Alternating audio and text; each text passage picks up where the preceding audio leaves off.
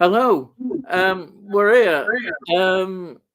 So sorry we're a bit late. It was me not being very clever as usual. But anyhow, we're here, and thank you, Delboy, for coming again, once again, onto this stream. And I always enjoy having you on, and hopefully everybody else does, and I think they do from feedback we're getting. So I normally ask this question, and I'll ask it. Um, what have you been watching? And Old rubbish. before I go on, yeah, I should just also say, yeah, you can talk about your health if you want to give an update. We know you've got the operation coming up. Anything else you want to add to that? No, it was in my blog, and I know nothing else. I haven't been to the hospital since. Most people will now know the procedure. I mean, I'm having a wire stuck up my arm. I'm having a dye injected into it. I'm having a balloon inserted into there. I'm having a stent inserted, possibly. This is all what they call intervention. And everybody's sort of like been nice and wished me well. I don't know quite what else to say. Because the blog I went into like 30-minute, like like really big detail. Do you know what I mean? So it is what it is. I don't know whether anything advanced needs to be done until they've done the investigation, and the investigation is done at the same time as the procedure. So that means that I'm in the dark until that day. All I know is a lot of people have had this procedure and they've come out the other end. So that's all I can tell you about that. Okay. So is there anything that you've seen, that you've watched? I told you. I pretty much. Well, I was flippant and I said, yeah, old stuff. But, I did watch El Cid.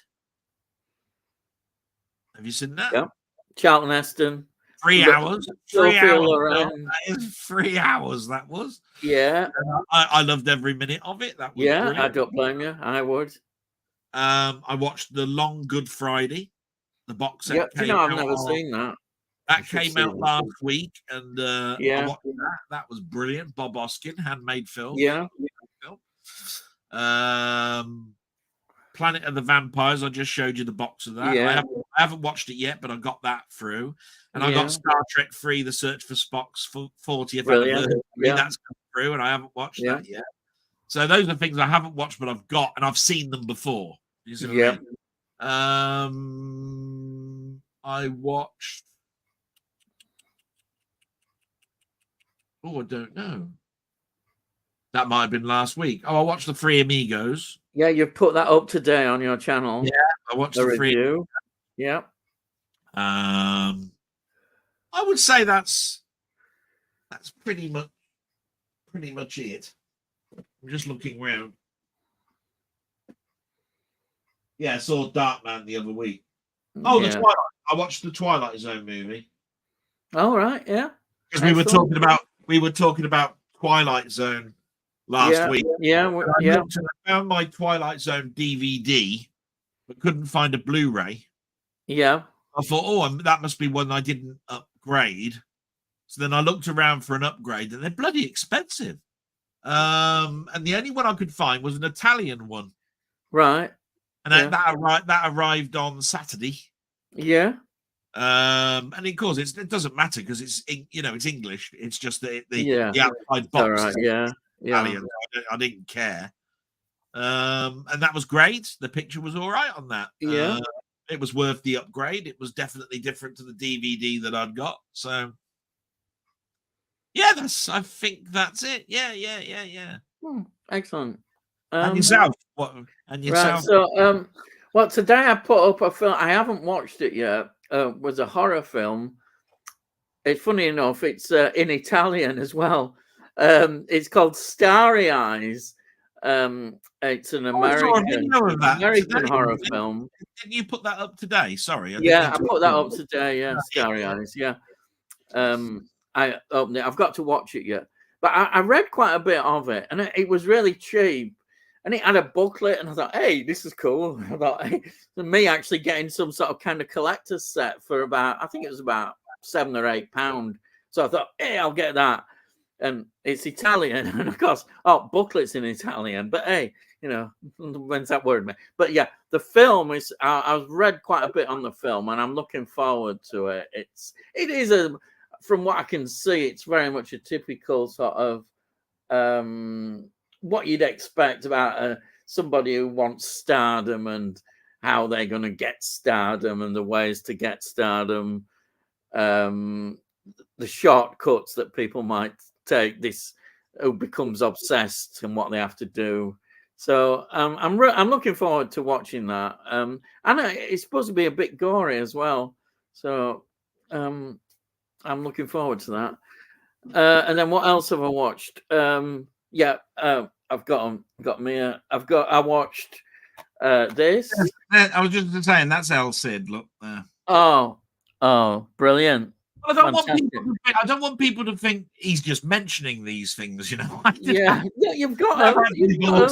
Yeah. Anyhow, this is Forsaken. It's a Western. But what attracted to me, because I haven't got many Westerns in my collection, was Kiefer Sutherland and Donald Sutherland starring together in the same film.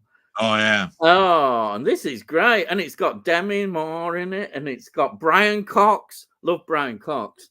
And it's a traditional Western. It's not maybe like one of those darker ones that I've been seeing, but it's a great film. It's very enjoyable. What year is that, Ian?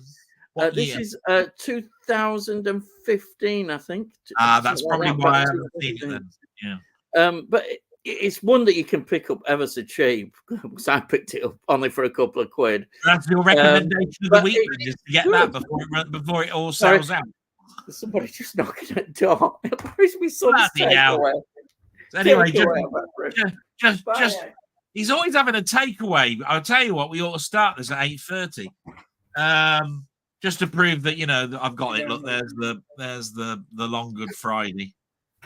That's the new Arrow box set. Look, and there's that Italian version of Twilight Zone. Look, it was just to prove I've got them. I don't want people to think that I haven't.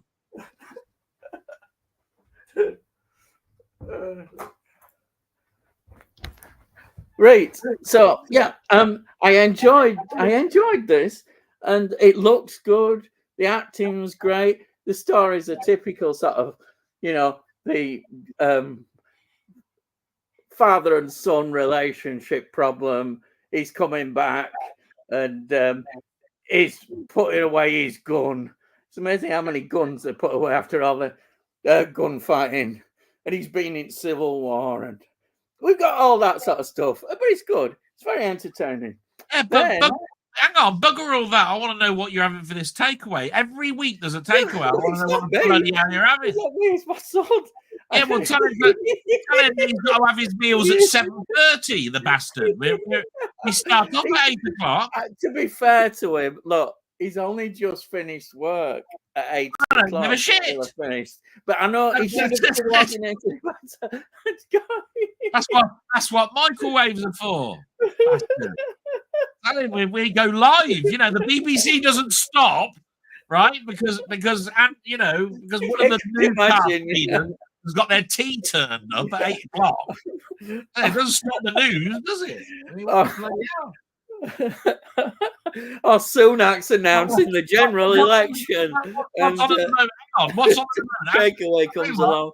Britain's Got Talent's on at the moment. Anton Deck stop Britain's Got Talent because their takeaway turns up at 20 past 8. It ain't going to happen, is it? I'd say. Yeah, well, there we are. I'll tell him, but don't take any notice. People wonder why they get heart attacks. I'm starting to feel it now. Like, he's having his takeaway. Oh dear. Yeah. Anyhow, the next film that I've watched is this.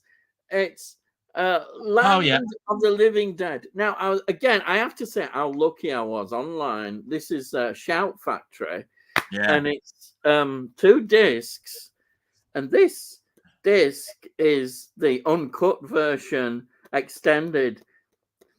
Yeah. I'm really pleased I've got that. And the only thing is, it's on Region A, but I can play it on my 4K player. Does Region A as well, so there's no problem with it. But I'm really pleased, and I think what is remarkable about this film, this was 20 years made after the last one he did, which was The Day of the Dead. I think it was 1985. 20 years later, and this I think is better. It's better than the third one in the trilogy. What is it? It's night. That's dawn, one where they're in the bunker. It's night, dawn, day, land. Yeah, and this is Land of, and this is really good. It's been given a bit better budget. It's the script, I think, is great. I think everything about it is really good. It's a really good film. I just totally enjoyed it. It definitely looks better, I think, than the one before it, and it works well. I was just about to say even you do know though, right? I don't know if you know this. I mean, it was Denny that sent me Dawn of the Dead. Oh right. He sent me that because he'd got 2 American copies. These are the ones with the split covers, and the American one has got 3 discs. Yeah, it's the only one that really is the extended version. So if you buy Dawn of the Dead over here, and it says it's extended, it's not extended. It is not full extension. That's why you have to be careful with these extended editions. Depending on which country you're buying them from, they're not being truthful with it, with the extended part. Yeah, I was from what I know, but you know more about horror along with Nige than I do. This one, I know Shout Factory do a great job. They do a fantastic job. It's just that they're expensive, and their Blu-rays don't play on our players, do they? 4K, you're all right. No problem. 4K. They're expensive. 4K 99.9% doesn't suffer from region lock because they decided when the format came out that they wouldn't region lock it. The Blu-rays are region locked. Now you have to just look on the back and just see if it's got an A, B, C symbol. If it's got an A symbol, then basically that's for the Blu-ray. Yeah. Right. And there's not an awful lot you can do. So if you've got 2 discs in there and they're both 4K, it's brilliant. But if you've got a Blu-ray in there, that A that's on the back is just for the Blu-ray. That's right. Yeah. Nigel's got caught out. He bought one from, I think, Shout Factory, or it might be a boutique label. It was something like Something Under the Stairs. I don't know. Yeah. It's the people under the stairs. I think everybody got caught out with the 4K on that. Yeah. They region locked it America only. Yeah. But there are a couple of others, but I've got some 4Ks. I've got the first 3 Chucky films on 4K, but they're Shout Factory, I think, or is it that other company, Arrow, Blue Underground? It could be. And again, the Blu-rays are all region A in that. Well, the Blu-rays will be. There's nothing you can do about that. No, but I don't mind it. When you've got the machine, it don't. I think, it don't matter. If you buy a disc from America and it says it's got a 4K and a Blu-ray in it, you're in one of 2 positions. Both are unregion locked, or there is a region lock, but it'll be the Blu-ray only. Yeah, right. That's it. So all I'm saying is, if you've got some American ones, then I've not noticed. I do you will find their region lock. Because the thing that annoys me as well, but it's what they do, is often they'll put the extras on the Blu-ray. I mean, that happens here. So, you're messed up. If you're like me, I like to watch the extras. Yeah, and so you need them. Some people, Ian, they'll argue this. And I go, well, look, they probably haven't high definitioned to 4K the extras. Yeah. So what's the point in putting them on there? The other reason is when you're increasing the resolution like they do on a 4K disc, they want to keep the costs down, so they put them onto 3 types of different 4K discs. One's a BD 100, then there's a BD 66 and a BD 50. So all I'm saying is if the film will fit on a BD 50, they'll put the 4K on there, and that again would limit your extras. If you put it on a BD 99, they'll want to increase the image to the point where it's as best as possible. So again, there'll be enough room for the extras. I don't care about that, to be quite honest. The extras on a Blu-ray, and that's all I look at it as. The film was the reason I bought it. That's what I want to see in 4K. The extras are nice. Yeah. You know, at the end of the day, unless the audio commentaries are on the Blu-ray, that ain't going to upset me. Yeah. Yeah. You know what I mean? I know this sounds bad. I don't think I've hardly ever listened to an audio commentary.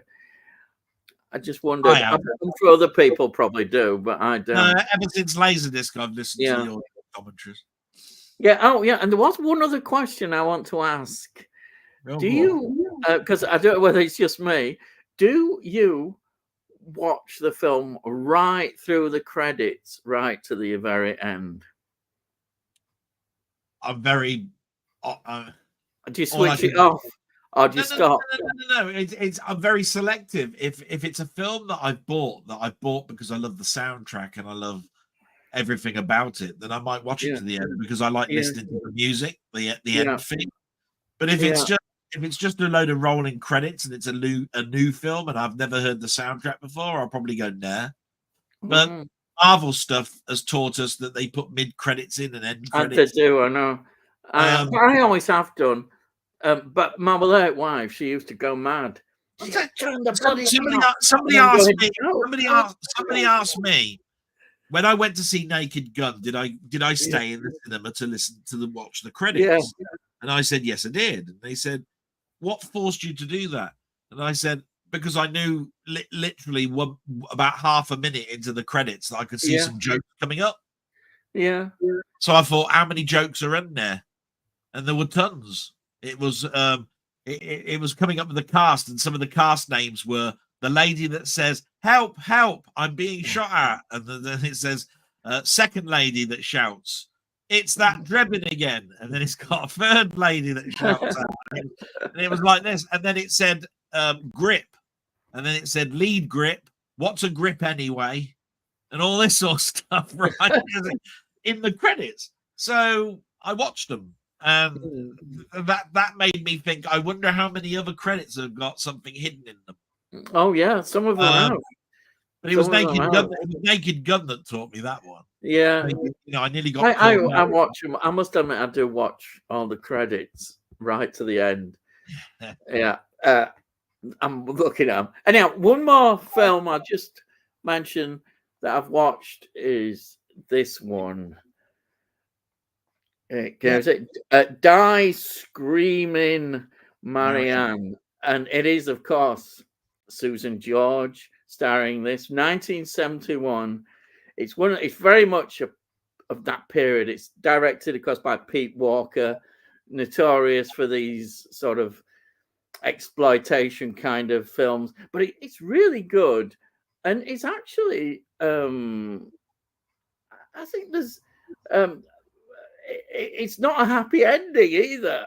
It's quite a sort of really bad sort of ending for the characters, which I really like. It's very much of the period. The music is great. It's just that sort of music, that period that you'd expect. And the credits, even here we go on to the credits now. The credit sequence is very much sort of sleazy, like of that sort of style of film. And it's Susan George dancing away in this bikini, and the way it's filmed and the lights.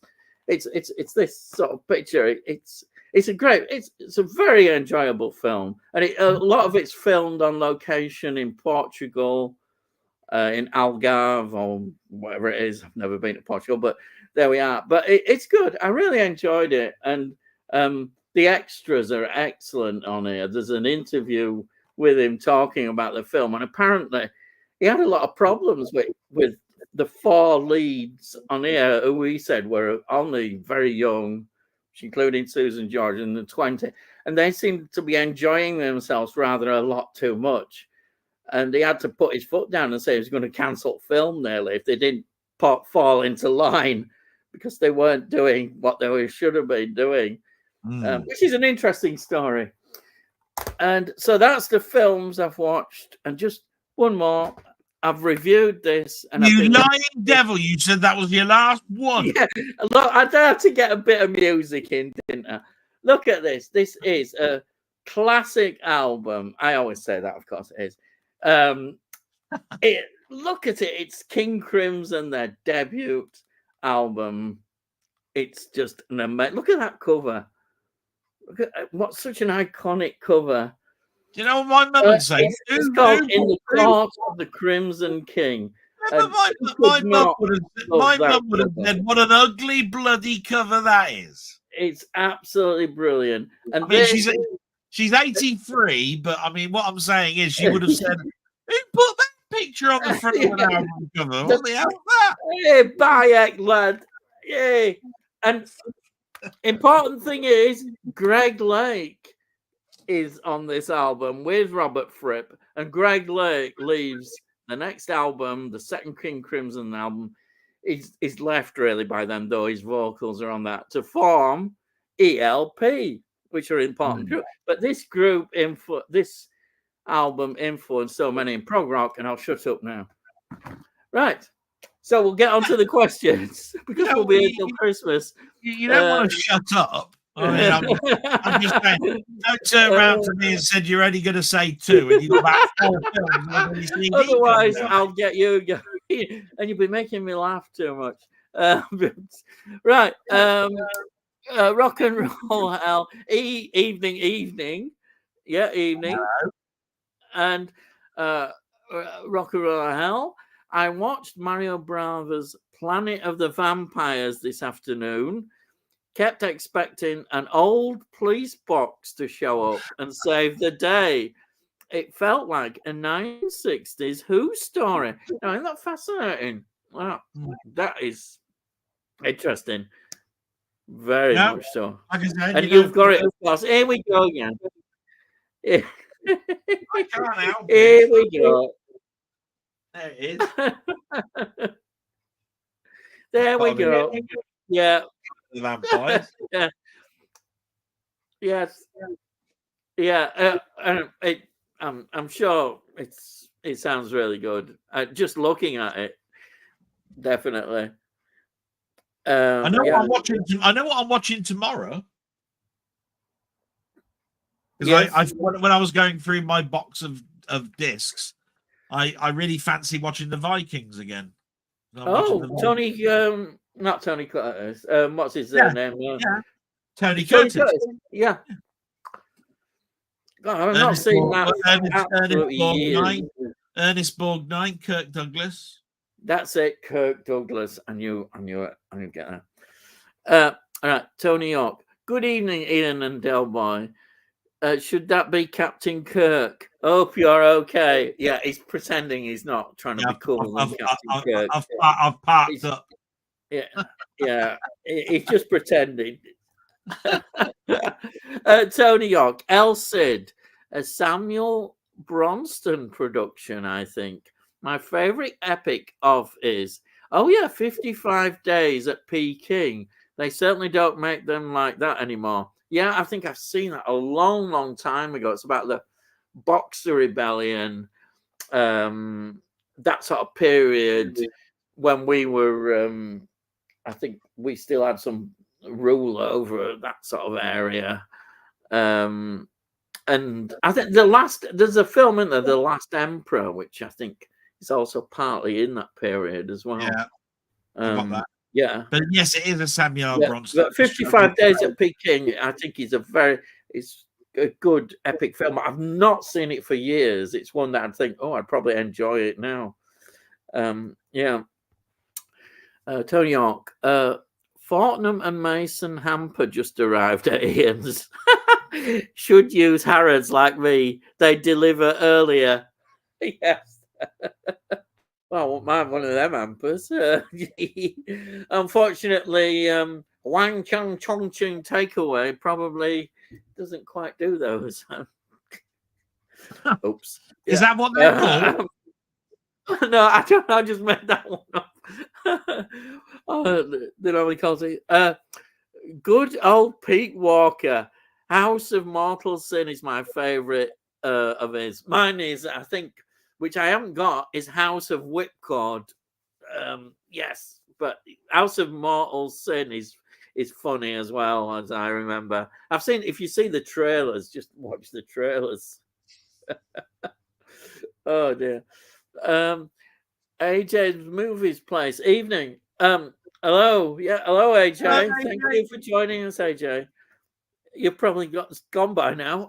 But telling you what, evening, AJ. Rock and roll. I like Saxon's cover of Court of the Crimson King. Great song. Do you know, I've never heard that. I quite like Saxon, actually. Yeah, Saxon, good band. They're from Yorkshire, of course. Where else? Oh, I think they're from the Steel City. I think they're from Sheffield. Where else? Somebody has to be. Yeah. Oh dear, mate. you can't teach them, can you? You can't. These people, they just don't know. I watched a Brava film, Shock, 1977, recently. It was okay, but not brilliant one. I particularly like is Rabid Dogs, 1974. I think I've seen that one. Pretty brutal with a great twist ending. Yeah, I think I've seen that. That one rings a bell. I haven't seen Shock, I can tell you that. It sounds pretty good. Rabid Dogs, I like that. Yeah. Pretty sure Shock was his final film. Oh, all right. I must admit, I haven't seen Shock. Yeah. Yes. I think it was his last. Tony knows. 88 films are releasing a huge Pete Walker box set in June. Looks bloody lovely. Yeah, I know they are, but I know what the price will be as well. I won't be able to afford it. Yeah, that'll be bloody lovely and all. Yeah. Yes. It'll be in 88 films. It'll be brilliant, lovely, I'm sure. But there we are. Anyhow, that's life. I've seen the set, but have most of them on single disc. Oh, you're all right there then.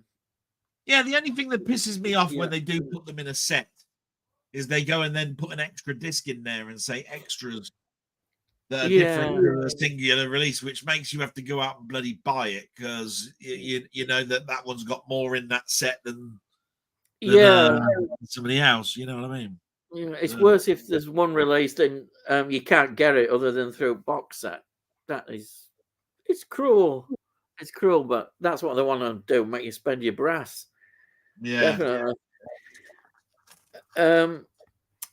Rock and Roll, £65 on the website at the moment, but yes, it's pricey. Actually, I've heard worse than 65, but I suppose that's not bad. It depends how many films is in the collection, of course. But there is worse prices. Just seen 88 are releasing 2 more Tigons in August. Doomwatch. Oh, interesting. Is that linked with the BBC series? No, I don't think it is. I don't know. If they made a film of it, well, you know what I mean? And I know there was a TV series, but sometimes they may have made a spin-off. I don't know. I just know I've seen Blood Beast Terror. Blood Beast Terror with Peter Cushing. Yeah, I've seen that. Is that a werewolf one? I wonder. I don't know. No. I think it's. Oh, that's the one in the cellar? Yes, the one in the cellar. I believe that they make a creature and they keep it alive. Yeah, Yeah, it's the daughter that makes them want to keep it alive because it was supposed to be its yeah, mate or something, isn't that right?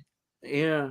Um, Oh, yeah, look, well, anything with Peter Cushing in is going to be good. yeah. It's Really. 1974, I think, Yeah. 72. I don't know, somewhere around Actually, there. I would say this: Peter Cushing is one of those actors that he made very, very, very few really bad films. Really bad. Yeah. It's such a consistent actor. Very consistent. But Really was. would you say though that he was the one that raised it above the the Well, yeah, level? he could. You He know what I could have mean? the. It was Well, still bad yes, yeah. films. It's just that because he was He in could. it, it He could raised have it to a weak tolerable. script.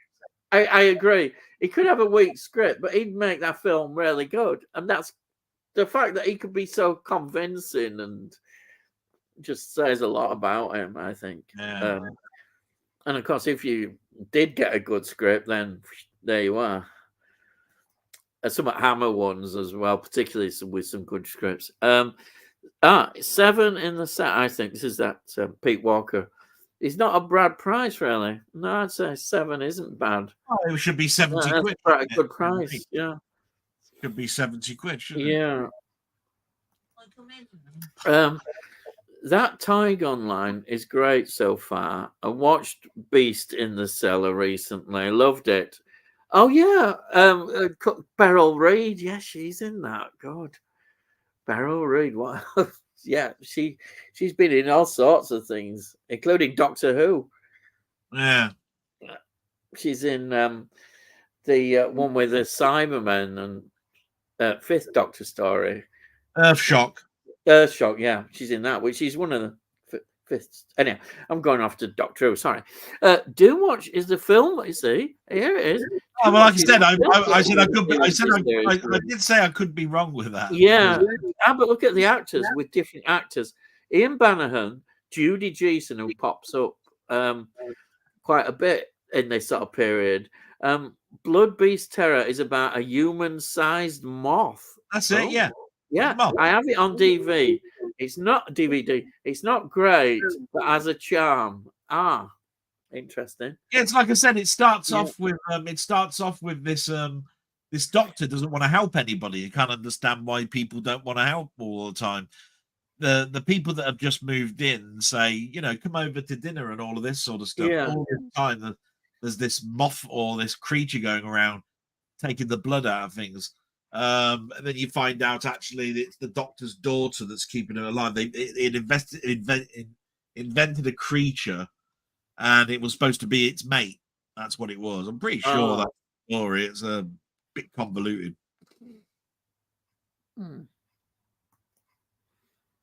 Mr. Dan and Horror. Hello, Ian and friends. Cushing was always good. Yeah, that's what we were talking about here, definitely. This is Tony York. All of its own, Peter Cushing elevates it. He does. No matter what he does, he totally elevates a film. The Beast is the two spinster sisters' brother who've been walled up in the cellar for donkey's years. Yeah. I've seen the cover. I can see the cover which they did. They did a nice cover, didn't they? Those two. It's an okay film. It's not brilliant. I mean, I can see all of the countryside and they're by a stream or something, and I can see the house they're living in and all of that. But the story. I mean, I think actually it was on Legends TV the other week. I don't watch Legends TV so much that I got round to seeing that one, but they would have been sure to have shown it. You know what I mean? Have you noticed how you see so many of these really, really good covers, really good looking, beautiful covers, and they're better than the film, aren't they? The covers, it seems, because people say, "Oh, the film isn't that good," actually, and they kind of make the film you think is going to be better than it actually is. But there's some beautiful covers, some great additions as well that they've done.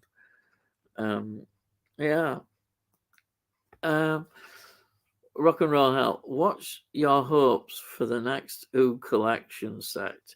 I like Tom's second season or Pertwee's first. I would like. I'd still love Patrick Troughton's third season. I'd really wish we could have that.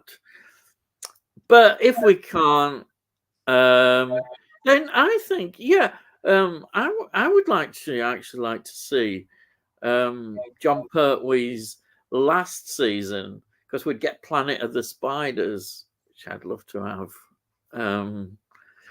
And it's a good final season. I like Death to the Daleks. A lot of people, I don't know why they don't like that. I like it. I think it's a great story, Death to the Daleks, and that's in that season. So I would definitely like to see that. But to be honest, to be fair, I'm happy to have any of them, really. But those, if I had to choose, I would choose them. But I'm really happy to have any that come out. What about you, Delboy? Well, I think it's a predictable answer, because you just know that there aren't going to be that many William Shatner and Patrick Troughton ones, because they leave him to the last minute in case they ever get any new episodes in or they animate some more.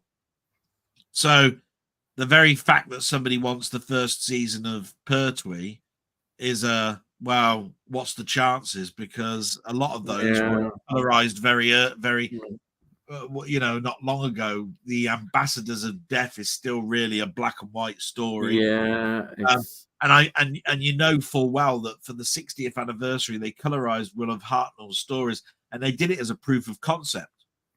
If they've got a way of colorizing, then they can colorize those one-odd episodes at a lower cost, because they've proved it works. So as far as I'm concerned, the next one being a Tom Baker season is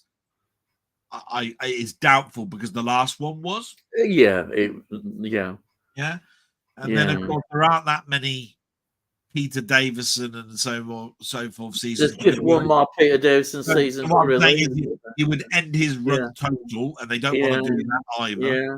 So as far as I'm concerned, you're more likely to have the one that you just said, which is the last season of John Pertwee. It'd be lovely because there is nothing to colorize, and you've still got a season of his that you can bring out. Yeah. So it's a no-brainer to me. Yeah. It will be a John Pertwee one. I'd love it. But that's me deliberating to the point where we've no idea. It's just speculation. I'm just letting you know that there is only about 2 stories to do, and you could have a Patrick Troughton box set of his first season, but it's just that then you'll stop the sale of the individual animated episodes. People won't buy those because you can buy them in the big box set. So you got to look at everything that motivates the BBC now is money. So they're going to do something that is going to make money but doesn't take money away. So easy answer to me. I think you'll find it'll be a John Pertwee one. Yeah, I think. I'd just like to say something about John Pertwee. I've been reviewing, as you know, all his series that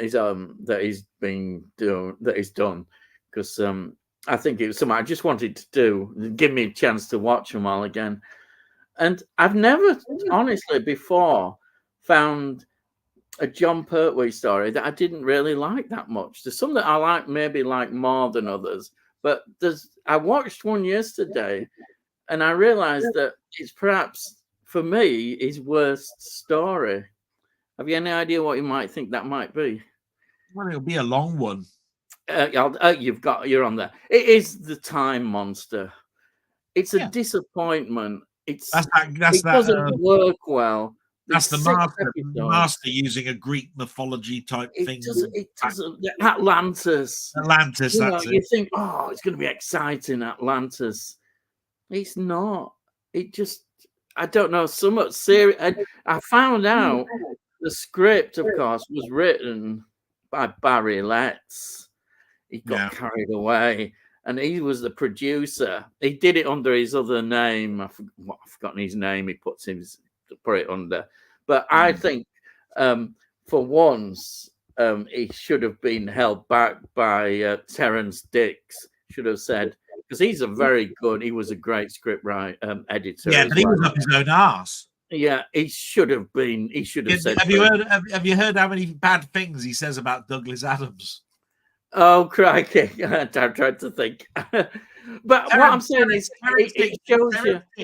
The trouble with Terence Dix is Terence Dix knows he's good. Yeah. So basically, he just can say what he bloody well likes. Yeah. Well, he could do. You know. I was just kind of disappointed because I've loved John Pertwee so much, and I thought he hasn't. It's the quality is still good. I mean, the only thing for me that kept it interesting was the relationship, as usual, between Joe and the Doctor and the rest of the unit family, who somehow they managed to freeze in time for some. So again, it took them out of the story. It was just a badly executed story, and the actors they'd got in particularly weren't very good. And what disappointed me more than ever? I thought Ingrid Pitt's in here. Yes, Hammer legend, beautiful woman. She's a great actress. And what did they do with her? She must have been thinking, my God, why did I accept this role? Crikey, they wasted her. It was absolutely awful. She just appeared again in a Doctor Who story, which is Warriors of the Deep. Nobody would recognize her. Warriors of the Deep, yeah. Yeah, I know. But honestly, I think if you said to me, which do you prefer? I would say Warriors of the Deep, miles out. This was the worst I've seen of a John Pertwee story. It was only him and Joe that made it bearable, really. It's sad.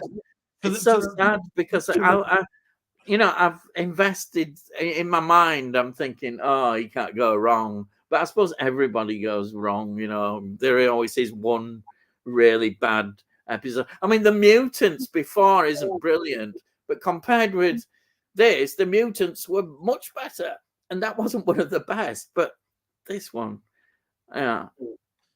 I just found the problem with John Pertwee's era was they just did one episode too long for pretty much. They did a lot of these 6 parts, but for just nearly every story, and I include episodes like Carnival of Monsters in that, which are just 4 episode ones. They really were just one episode too long. I mean, at the end of the day, you look at Carnival of Monsters, right? Yeah, which is an okay great story, great concept. It's one that a lot of people turn around and say, for some unknown reason, I remember this. I don't know why, right? It's just that they just kept going on this Titanic type ship. That's right. The same thing a couple of times, and I'm just going, do you know what? I only have to tell that joke once. I don't need it 3 full time. And from that point of view, you just know that if you trimmed other areas as well, you'd make that a 3 episode story. That would have been perfect. Yeah. Just one too much. And then there's Ambassadors of Death. That's one story too much. Inferno's the only one I think that works as a long story. Inferno works well, Inferno is a brilliant story. Yeah. And the only thing I was talking about the colorization really is that I know they've colorized certain ones, but they did them very long time ago. That's what I was trying. They did one. I know they did one like this. They took a black and white image, and without trying to go and find a colorized version, they managed to find that above the level of where the screen image is, there is a band that tells the screen what color is what. That's and even if it's black and white, that was on the extras. You can actually grade that color grade. And that was, I think, the dinosaur one they did that with. And that's it's probably the worst of the colorized ones. Yeah. But, I'm just saying that there's I think even Day of the Daleks is a one that they've colorized. Is that right? I think no, I don't think it is. The problem with that one is the lack of Daleks, and they've now put special effects. I understand there's a lack of Daleks. I don't think that wasn't a problem. Wasn't one of those colorized? Sure, that's okay. I don't. As far as I know, that wasn't a problem. What I mean by colorized, it's not colorized. It's the Australian colored version brought to us and then over the top of the. So that means you get a murky sort of like color rather than a sharp. And you have a choice. Therefore, you have a choice. Then you can have a sharp black and white, absolutely pin sharp, or you can have this 525 line color blurry version, but it's color. Right, I think the one that they colorized was Planet of the Daleks. I said it's the Dalek story. One. Not the day. I'm sorry, it's me who's got it wrong. I was concentrating on, for some reason, Day of the Daleks, which is one of my favorite stories. But yeah, you're right. It was Planet of the Daleks. Like I said, I couldn't remember. Yeah. I know that one. One is totally black and white. One is they've got a color version, but it's not Australian. It was Planet of the Daleks. Yeah, you know what I mean. So that's all I can say, really. I mean, I think BBC Two actually, when they repeated it, only showed it with the black and white one, didn't they? That's right. Because that's the sharp, that was the original. It's the sharpest. What you've got to remember is that they need to broadcast it, and when you broadcast it, it will downgrade. Yeah. So if you took the color version and broadcast it, it'd look even worse. Yeah. You see what I mean? Yeah. So they haven't got many choices. But I do find this unusual. There's always a huge furore of, we found another Doctor Who episode, and it's always when they find a Patrick Troughton and a William Hartnell one. Yeah. They find the color ones and don't even announce them. We found a John Pertwee one, it's colorized, but they won't announce they never mention them. It's like, who cares? We know that we have all of John Pertwee's in color if we want it.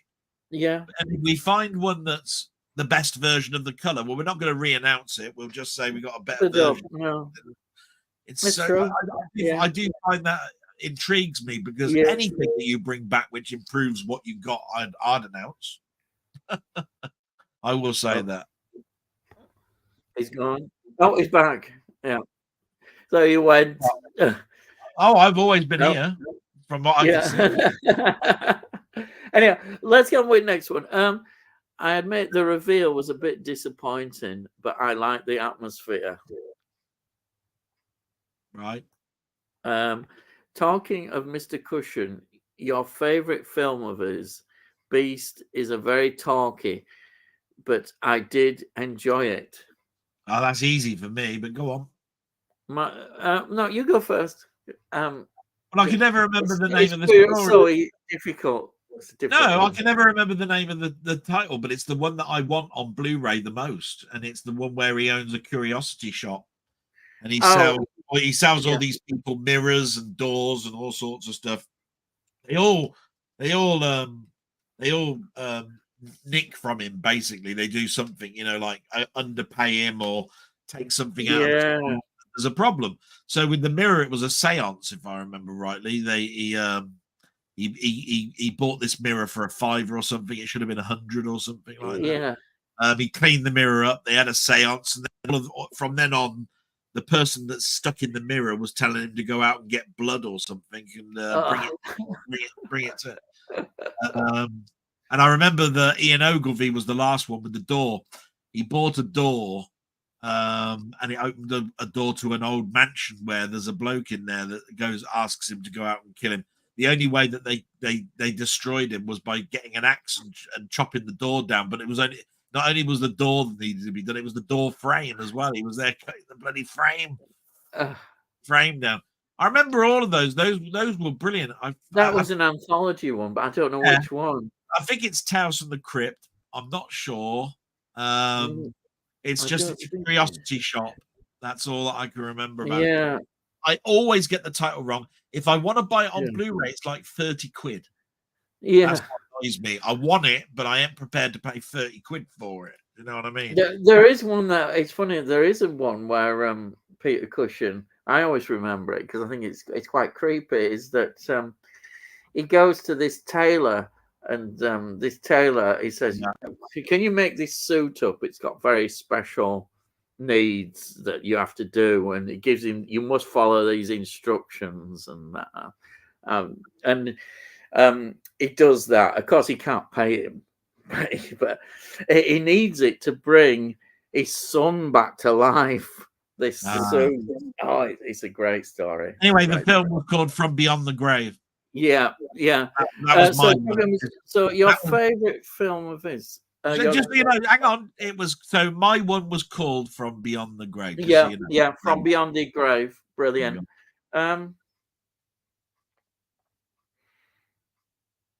I think I've got to be. It's because it has a lot of good personal memories for me. Is The Curse of Frankenstein, the very first one probably that I saw of it. It was quite young. For somehow my mum and dad let me stay up to watch that, and I must have probably maybe only been about 8 or 9 year old, and we watched it. Did they have televisions back then? Yeah, we did. A very small black and white one. It really was small. No, it's just before rentals. I thought they only had radios back when you were. No, it probably would have been about 1969, 1970, I'd say. It must have been a very early showing, even before the Appointment with Fear series. But yeah, I think, and now over years, I've watched The Curse of Frankenstein, and you realize he's so good in it. It's so natural the way and then how he's developed that character over there's about 9 Frankenstein films that Hammer did. And he's brilliant in every one. He is superb, but he gives a different take on the Baron. He's such a good actor. So for sentimental reasons, I would put The Curse of Frankenstein, the very first one, 1958. I think that is, yeah. Well, the first Dracula film is amazing. Yeah. Of course, yeah, there's the Dracula one as Van Helsing. I think what intrigued me about Frankenstein was seeing I hadn't seen, don't forget, I'd not seen the Universal Frankenstein, I don't think. I saw this one before. I was only young. I was only little. For goodness sake, I was only little. And you're telling me you still haven't seen that film? No, I have. I've got them. I've got the Universal collection. Oh, well, for God's sake, you made it out like you'd never seen the first Frankenstein. But as a boy, I'm thinking of my imagination. I saw this laboratory, and it was absolutely fantastic. Seeing that laboratory Frankenstein, it really caught my imagination. And it was all brilliant, Unfortunately, it wasn't colour, even though it was. Anyhow, so I'd say I'll just put that down as the one that just means a lot to me personally. Season 6 or 7 for Doctor Who set, hopefully. Love those early unit stories with invasion and war games. Oh yes. Yeah, but the trouble with that, this is where somebody's trying to predict whether you're going to get 6 or 7 out as a box. Yeah. The trouble even with that is, although that you've got the mind games and you've got the dominators, there, I think that again, even one of those is still animated. Yeah. And that means that you're taking money away from an animated. Invasion is animated, isn't it? Yeah, so part of those stories are animated. Yeah. They will hold back on those animated ones as long as they possibly can. They will, because they'll money away. It's the only reason people are buying those. And that other one isn't. There's one, the space one, isn't even complete, is it? What's that? The Space Pirates. Space Pirates. Yeah. That's the season before, isn't it? Yeah. No, that's the last season, isn't it? Space Pirates is the last episode, last story of the season before. Oh, I thought it was in that last season. Oh, pretty sure of it, because isn't it right that it was the Underwater Menace was the end of the Companion. The name. And then you had the Space Pirates, and that introduced the next companion, and then you started off with the Dominators. Yeah, I know Dominators. And the Dominators start off with Patrick Troughton showing her the TARDIS and saying, "This is my home." Yeah, and all of this Oh, sort yeah. of stuff. And that's because at the end of the Space Pirate, she walked into the TARDIS, and that's when they took off. So that was the start of the last season of Patrick Troughton's. There's only one surviving episode, I think, at Space Pirates. Yeah, there is. Let's see. Here we are, Space Pirates. There is only one. I think it's 3 or 2. 5 episodes. 1 and 3. Oh, it says 1, 3 to 6 are missing. Yeah, so 1, so there's 3, only 4, 5, 6. You've only got episode 2. Yeah, that's what I said. only episode 2. Didn't I say 2 as well? I said, I bet you it's episode 2. I never understood it. It's like, and I think you're right as well. Go on, pat yourself on the back as well. It's the missing 6th serial of the 6th season. So there you are. And you, of course, said that it was the 6th. And then it starts off the next season of the Dominators, which I think is the third story for Zoe. That's it. Zoe's her name. Yeah. Yeah, the Dominators. Zoe was the computer expert on the space station. Yes. Right. No, I like this. Keep testing my brain because I reckon I've got dementia. I'm telling you now. I had a VHS of Ambassadors in colour. Or am I mistaken? Ambassadors has been colorized. It may have been a late release when they released some of the colorized one. Yeah.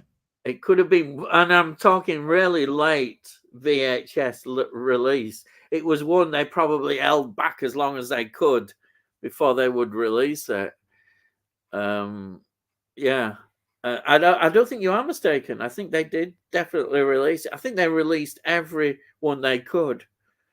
Yeah.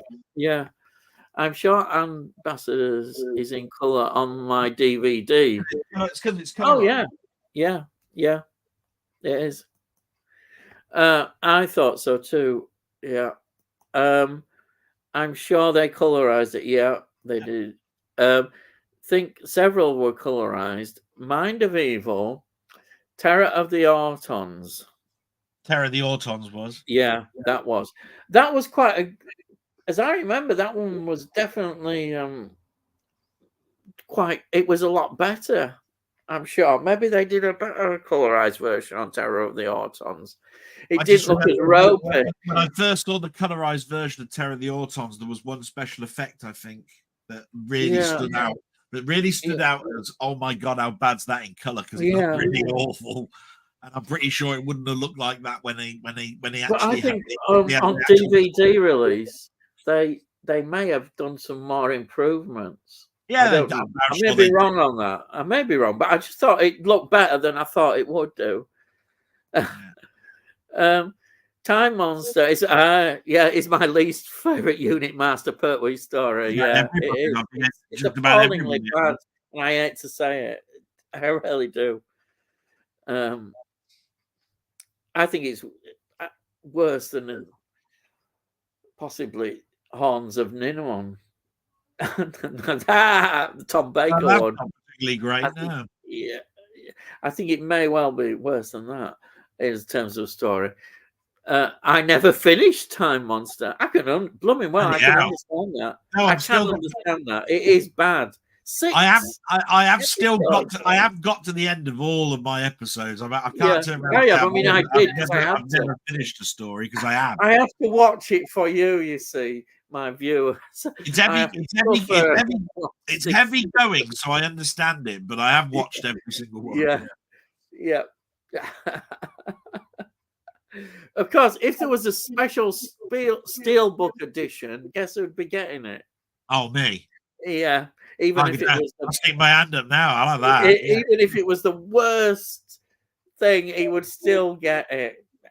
Even if it's all we've done is we've changed the symbol of the Doctor in the right hand corner of the steelbook, I'd have bought it. Yeah. But look, It's here it is. terrible. Ingrid Pitt.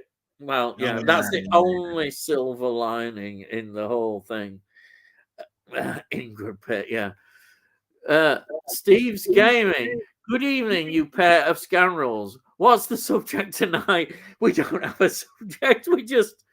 We make it up as we go along. It sounds Now you know that's my friend Steve. Yep. And I always do my salute to Steve. Right, Steve, mate, you bastard, I fucking hate you. You get you fucking hate. He's brought some stuff out this week. I'm loving it to death. I'm laughing so loud because all of the mistakes he's making, I've made all the mistakes myself. Yeah, it's been what we say is a bit of a clever dick. Honestly, no, you want to watch his videos, right? No word of a lie, right? Yeah. They're about half an hour long.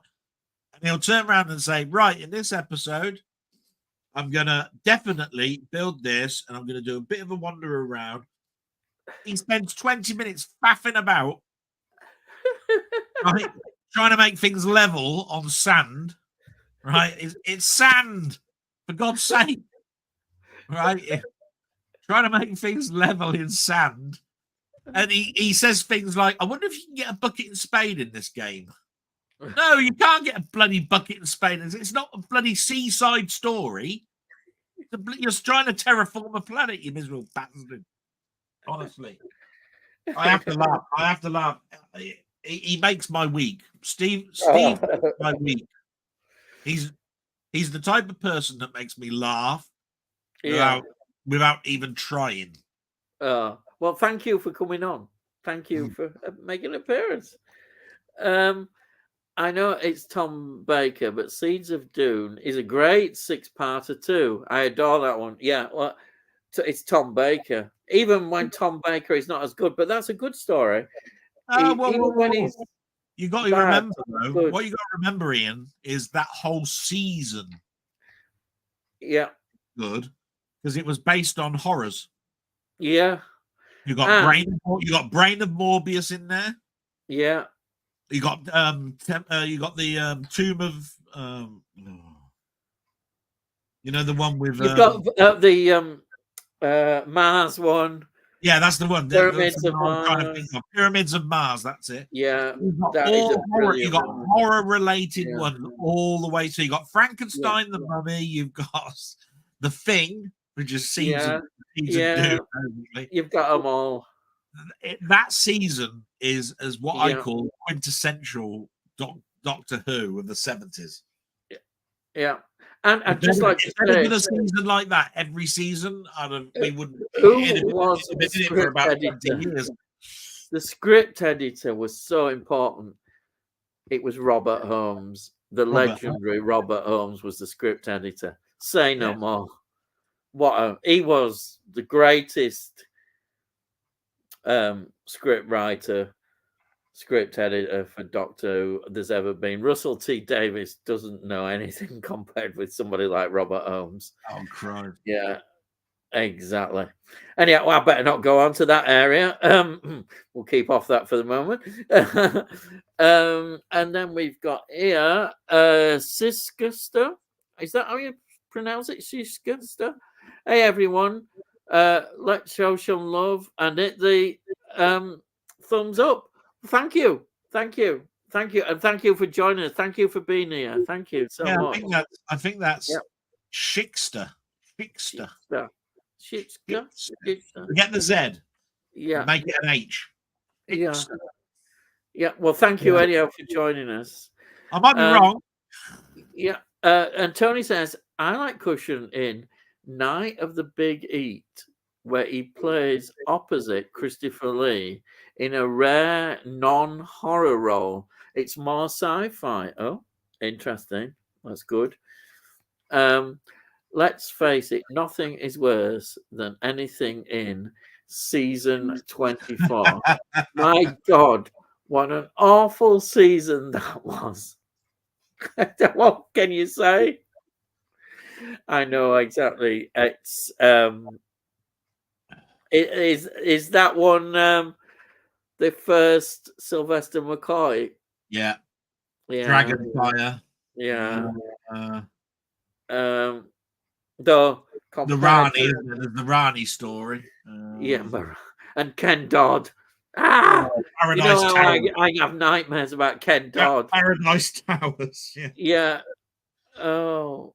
You couldn't make the stories up worse. By you could have turned around and said, "Curse of the Licorice Allsort Man" or something. You know what I mean? You might as well called it. And it's funny how at the time I remember thinking at the time that Mel was the worst companion the Doctor Who would ever have, and now she's had a resurgence. People are saying how good she is. All she did was scream. That's it. That's what I mean. I said I thought she was the worst one we've ever had. If that had been Tom Baker, he'd have dropped her off at the next planet and said, "Sorry, love." He wouldn't have put up with her. Yeah. Here's a jelly baby. Open it, shuts your gob up.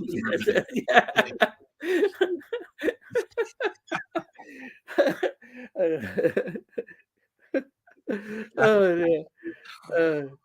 Right. Let's have a look. Sorry, you're making me laugh now. And then I tell you, got those 2 foreign films yesterday I mentioned a few weeks ago. The Settlers 2023, some marvelous cinematography of the dramatic scenery, a harrowing storyline concerning the persecution of indigenous population. I think I've heard of the Settlers. Yeah. The Promised Land. Bloody hell. Not watched the other yet. Promised Land. Yeah, I do remember those titles. Last week, but there's a lot of things that I remember and then forget.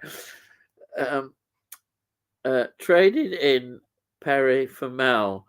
What a downgrade! Yes, downgrade. That's a word for it. Downgrade. Yeah. That's a polite word for it. What was her catchphrase when she was a kid? I'll scream and scream and scream until I'm sick. Was that her or was that Lena Zavaroni? I can't remember. They're the same. Sure she was in Just William, weren't she? She was in Just William. I'm pretty sure of it. Actually, I've got a terrible feeling. You just said that, Lena Zavaroni. I've got a terrible feeling she could well have been in that dreadful program Opportunity Knocks. She could well have been a Discovery. That was one of the worst programs ever on ITV. Yeah, with that Huey Green. It was that or some of the faces of there was a. But yes, Lena Zavaroni. Now everybody, all these new Doctor Who fans are going, "Oh, Mel, she's really cool." Oh, wow! But I'm pretty sure that she was discovered on, not Lena Zavaroni. I'm talking about Mel here.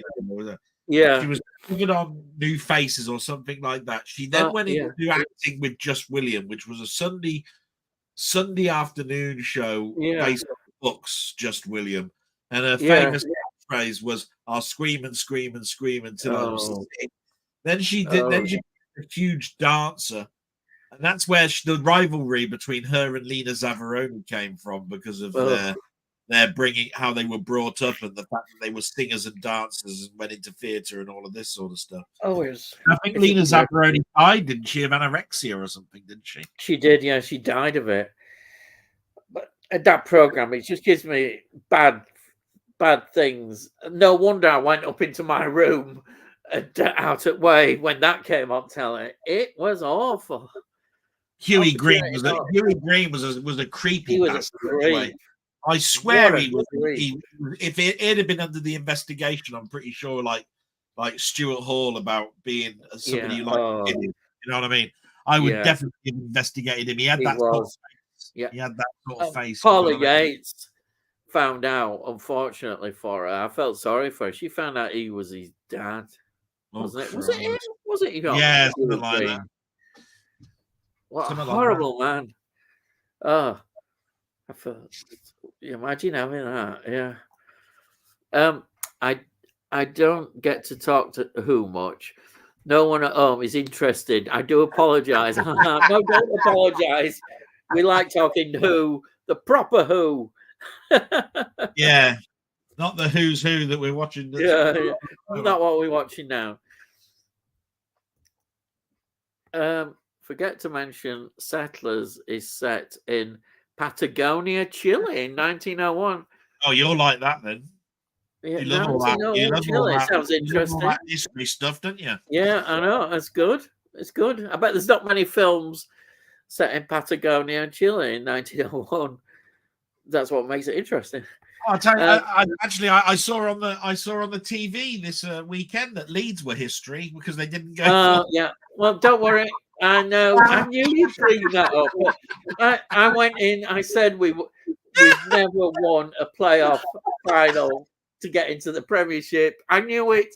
I wasn't worried. I knew it. I predicted it before we'd even done it. There's no way. And there was, of course, these Coventry City fans. What do they know? I mean, what can you say about Coventry City? Yes, we know our place. About Coventry City. We'd rather not. Anyhow, they make better fish and chips in Coventry than they do Leeds.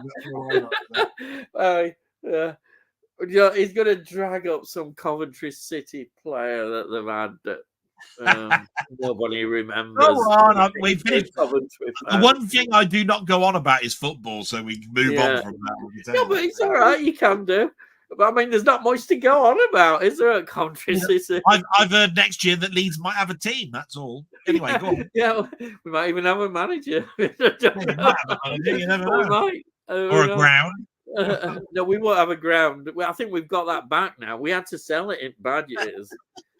You're just carrying this on now, Yeah. You're just carrying this on now. Go on.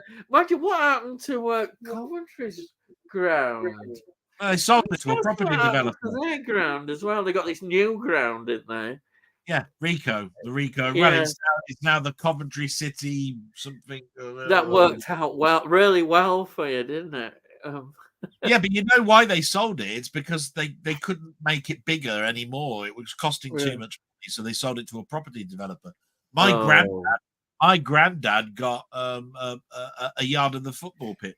They gave it to the people that lived around that area. Mm. But that's football. Can we move on from football? Violet Elizabeth Bott, Mel. I watched Lena Zavaroni. She was with the wonderful Hughie Green. Exactly. Yes. Wonderful. I still say about it. I'm surprised. Well, somebody might have done that. There hadn't been one of these dramas where they expose him for how bad he was. There may have been somebody who's done one. I don't know.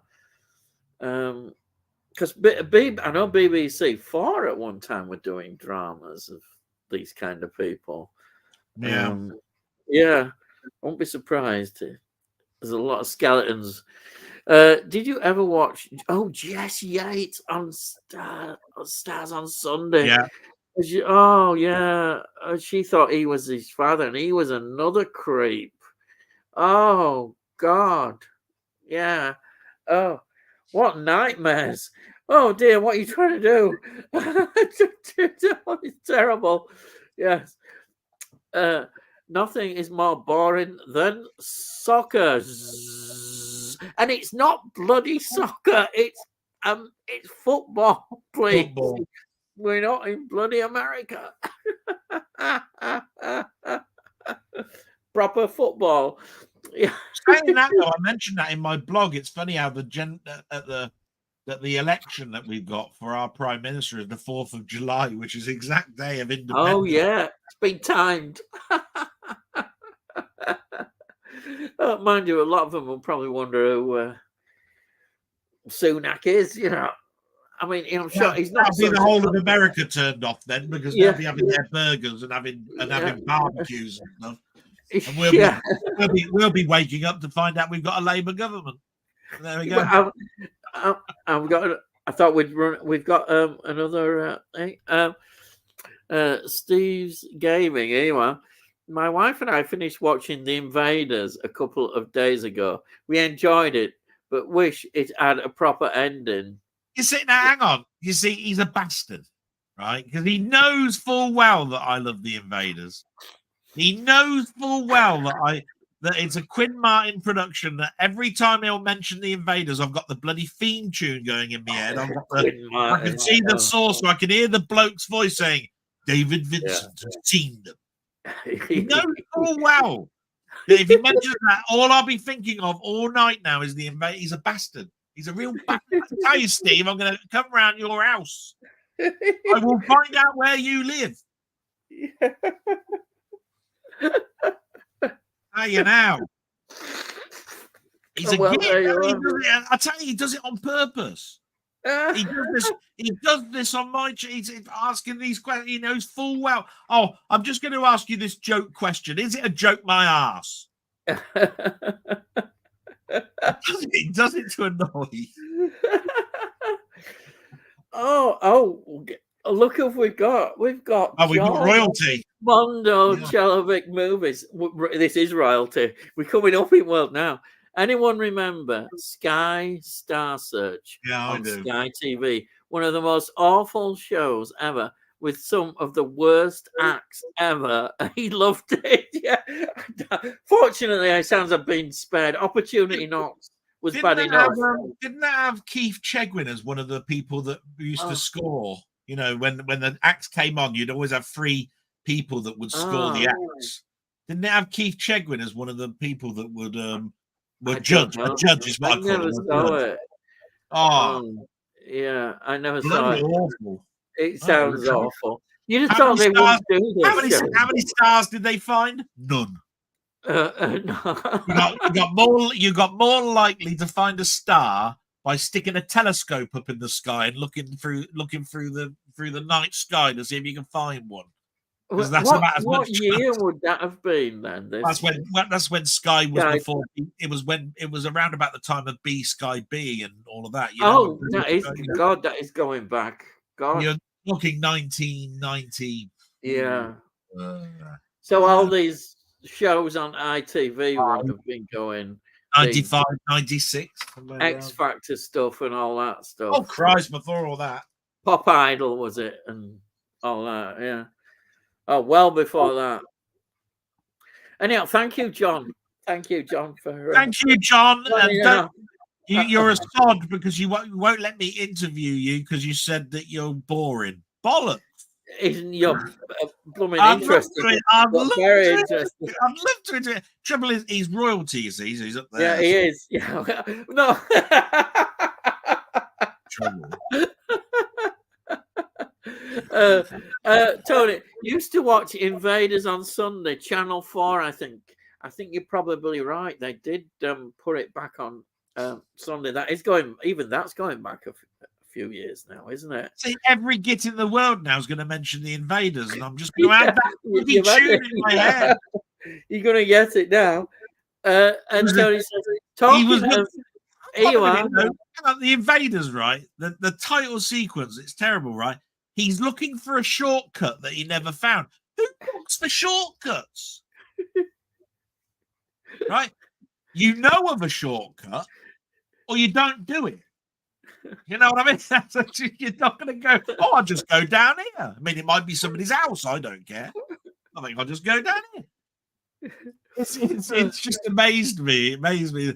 Looking for a shortcut that he never found, but David Vincent has seen them. For him, the nightmare starts. Here we have Tony saying, talking of talent shows, here we are, I'm dragging him up now. Anyone remember, New Faces with Mickey Most? God, that name, Mickey Most. I think New Faces was where Les Dawson was discovered, wasn't it? Yeah, and Lenny Henry, I think, as well. Yeah. Probably a few more. I don't know many more. If they discovered Les Dawson, now that must have been one of the best ones ever that they've done. I don't know that. Mickey Most, is he sort of dark, curly-haired bloke? I may be wrong there. I don't know. What was that? Remember Mickey Most. Oh yeah, isn't he a radio? Was he some like record producer? time. He was to do with the industry for records or entertaining or something. I don't remember Invaders theme. I'll be googling now. Oh, there you are. You've set up the whole Invaders thing now. It's got the most. Everybody be talking about Invaders. It has got one of the most haunting themes. Yeah, you'll ever come across. It even starts off. It's just a memorable. In a way, it reminded me. I know you're probably going to cringe when I say this, but it was like watching. It was a great program to watch, but I always thought it was like The Fugitive. You know, seeing David Jansen every week. You know, David Jansen would go on to the next one. He wasn't going to escape, get his justice, and with that really, the Invaders. You knew he was doomed. He wasn't going to get anywhere. And that was part of the fun, I suppose, in many ways. There's another reason why the Invaders is critical to me. It's sort of like something that my sister kept doing to me, you see, because she said that I was an alien, right, from the Invaders, right? Oh, right. And she kept going on about this, you know, all the way through when I was about 5 or 6 years old. She said, you do know that you're an alien. And later on, she said I was the milkman's son and all of this sort of stuff. She always said that I was not part of this family. Take it like this. And the reason she did it is every time I had a drink, and I still do this when I've got a whiskey in my hand, I have my little finger left out like this. Yeah. And you only know the Invaders because they can't get their fingers right. Yeah. So she says, "See, look, you're an alien." I can imagine you do it. That's what she scarred me for life. Yeah, there you are. And John again, Keith Chegwin and John Pertwee judged it as well. Oh my God, Keith Chegwin. They got these guest judges in. As you were talking about Doctor Who, it tied in sort of to that. And Opportunity Knocks. Oh God, yeah. But I remember that John Pertwee did something called Who Done It. He did, yeah. I remember that, yeah. It was like a sort of Cluedo. Quiz show. Not quiz show. It was like a, what do you call it? Cluedo. Yeah, Cluedo, that's game. it. It was Cluedo. Yes. Yeah, I remember that. And Tom Baker, when he left Doctor Who, he did the Book Tower. Oh, I don't remember that. It was Jackanory for ITV, the Book Tower. Oh, well. And by the way, if you ever want to hear another tune that will be stuck in your head, go and Google the Book Tower. That tune will have you going nuts by the end of the evening. I'll tell you that now. Do you know it's sometimes I forget that Keith Chegwin died, didn't he? Yeah, he did. Yeah. You know, you always think of him as younger. You know, but I don't know how old he was. It was such a downfall for him, obviously, because he showed his willy on TV, didn't he, and all sorts of stuff. Channel 5 thing, wasn't it? Yeah. Or something like that. Yeah. I do believe his ex-wife was really upset, even though they years and years, you know, because it was what was her name? Maggie Philbin. Yeah. Oh. Yeah. I don't think he ever recovered from that divorce, you know. He always said it's the worst thing that happened in his life. Take away the whole of his career. He said he'd rather just for that. Yeah. I remember that. I remember him saying something along those lines, but he turned into an alcoholic and he just showed his willy. Did he?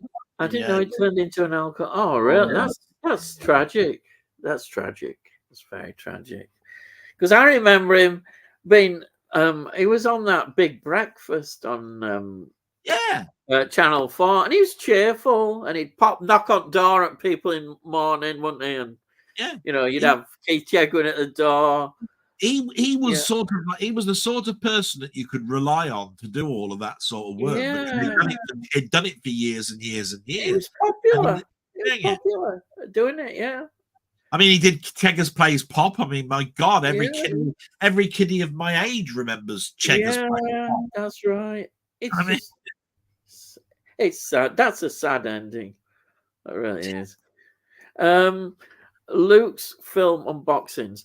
I think it's really good that some of the Doctor Who movies, as a Blu-ray releases, Yeah, I think you mean it's all the stories. Yeah, it's good that it is getting Blu-ray now. The classic Doctor Who. You mean the Peter Cushing ones? Yeah. Oh, yeah. The Peter Cushing films. They've got Blu-ray. Yeah. They're 4K now. Yeah. I've got. Actually, you're not going to believe this. I've got the steel books. Bloody hell! What? I go against type. I've actually got the steel books of both those. They're great. They are good. This is how sad it is, though. This is how sad it is. I bought the steel books, and then later on, I bought the deluxe editions with the records in them, which was buying the steel books again. Oh God! Stop me now! What can you say? Anyhow, thanks, Luke. That is, it's the Doctor. Peter Cushing, fantastic. John, I couldn't give as interesting answers as Nige Delboy. This is what he told me, and I said, "Look, honestly, how do you know unless you try?" But no, if you ever change your mind on that, and I'd love to interview. I'd love to have a chat with you and all sorts of stuff. He was one of those people that I found before Nige, believe it or not. I was watching his channel, and I was scared to leave a comment. You know what I mean? Yeah. Think like this. His was the quintessential episode that I referred everybody to if anybody wanted to know about Laurel and Hardy and how to start their collection. Yeah. Yeah, I said, anybody who wants to know how to start their Laurel and Hardy collection, go see this video. And I told people at work, I said, this guy, I mean, honestly, you got to watch his channel. I hope he got some subs out of it. I don't know. Yeah. But I mean, I bought that box set for 100 quid, just like he did, right? He bought it at 50 quid, if I remember rightly. He said in his video. I bought it at 100 odd quid. But yeah, I mean, that was one of the most expensive box sets I'd ever bought in my life, but I had to have it. And it's strange to me that nobody talks about the Laurel and Hardy cartoon. No. In the 60s, when Laurel and Hardy was starting to make headway into TV again with Harold Lloyd and all of the rest of the stuff that they were doing, they were re-showing their shows in special segments. Hanna-Barbera brought out a Laurel and Hardy cartoon, and I believe Stan Laurel wrote some of the episodes. Just a couple, because he died, obviously early on in the 60s. So because Oliver Hardy died in the late 50s, and he died a little bit later on. And anyway, that's just a little bit of information for you there. But Laurel and Hardy, the cartoon, never gets mentioned. Never does. No.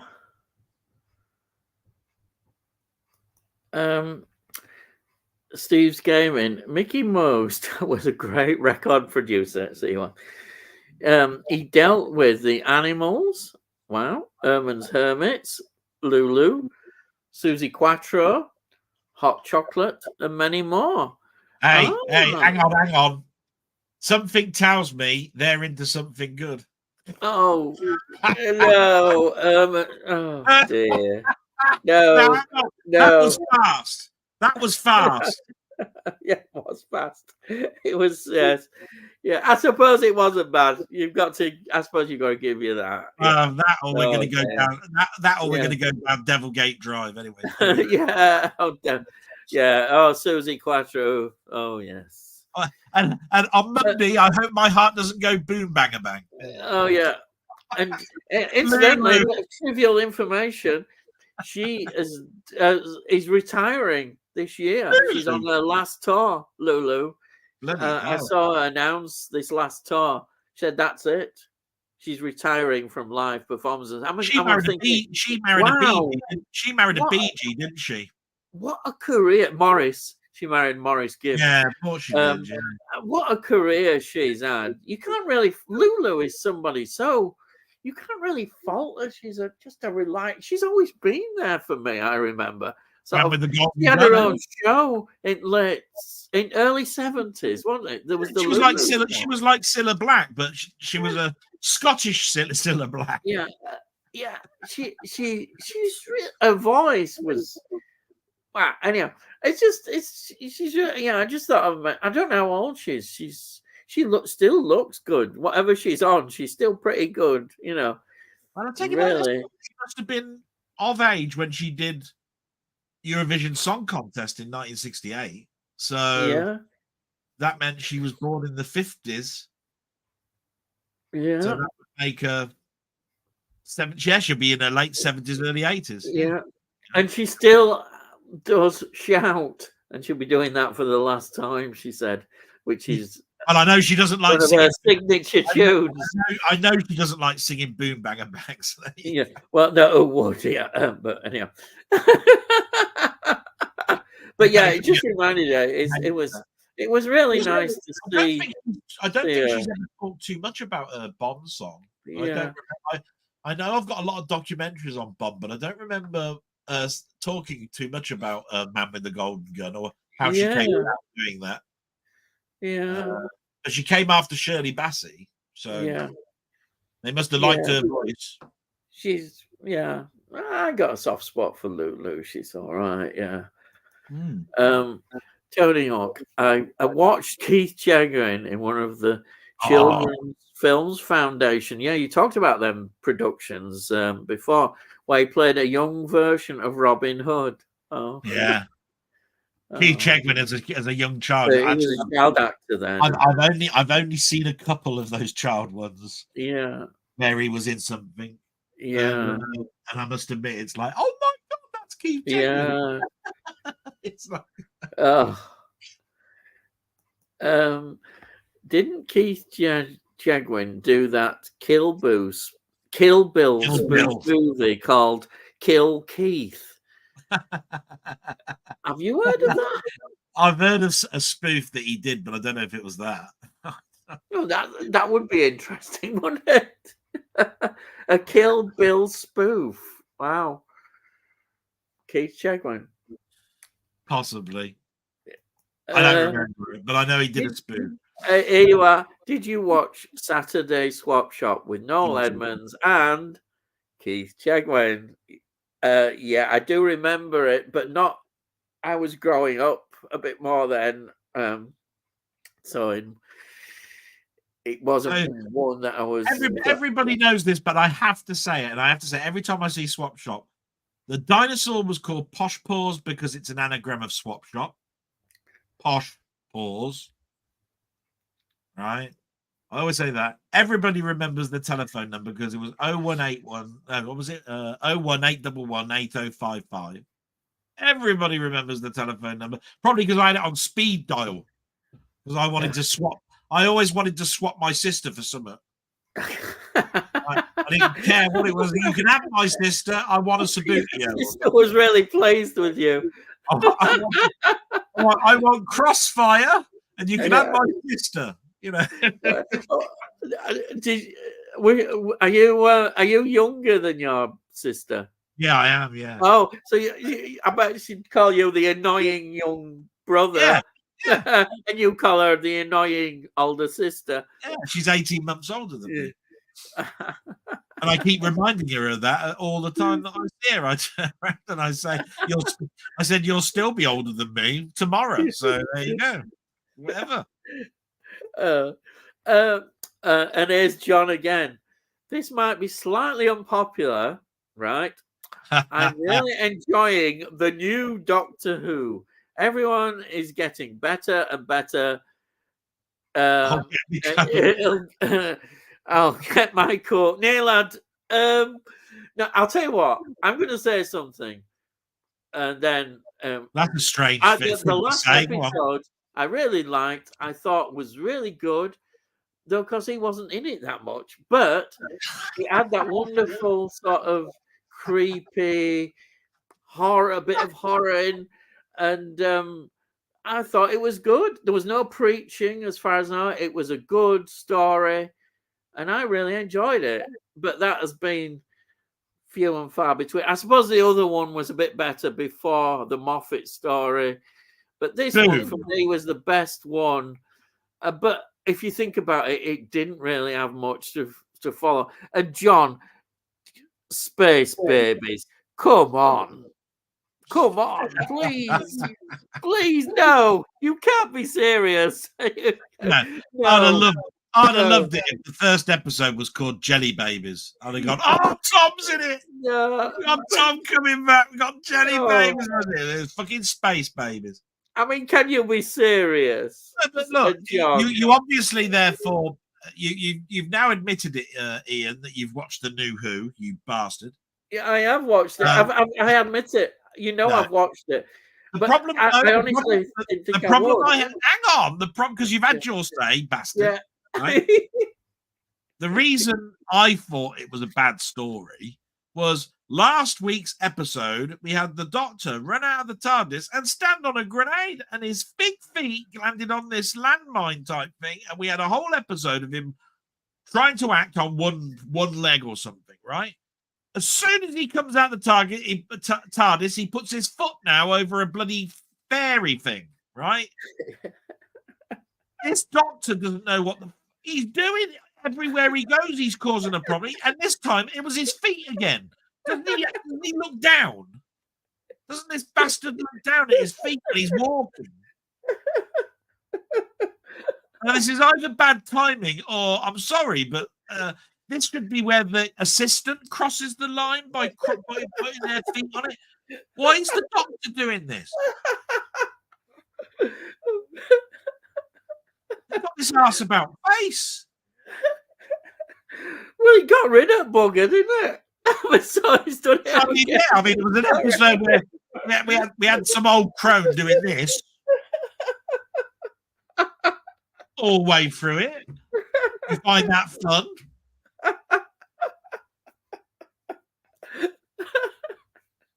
Doing this 73 yards away.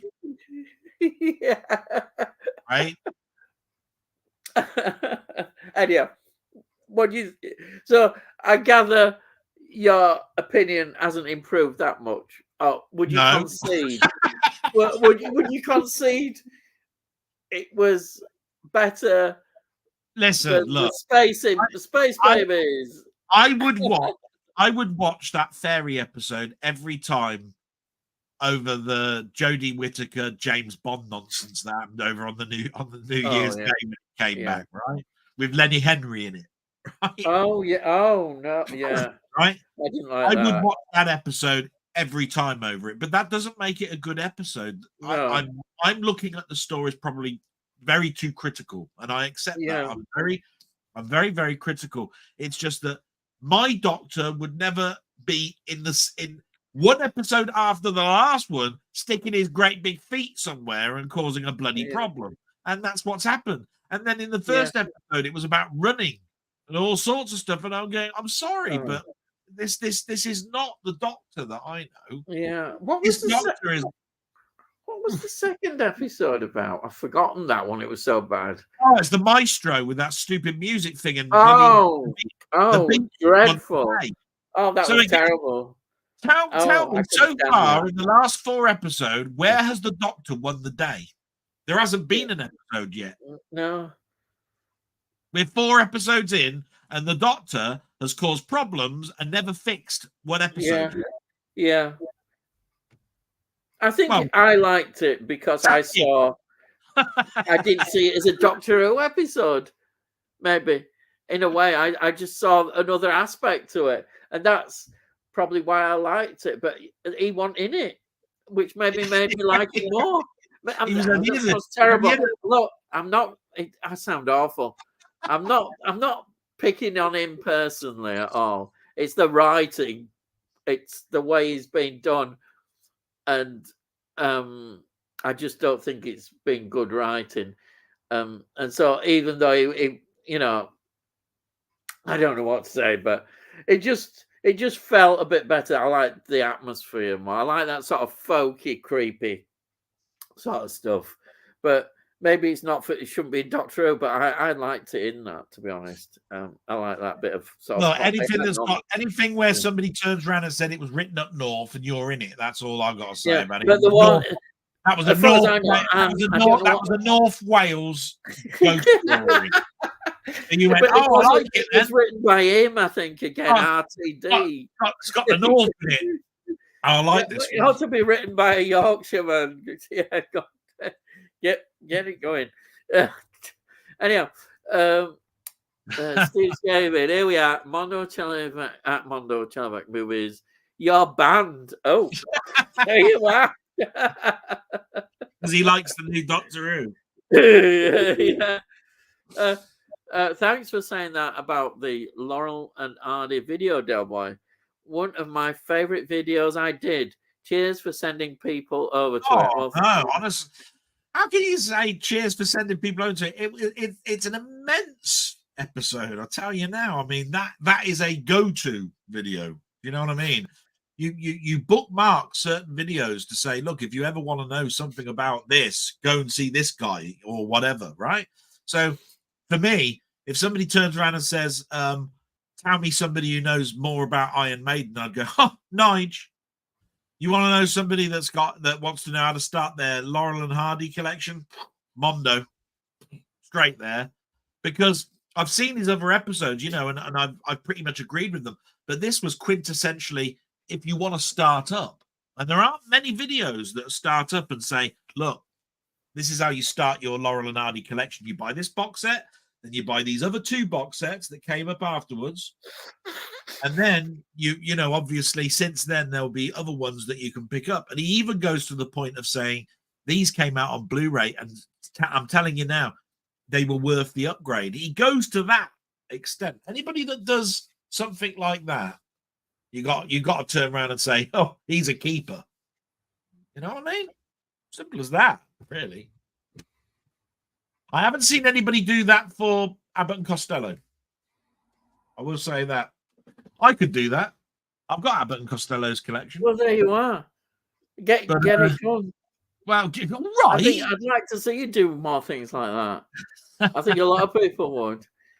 So you give yourself now. I think you'll need reminding. You need to start doing things like that. Yeah. And of course, you keep saying to everybody, and we know it, that Twilight Zone is one of your favorites. Oh, yeah. All-time favorite. Therefore, I think it would be nice if you perhaps did each season, get people interested in the Twilight Zone and do. It would be lovely to have that. I love the do Twilight a season Zone. at a time. It's more about the man, Rod Serling, you see. For me. But you've got an enthusiasm for it. If you've got an enthusiasm for it, I mean, I'm not saying that you'd go. Obviously, you'd be going into detail with all the episodes, but sort of impressions about, you know, that, say, the first season, and, you know, maybe talking about 1 or 2 episodes that strike you, you know, that you think, you know, other people might be interested in. So, I tell you what an idea is. I always look at it. Is imagine somebody had never seen the Twilight Zone, had no idea what it was about. Get somebody interested in and why it became such a phenomenon. Yeah. Sorry, I end up preaching, but I'm just trying to give you anybody that wants to know about the Twilight Zone. Yeah. I just turn around and say, look, just go to season 2, open up the opening credits, and just listen to the guy that's talking. But you open this door with the key to imagination. I mean, it's always interesting to see somebody's journey, how you got into it, and spreading that kind of enthusiasm about why you got into it, and then going through each season and showing. I like that idea. It's a good idea. It's the years they came out. I mean, you could turn around and say the Outer Limits should have had a bigger influence on me.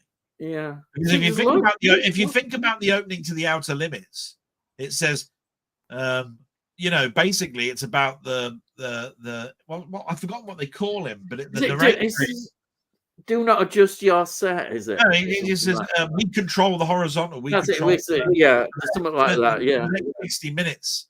We control all that you see and hear. This was the controller. Some alien in space was taking over my telly and telling me, you are going to watch this, and it's the only thing that you can watch. It was almost like a party political broadcast. Yeah. It was on every channel. You know, it's like, we took over your telly. And I was going, wow. Now, this is why certain stuff like Doctor Who took over my life, sort of. Yeah. Because as a child, it was like, so there's boxes out there in the street where if you walked into it, you're stepping into a dimensional machine that carries you through space. I was looking everywhere for a corner shop, a corner street, looking to see if I could find one of these blue boxes. Because that was the game you played, because your mum was taking you everywhere, to go shopping, because you're of that age. So I was, I was looking around. These are the things that actively got my imagination going. Yeah. Exactly. I swore blind that every time I went into a model shop, right, I was going to build the next Eagle, Space 1999 Eagle that basically they could have filmed and put into the actual TV series. I thought the model was going to be that good that I was going to take it out of this box and it was going to look like that picture on the top of that box. Did it heck? Look, nothing like it when I got my hands on it. All I got was super glue everywhere. That's all I got, clear glue. But I swore blind that my imagination took me there. It was like, I am going to be able to make this model kit look like it is on that box. Could I act? As well. But no, it was my pleasure. Just to end that was my pleasure, Mon. That is a go-to episode. My God. Yeah. Richard says, evening lads, looking forward to a horror film in a violent nature out on streaming Friday. What's that on, Richard? I had no idea. Which streaming? No idea. I've only got Amazon. You see, I do know there's a lot of adverts at the moment that are advertising things like Echoes of Orphan Black and all of this. These are shows that used to be on that are now on ITX streaming service and all of this. So I get stuck with knowing what all these titles are. In a Violent Nature, I don't recognize the title. No. I'm pretty sure I must have seen an advert for it though. I just can't think. Sorry, Richard. Do enlighten us. What channel is that on? What streaming channel is that on Friday? Apple Plus, Netflix, Paramount Plus. That more specialist horror one. What is it? Shudder. Shudder could be on something like that, couldn't it? I don't know. John says, haha, I knew that was coming, Steve. I think that was his comment about Doctor Who. You're banned about Doctor Who. Steve's going, I love Swap Shop, watched it every week, and even wrapped my bottling tops. Bottling tops. Remember the tops which you span round and they used to battle each other? Yeah, they were in a little arena and they smacked into each other. They were called I did swap some on Swap Shop. I had a gyroscope. You remember the gyroscope? Yeah, I do remember them.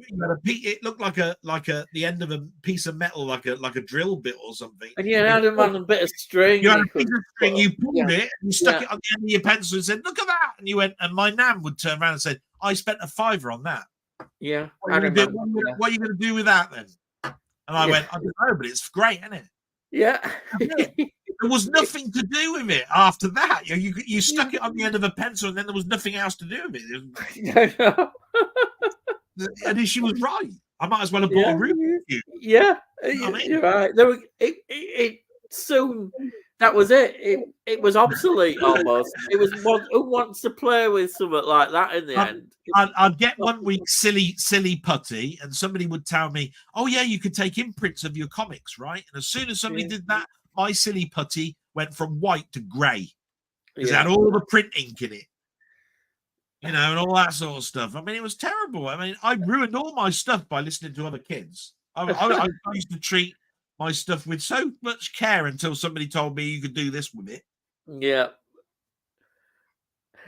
Tony says, a couple of indicator watchers from last week. The Mind of Mr. Soames, 1970. That's Terence Stamp, Robert Vaughan, Nigel Davenport, and See No Evil, 1971, with Mia Farrow and Norman Ashley. And That's George Yeah. Mildred's posh neighbours as the hero. Oh, right. I have heard. I've not seen that film, but I know See No Evil. I have seen it pop up.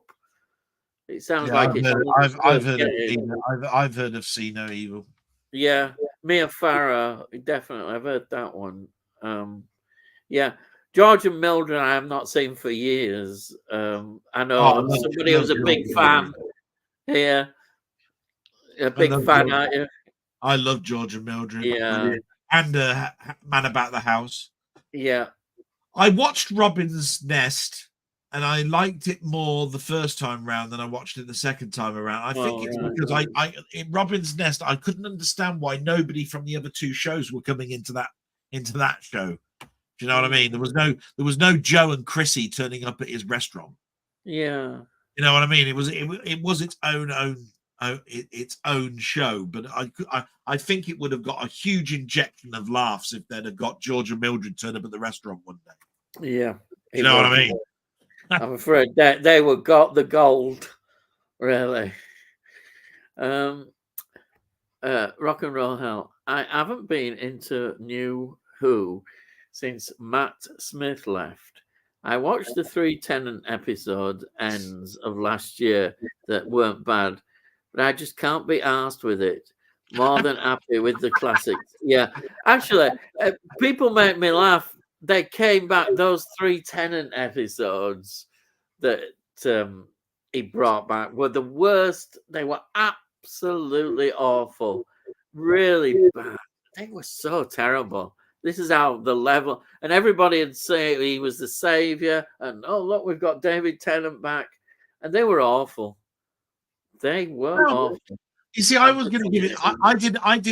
I started doing my Denny live streams based around those 3 episodes that came out. Yeah, and basically we thought that the second episode was better than the first, and all of this sort of stuff. But I did turn around to Denny and say, look, before you watch it tonight, you do know that it's based on a comic, don't you? This Doctor. Oh yeah, the Star Beast. Yeah, it was in Doctor Who Weekly. It was one of the first stories, right? Yeah. I haven't read that book in ages, but I'd found a PDF because I got the books upstairs, but it's just I weren't going to be able to scan them in time. So I sent them to him, and he read those before he watched the episode. And I think that's why we came away going, it's interesting as a first episode. It's still preaching to me about transgender. It was, yeah. But as an adaptation to the comic, hey, it weren't that far off. Oh dear. Loads of potholes that needed covering, lots of preachy. I was turning around and saying at one point, that this scientific person for UNIT was in a wheelchair and all of this sort of stuff. And then they were telling me that she couldn't go up the stairs because she's in a wheelchair, and she found it really problem. All of this preaching at me, it just switched me off. Your tolerance level must be better than mine. That thing, whatever it was, that Star Beast, I really couldn't stand it. I could have happily kicked it right off the screen. It got on my nerves. I really can't understand everybody going, and even though people said that each episode got better, I disagree. It got worse. I thought the third episode was worse than the second. The second one was better. Was it the giggle or something? That was it. The third one, yeah. That was that was awful. The celestial, basically the celestial toy makers. Yeah. Again, why couldn't they? They had to just change everything to Russell T Davis's thing. Oh, and that's when we got that stupid, splitting the Doctor into 2. By generation. You have to have the word "by" in it somewhere. Do you know what I mean? I'm just going. I'm sorry, but when that happened, I thought, well, really, what can you say? All I've ever said in my blogs is that look, it's just not for me. I liked the second episode. I thought it was better than the first one, and I didn't like the third one because I thought it was a waste of a good character. I thought Special Toymaker was so much better written in the 60s than it was in the hands of Russell T Davies. I didn't get the idea of this bi-generation thing. I don't like the fact that the Doctor can get a hammer out of his TARDIS, hit it from one side, and another TARDIS appears. What the hell's all that about? I like stories that were in the New Who, like the TARDIS is a living thing and it enters the body of something. Yeah, had a bit more imagination, about it. You had someone like Susan Sarandon playing the TARDIS. Yeah, that to me shows much more imagination than the crap that I've been watching. Yeah, but I'd still go with the classic stories over these stories any day. Any week, yeah. I'm afraid that I will say this: it's not for me. If you're if you're enjoying it, I'm so happy for you, because anybody that's turning into something that then they'll be talking about in 30 years' time and saying, "Oh, do you remember that in my childhood? We watched this thing called Doctor Who." Then I'm happy because I don't care, because I'm pretty sure that those people that are talking about that in 30 years' time will say, "I remember my granddad talking about the Doctor Who that he watched as a kid." And so you keep, whichever way it happens, you're keeping the old one alive. Yeah. Never happens. Yeah. So as long they, as I hope they make Doctor Who for another 10 years. I don't care, because as long as you keep the name alive, stories can only get better. As far as I'm concerned. And you can get new people in charge of it. And you could get all sorts of changes can happen. So I suppose you're right. You have to try and look in an optimistic way. He's world renowned for turning around and saying, "I am not going to rewrite history. I am not going to change my friend's version of this, that, the other, all this sort of stuff."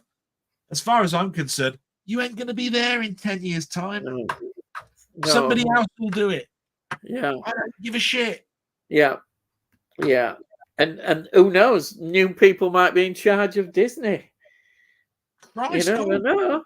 There are you've got to try and look positive somewhere. Right. Now Richard says, remember UK pop group Imaginations? Oh yeah, I do. Lead singer Lee John having a part in an 80s episode of Doctor Who. It just popped into my head. I think you'd rather wish it had popped right back out of my head. I do remember Imagination. Oh, crikey. Oh. I can't remember the episode, I'm afraid. I can't. It might be a good thing that you can't remember. It's probably Paradise Towers. I wouldn't know. Do you think it probably was that era? Oh, hang on. Was it the one where it's set in where he goes back with Perry to the 60s, and it's like Remembrance of the Daleks? Because then there's Remembrance of the Daleks. That one. Is it? Is in that? Really? He might have been in that, because it's going back to the 60s, and then of course he's a singer, you see, a lead singer. Imaginations. I've got to know. I don't know. Let's have a look. Let's find out. I bet you it's a Perry episode where it's talking about her in Perivale or whatever it is. Perivale. I just put Lee John Doctor Who. Should come up.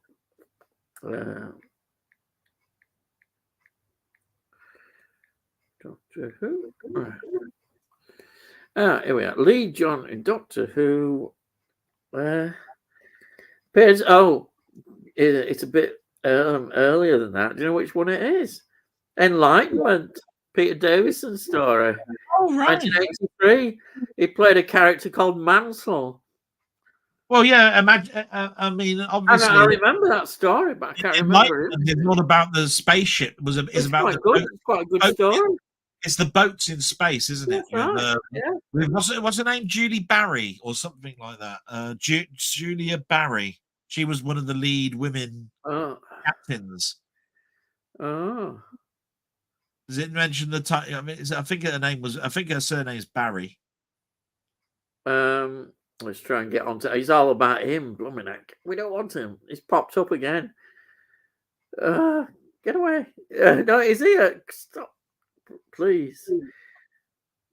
I'm just gonna go back and retype it in again. Just put enlightenment. But it's the end of the. It was the end of the. That's in the Ronnie Barker. Open all hours, Nurse Manuel. Gladys Emmanuel. Isn't she? I think she's in it as well. Yeah. I've forgotten the actress's name. Yeah, she had curly hair, looked just like she looked like a pirate from Pirates of the Caribbean. That's right. It's the end of the Dark and Light trilogy, which was to bring. That's right. Yeah. You know, basically, it was what's his name? I've forgotten his name now. Turlough's trilogy. Oh, Turlough, yeah. See, because that started off really well. Because one of my favorite stories is the story that introduced Turlough, which is where there's two versions of the Brigadier. The one that's retired Brigadier. Yeah, he's teaching math at school. So it's Keith Barron who plays Captain Stryker. Valentine Dill was the Black Guardian. Yeah.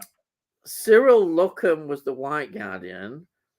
Christopher Brown, Mariner, Clive Neller, Collier, James McClure, First Officer.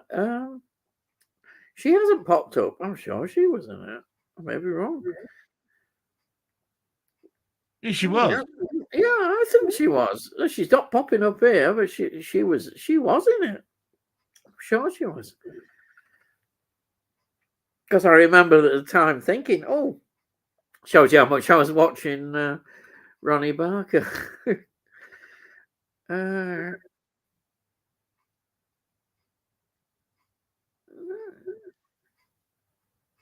Anyway, moving on. Anyhow, we've established anyhow that, but I'll be here till Christmas with it. But at least we know Lee John was in Enlightenment. Yes. And Rock and Roll Hell, I'm fine with the fact that New Who is geared towards a new fan base in a new era. Yeah. Is what it is, really. Yeah. It's what you have to say to yourself, really, if you just don't like the story. Because I mean, I've been a Who fan all the way through when it was really, really bad, and it was starting to get better, and then it was taken off of the airways for 9 years until you got one movie, and then it was taken off again for another like 10 or 11 years. So, and you have to turn around and say, which do you want? Do you want 11 years of silence, or do you want this shit keep being broadcasted every night?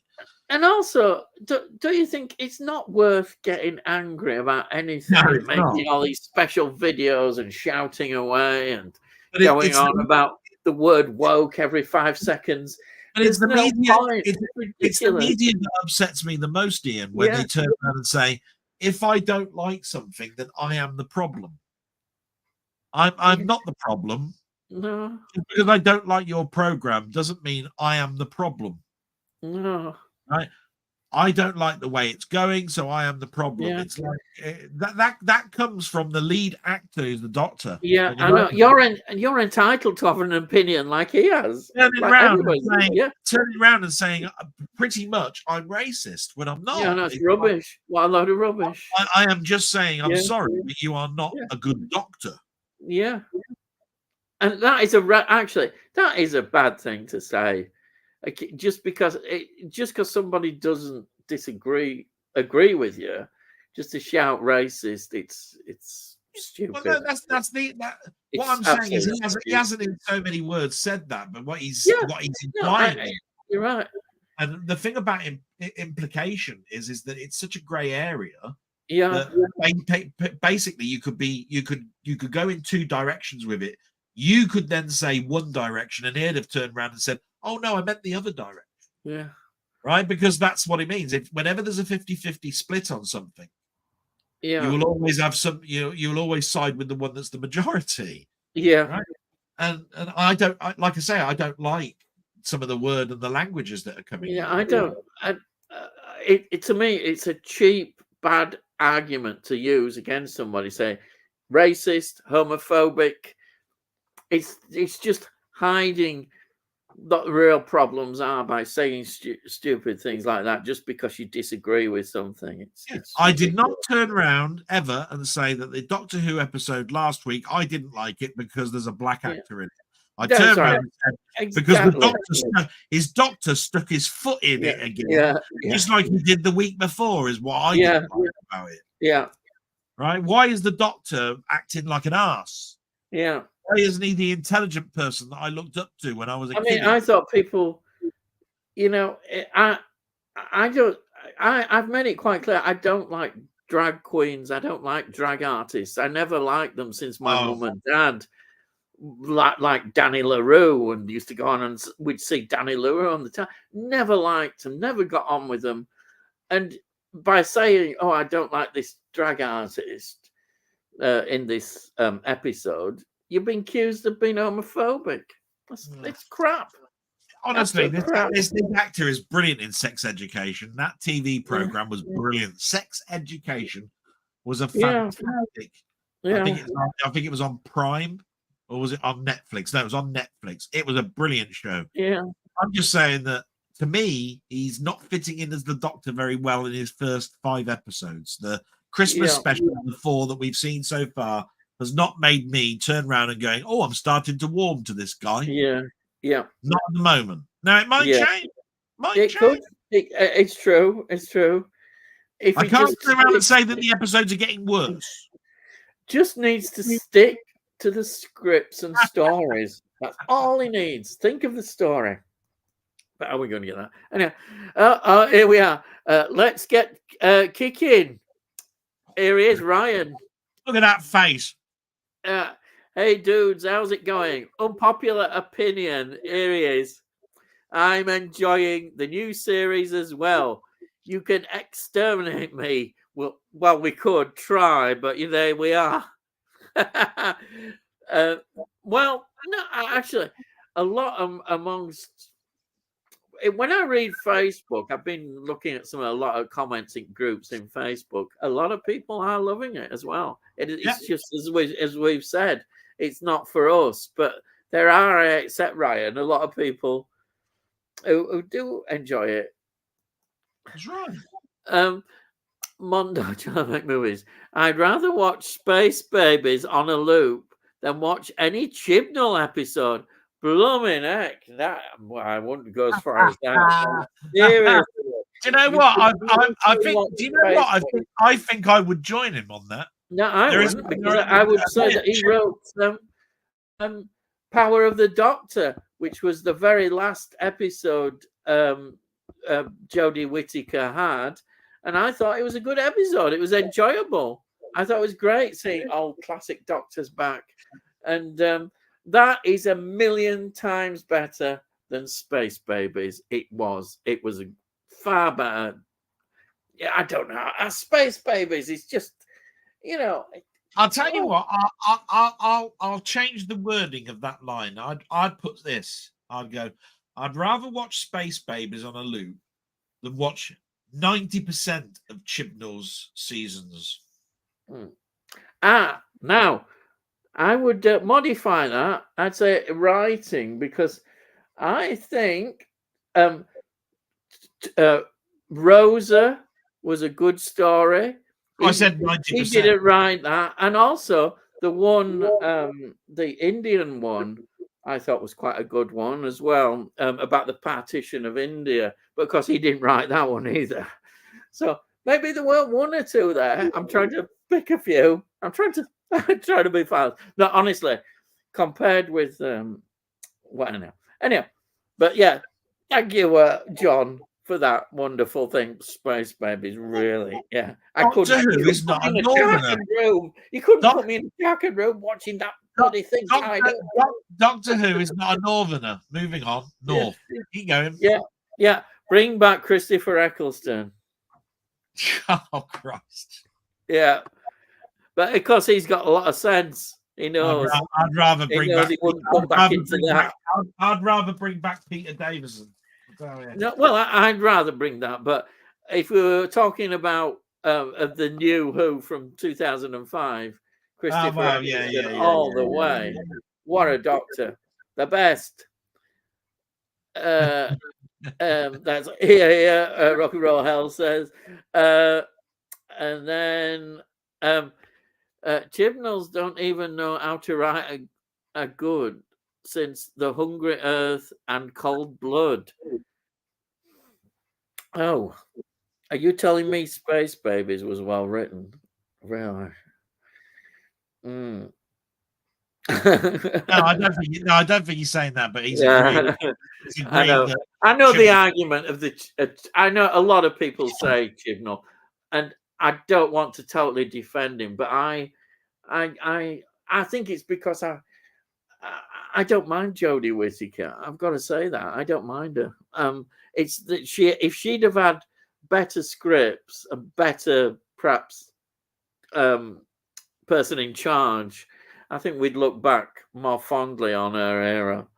But not everybody would agree. It's just my opinion.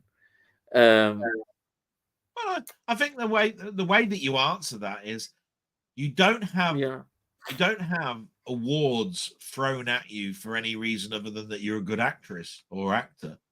She was in Broadchurch and she did an amazing performance apparently in Broadchurch. I never saw that. And she's been in several other shows and they've all said that stand out. That means if she was presented with a good script, there's a potential that she could have been a good doctor. So there's no way that you can actually turn around and say what you just said isn't true. Yeah. Because there was no script presented to her other than to play the doctor in this way, because that's how the scripts all said it. Yeah. That's it. So you're stuck with it. I don't know how much input she had. I don't know whether halfway through she said, do you know what? I'm not enjoying this. What about you? And then they both agreed that they'd be leaving in the next year and a half. That's pretty much what happened. I have no idea. But I've heard that most doctors that have played the doctor have had a say in some part of what their script. Now, I don't know. I haven't seen any flashes of inspiration that tells me that Joe wrote anything. Maybe the mistake for her was that there were. I know that we've had it in the past, as I said, that she had at one point 3 companions, and maybe that dynamic just didn't work for her doctor. I don't know. Just throw that in. I fell out. Or maybe they weren't well written, the companions, as they should have been. The doctor's had 3 companions and more. I know we've seen it in the past. It's not new. I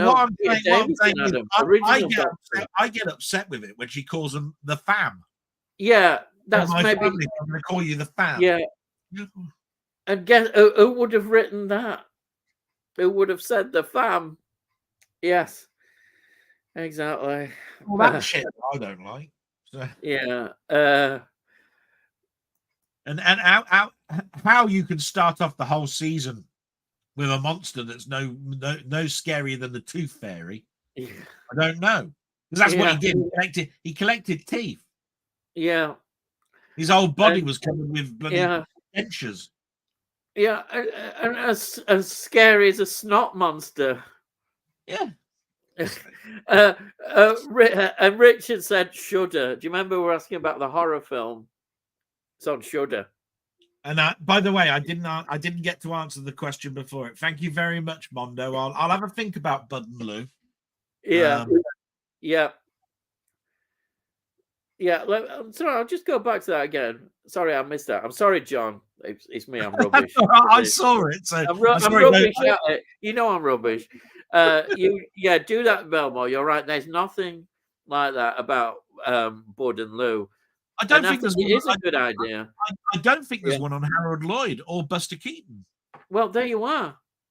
So it's a medium that most people shy away from because basically it involves too much silent stuff.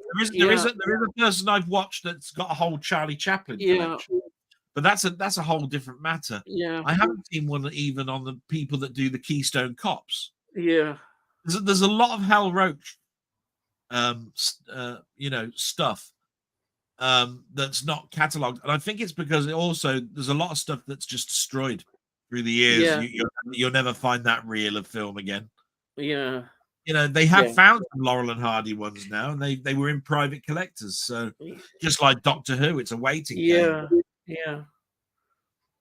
But I think it's a good your channel.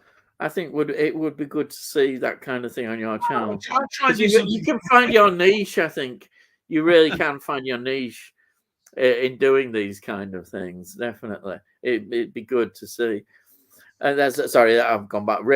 Shudder. Thank you, Richard, for saying that. And John again. See No Evil is brilliant, Tony. That's another film that Tony mentioned. Yeah. Steve's Gaming Opinion. Oh, there we go. I told you he's trying to wind me up. When we buy a DVD, which we do a lot, we avoid steelbooks and go for normal boxes, which look better on the shelves.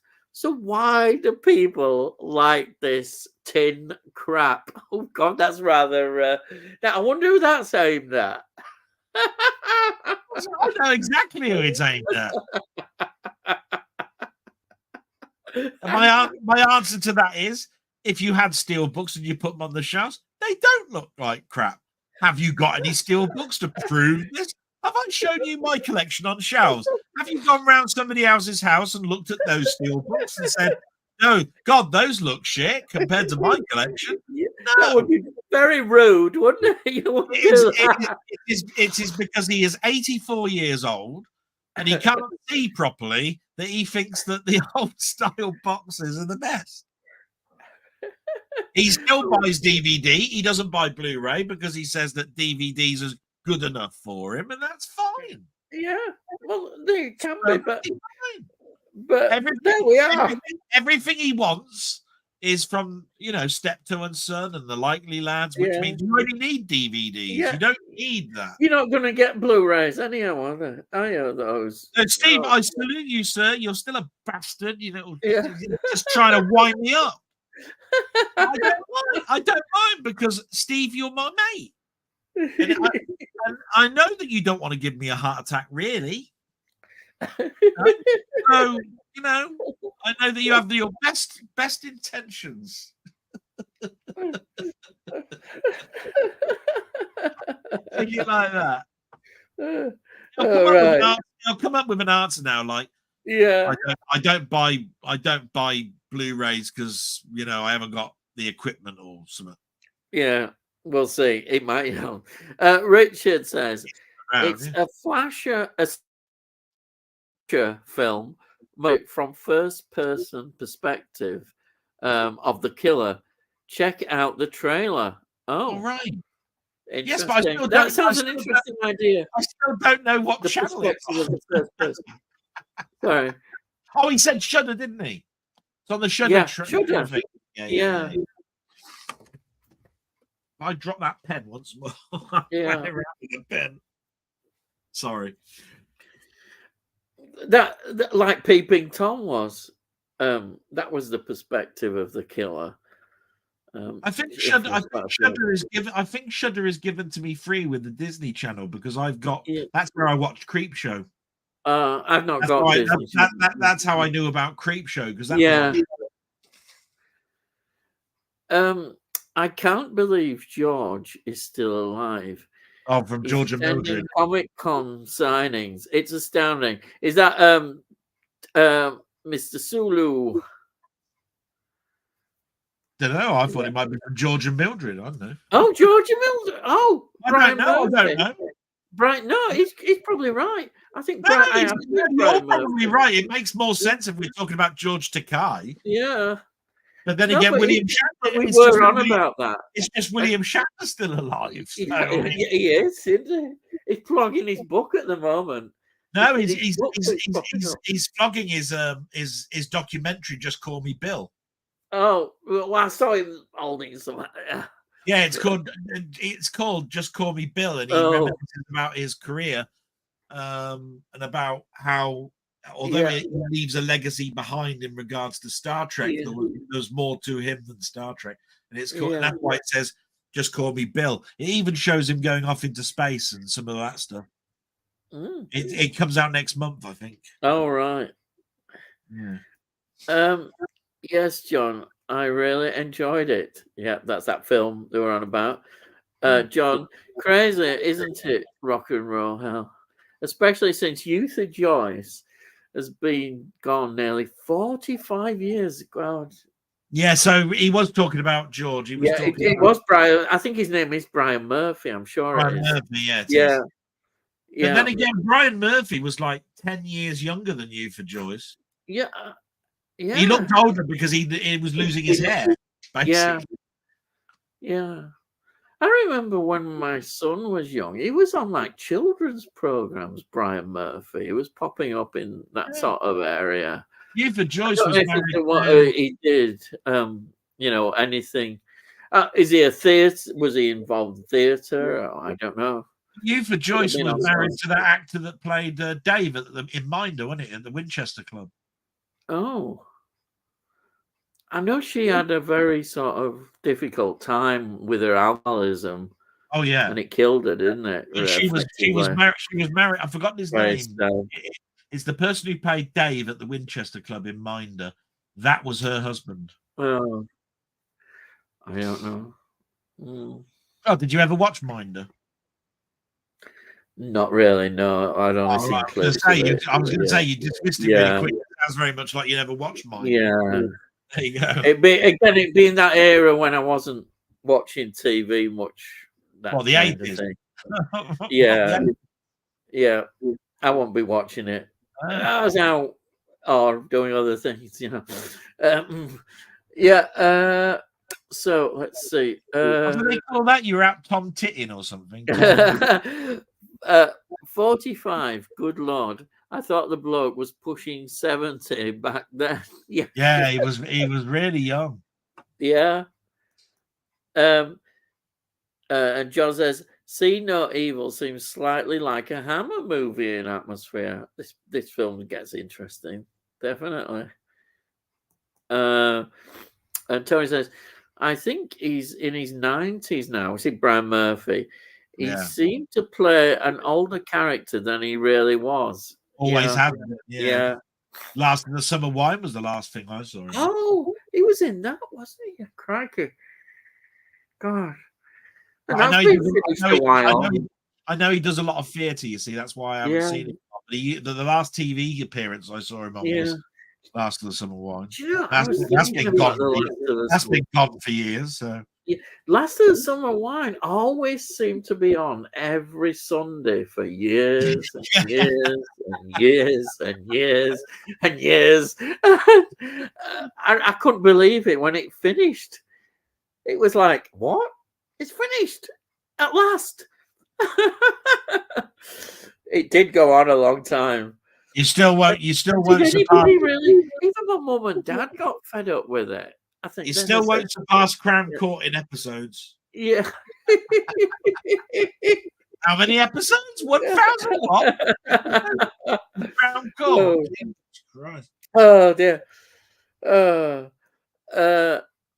And I think he was only 50 when he started George and Mildred. He was younger. Yeah. He was younger. And rock and roll hell. In its defense, I do think it's important to represent all groups of people in modern popular TV. I think we're on about Doctor Who. Yeah, I can see that. Yeah, I agree. And Doctor Who has always had its knockers that basically turn around and say, "You're preaching to me about economics or politics that are going on at the time and all of this sort of stuff." I'm just saying it's every story and every episode and every season. It was never that way. In the you might have had the odd story that was about being eco-green, like the Green Death, or the ecology stuff. Yes, they called it. Yeah, there would be the odd odd one per season. This is every line of every page of the script. You know, like, oh, I've got to call aliens now with pronouns. Then. You know, and I'm going, where did all this come from? 60 years of calling aliens. What's wrong with that? It is. It's anyhow. I can understand it though. What you're saying, definitely. It's like somebody can approach Captain Kirk and say you can't refer to the Enterprise as she. Yeah. And I'm going, as far as I'm concerned, if I've piloted this ship for 5 years, I'll call it what I bloody well want. Yeah. And if I want to call my car Bessie, I will. Yeah. Nobody tells me what I do when I fall about my car. Yeah. I don't care. I don't need it in my. I just don't need it preached at me every minute of the day. It's interesting. Do you know when I was watching The Twilight Zone? I sat watching that, and every time I saw Rod Serling, he had a cigarette in his gob or in his hand. And could you imagine some people be getting all worked up about that? Oh, of course nowadays. Of course they I would. Just thought of that.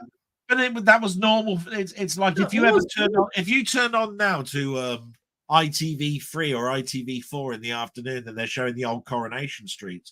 Yeah, you will see people having a fag in a bar. Thunderbird puppets, Thunderbirds. They're all having a good smoke, aren't they? Of course, because every villain had to be smoking a cigar. Yeah, everybody smokes. It was a 60s thing. Yeah, definitely. And again, every drink was a cocktail. Yeah. Tony says, yes, John. I'd seen it on DVD years ago and watched it on Blu-ray the other night. Couldn't remember who the killer was. So was surprised at the climax. Like the focus on the cowboy boots. Unusual. All right. John says, the focus on the boots seemed really Hammer-esque or even Giallo, Tony. See what I mean? I know very little about Giallo. Tony says, yes, John. I guess it was produced more or less as Giallo was, reaching its peak early 70s. Speaking of Giallo influence, British films, have you seen Assault 1971? I think he's talking to Tony. That rings a bell, Tony. I've quickly looked online, and it's got a cracking cast. Carry on with this, John. It's part of a loose trilogy, not connected in the storylines, but by producer and director. The others are Revenge, 1971. Oh, yeah, you mentioned these before. And All Coppers Are. I can recommend them. And John says, I know All Coppers Are. Didn't know about that loose trilogy of them. And that sounds really interesting, Tony. I'll hunt them out, mate. And Tony says, well worth it, John. I have them on network. Maybe the old gold label will re-release them, as they are some other network titles. Yeah, they're going to do that. Yeah. Well, you know, I've got the new Jack the Ripper on that new label. So. Yeah. John says, I'll give you that, Ian. Except the use of all the doctors in it wasn't as good as it could have been, in my opinion. Yeah, that's my point about Chibnall. Yeah. And John says, Doctor Who is all about the writing to me. Yeah. Exactly. John says, yeah, I know Old Gold is picking up network, so I'll keep my eyes out. You know, I've only got one thing to say about that label. Old Gold. It does still sound like a tobacco company. Oh, Old Gold, yeah. I don't know what it is. It's just every time somebody mentions it, I keep thinking they're talking about Old Alban. Oh, old Dolphin. Go on. Blimey, that's rolling tobacco into it. Yeah. Like, can I have some old gold, please? Yeah. Well, Yeah. Go on. That's going my just an ounce. Now, John, this is interesting. I did a couple about Buster Keaton a while back. Not sure what slant I put on that. There you are. Maybe I'll tell you what, it's such a shame about Buster Keaton. Yeah, I mean, he was. I consider him sort of like the greatest stuntman you'll ever see in your life. Yeah, he did absolutely everything. But again, alcohol killed him. Oh dear. Alcohol killed him. He went bankrupt because basically he couldn't give up the drink. And I think Stan Laurel reached out to him to try and introduce him into other films that were going on, but it was just too late. And I think he was gone then, and that was the end. And he died penniless. He died penniless. Oh, crikey! I think that's the story of Buster Keaton, if I remember rightly. We all know how Chaplin ended up. Yeah. You know, obviously, you know, I mean, he had a mansion in Switzerland, didn't he? He was extra. All because of Hoover, wasn't it? Who basically investigating him while he was Well, it's communist communist sympathies or something. They put it on. I don't know whether he was genuinely. They were investigating him on underage sex. Yeah.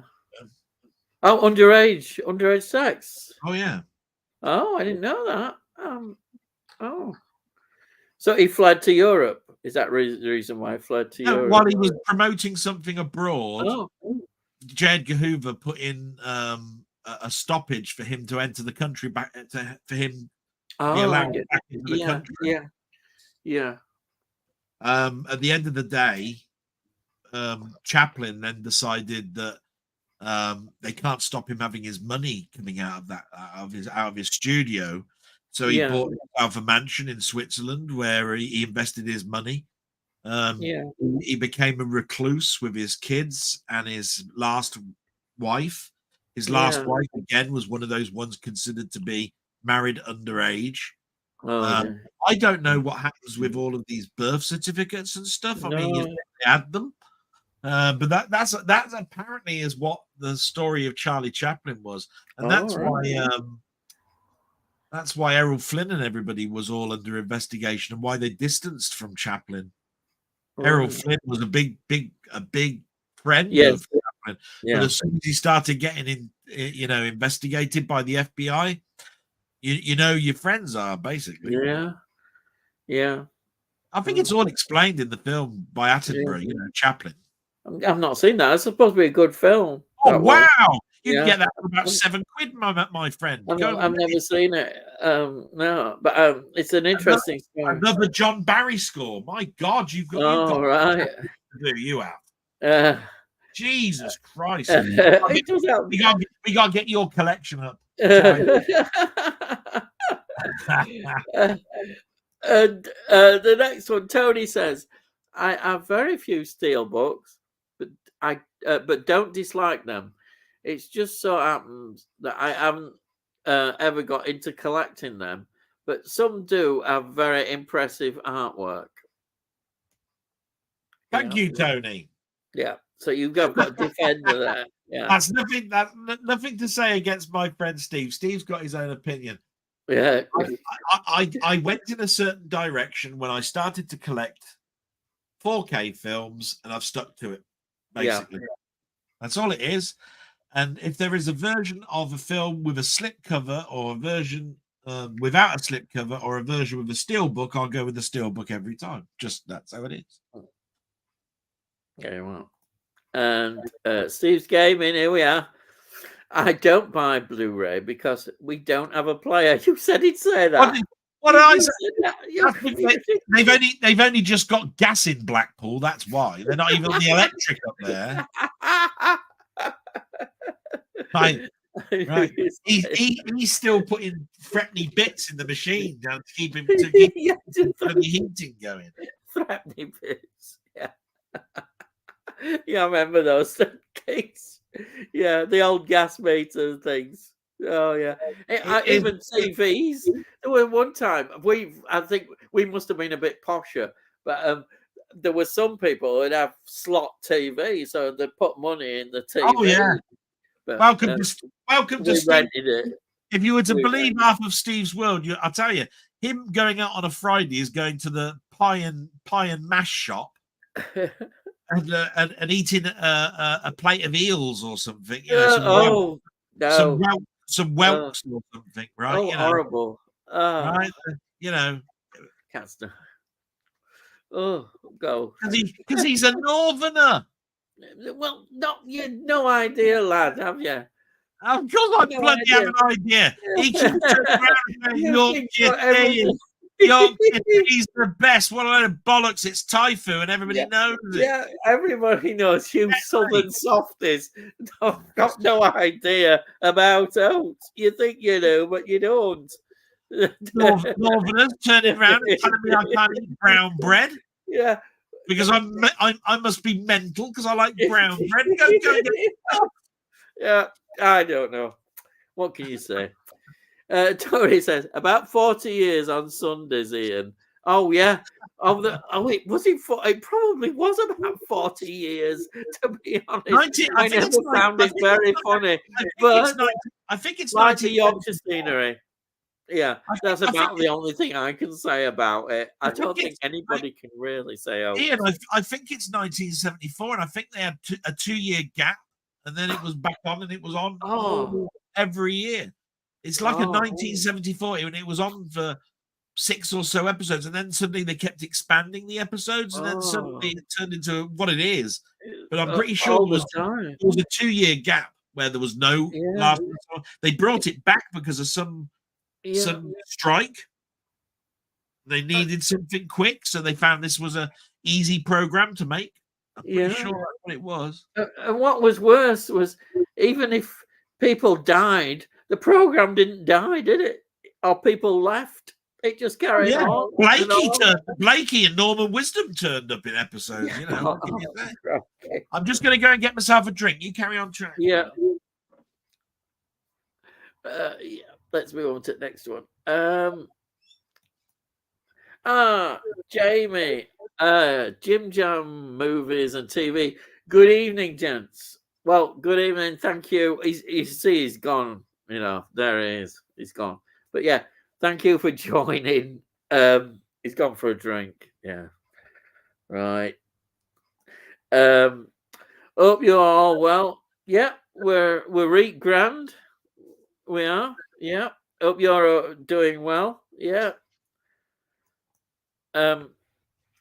Evening Jim Jam. Enjoyed your network videos and part 5 to come. Yeah. Yeah. They were great. We all enjoyed the network videos that you brought out. Looking forward to more. Yeah. Yeah, it's Jim Jam. Yeah, there he is. He's here now. Yeah. He said some nice things as comments in my stuff. Thank you very much. And then Jim Jam again says, currently on holiday at Butland Skeggy. Here at Skeggy, lad. Crikey. That's another having a good holiday. That's another hang on, that's another northern place. I tell you what, if you want to get rid of me because I'm a southern bastard, that's all right. Because we keep ending up with is northern stuff at the moment. What the hell's going on? It's Skeggy, lad. It's bracing, you know. You should know that. Bracing. That's what they always say. Why can't you just say it's cold like the rest of the world? It's bracing, they say. That's what they say. You know, it's not Yorkshire though, but it's Lincolnshire.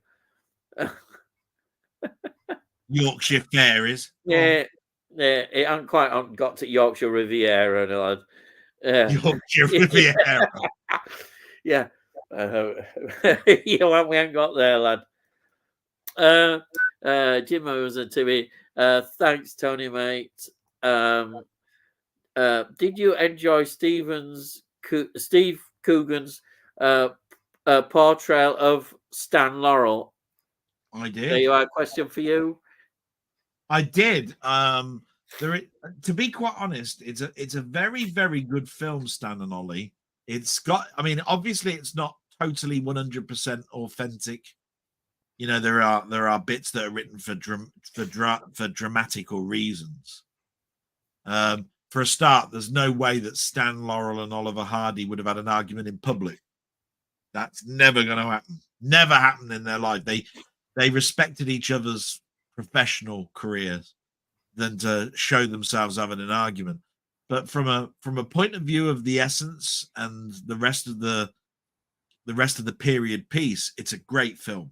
And I think Steve Coogan did. I think he knocked it out of the ballpark. I do think that Oliver Hardy's portrayal was closer.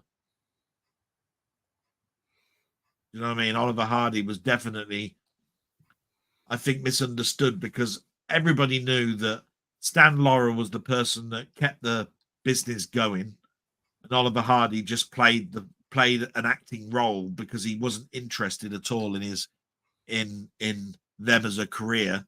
He just wanted to get the money, go horse riding, go to the horses and bet and play golf. That's what we know about Oliver Hardy. And I believe that's true. Stan Laurel was always rewriting scripts for the betterment of themselves. We know this. It's in history. You know, so I think it was Steve Coogan. He did well, did incredibly well. Then again, have you seen his portrayal of the name we shouldn't mention? Yeah. Jimmy Savile. I mean, for God's sake, that's eerie. Yeah, but it was an extraordinary performance. I think that's fair to say. It really was an extraordinary performance. Did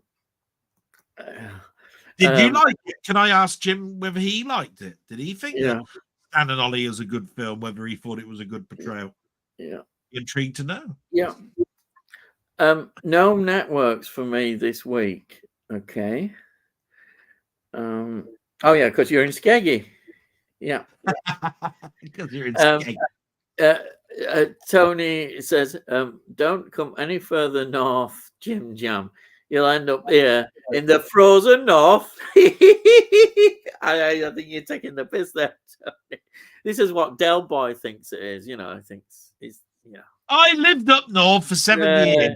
Exactly what it's like. But didn't you live in, dare I say that word, Manchester? Was it Manchester? Yeah. Yeah, wrong side at Pennines, lad. It's still up north. It's Lancashire.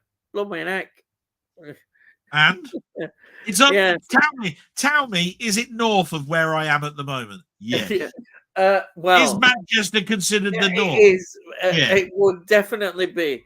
When you're down south, obviously. I didn't know that people like you were counting how many feet you were away north of Manchester and call yourself a northerner. Yeah. That's news to me. I just thought you considered it north and south. You know, it was as simple as that. South of Sheffield, Southerners. North of Sheffield. That's how I thought it.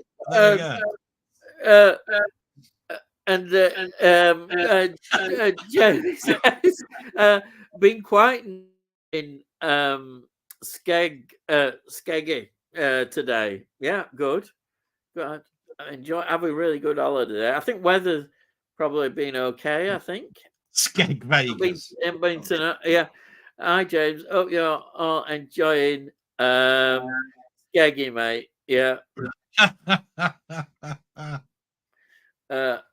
All right, John. Yep, it's cool, mate. Oh, it's bracing. No. Do you feel though that Butlins could do with a lick of paint? Oh, that's what they haven't filmed. They haven't filmed IDI there in 30 years. That's why. Yeah. And Tony says, Jim Jam. And then Rock and Roll says, some steels are lovely, but they're so bloody expensive now. I'm more picky with them these days. All right.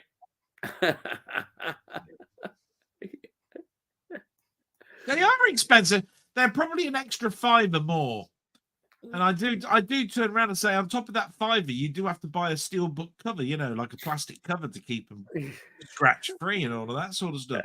But I would never turn around to a collector and say your collection is shit because all you've got is the normal covers, or you've got is slipcover versions of stuff. I would just turn around and say it's your particular choice. I have to say I was looking at life with blinkers on when I turned around and said I'm only going to buy steelbooks, because I was cutting myself off from a number of films that I could have bought that are now out of print and I can't get them anymore. Yeah. And all my friends have got them and I haven't, because I restricted myself to a stupid thing that said only buy it if it's on a steelbook. Yeah. But and again, there are some people that look at my collection and go, wow, you bought that steelbook, that steelbook there. You know how difficult it is to find that steelbook now?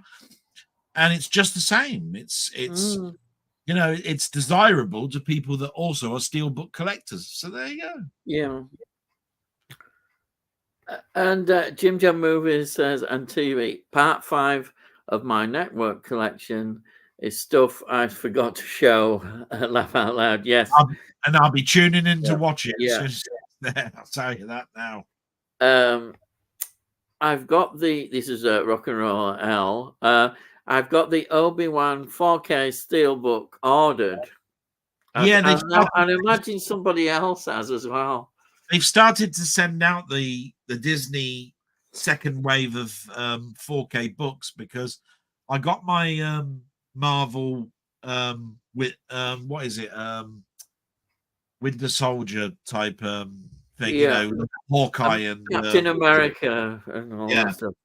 Yeah, and I believe the second one is supposed to be Obi-Wan, and then they're going back to WandaVision or something. I don't know. Yeah, they're doing it like this: Marvel, then Disney. Sorry, Marvel, then Star Wars, then Marvel, then Star Wars with their releases. Mm-hmm. So I do believe it's a Star Wars one that's next. Mm-hmm. So it could be Obi-Wan, could be. But then again, it could also be Mandalorian Volume 3. So I don't know. Yeah.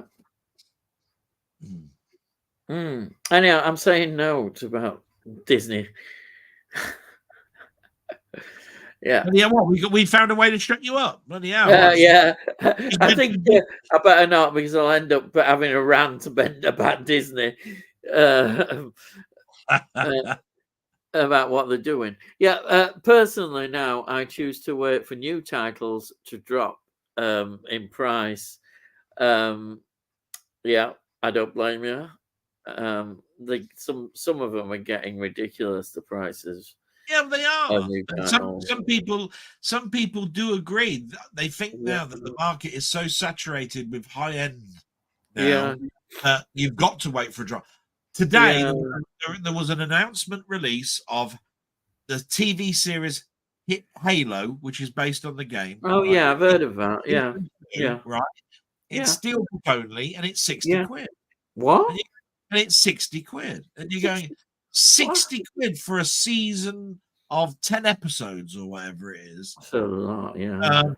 And you can only get it in steelbook, and it's 60 quid. That's taking the taking the piss. And even I go, you know what?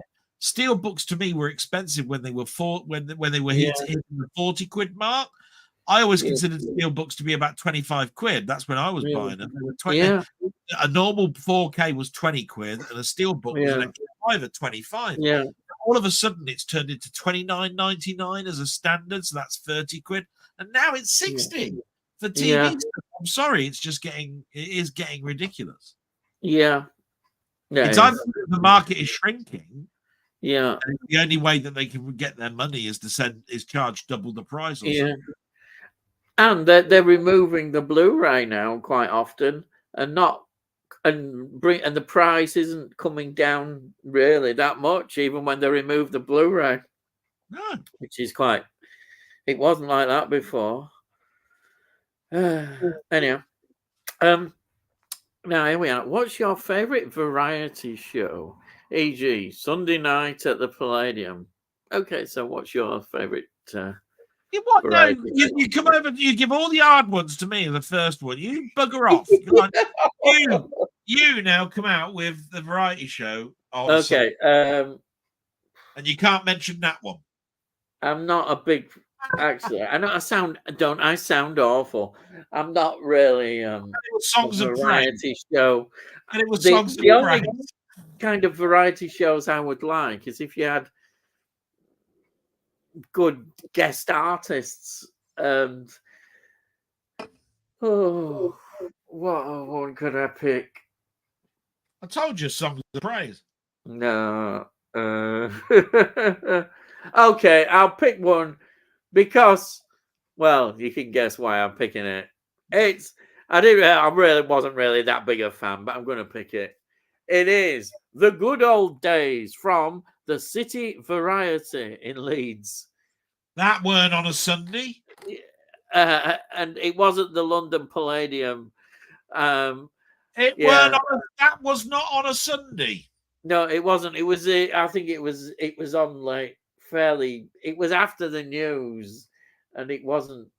It was on BBC Two at 9 o'clock. I wasn't keen on it really, because Ken Dodd seemed to be on half of the time. But I like the idea. I very much did. No, seriously. If I'm being honest, I did like the idea of the Victorian, show, and I think that was a very good idea. I quite liked it. It's just that some of the acts weren't very good, I don't think. But they were suit. I suppose they got basically you'd get somebody going on and doing some of the old. There were more sort of the Victorian, Edwardian kind of songs, or even First World War type of songs. And which is quite good, but I wasn't over keen on that. But in terms of a variety show, that's the only one I can really think of. Unless I mentioned Lulu, I could sneak away and says, "Oh, when Lulu was doing a variety show," you could argue that hers was a variety show, but you knew I'd sneak Lulu in because I quite like Lulu. But there we are. You know full well there was the Wheel Tappers and Shunters Club. Oh yeah, I could have mentioned that. I like to mention that to annoy certain people. I still do it if I get these. I know I should put the phone down, but when I get these terrible phone calls from people saying they're from Amazon, I'm going, "Hey up!" I'm like that. This is Wheel Tappers and Shunters Social Club, and there's these people. From India, still going, "What? What's that?" And I'm going, I said, "Hey, you turn. So you turn. Hey, on, lad." And I'm going like that, and I spend ages annoying them. Anyhow, but I have to be in the right mood to do that. But I do like doing it because they've no idea about Wheel Tappers and Shunters Social Club. You really overplay it. But anyhow, you're right. Those were the two shows that I remember as variety shows. Because there was Sunday night at the London Play, quite right.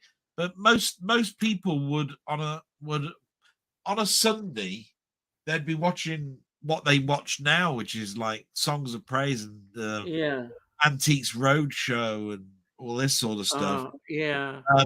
Saturday was game shows. All it was game show. Even the Generation Game is not a variety show; it's a game show. And Two Ronnies and things like that, wasn't it? Play your cards right. Celebrity Squares. They were all game shows, not variety shows. When I'm thinking back to Kiddies TV, it's a knockout. It's a game show. When you're talking about the Run the Gauntlet or the Krypton Factor, right? That again is game show. It's not variety. There has been very little variety shows. They've all been, and now the Majesty of Queen is now going to present the Sunday night at the London Palladium. So it's the royal version of the Sunday night. That's because the Queen had to turn up once a month to see her. Put up with all this. And that's what we got on TV. Yeah. But the Jimmy Tarbuck. But Sunday night, somebody like him would introduce it. It was a cracking show because you did have your favourite Ken Dodd there, and you did. Yes, I know. Yeah, you he was everywhere. He was actually there was a Ken Dodd show, wasn't there? He did. Yeah. The Diddy Men and all that. No, nightmares. Get rid of them. Yeah, but all I'm saying is that perhaps Doctor Who ought to do the Diddy Men. Yeah, no, maybe not. Russell T Davis does the Diddy Man. He's already scared me in episode 1 by saying we ought to visit the Star Trek universe. Jesus Christ. Imagine that. The Doctor ends up on the Enterprise. that drives me mental.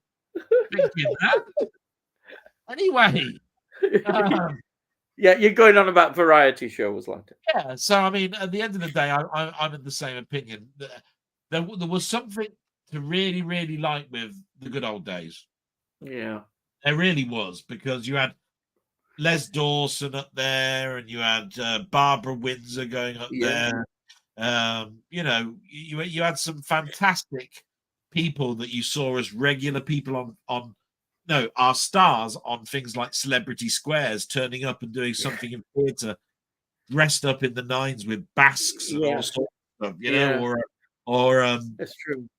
I mean, I remember I watched the good old days when it had Fred and Bernie Winters. Yeah, I remember them. They were popular. Came on. Yeah. Schnorbits the dog. How many people know about Bernie Winters and Schnorbits the dog? They were huge in the 70s. Do you know, I saw them live. I saw Mike and Bernie Winters live when I went to Blackpool with my mum and dad. I must have been about 7 or 8 year old. They brought out records together, didn't they? Singing. You know? Yeah. That Schnorbits the dog always had a barrel of bloody rum around its neck, you know, because it was a rescued dog. Oh dear, Mike and Bernie Winters, yeah. But you know, they would do Underneath the Arches songs and all that. That's right. Yes, yeah. You know, they'd be vaudeville.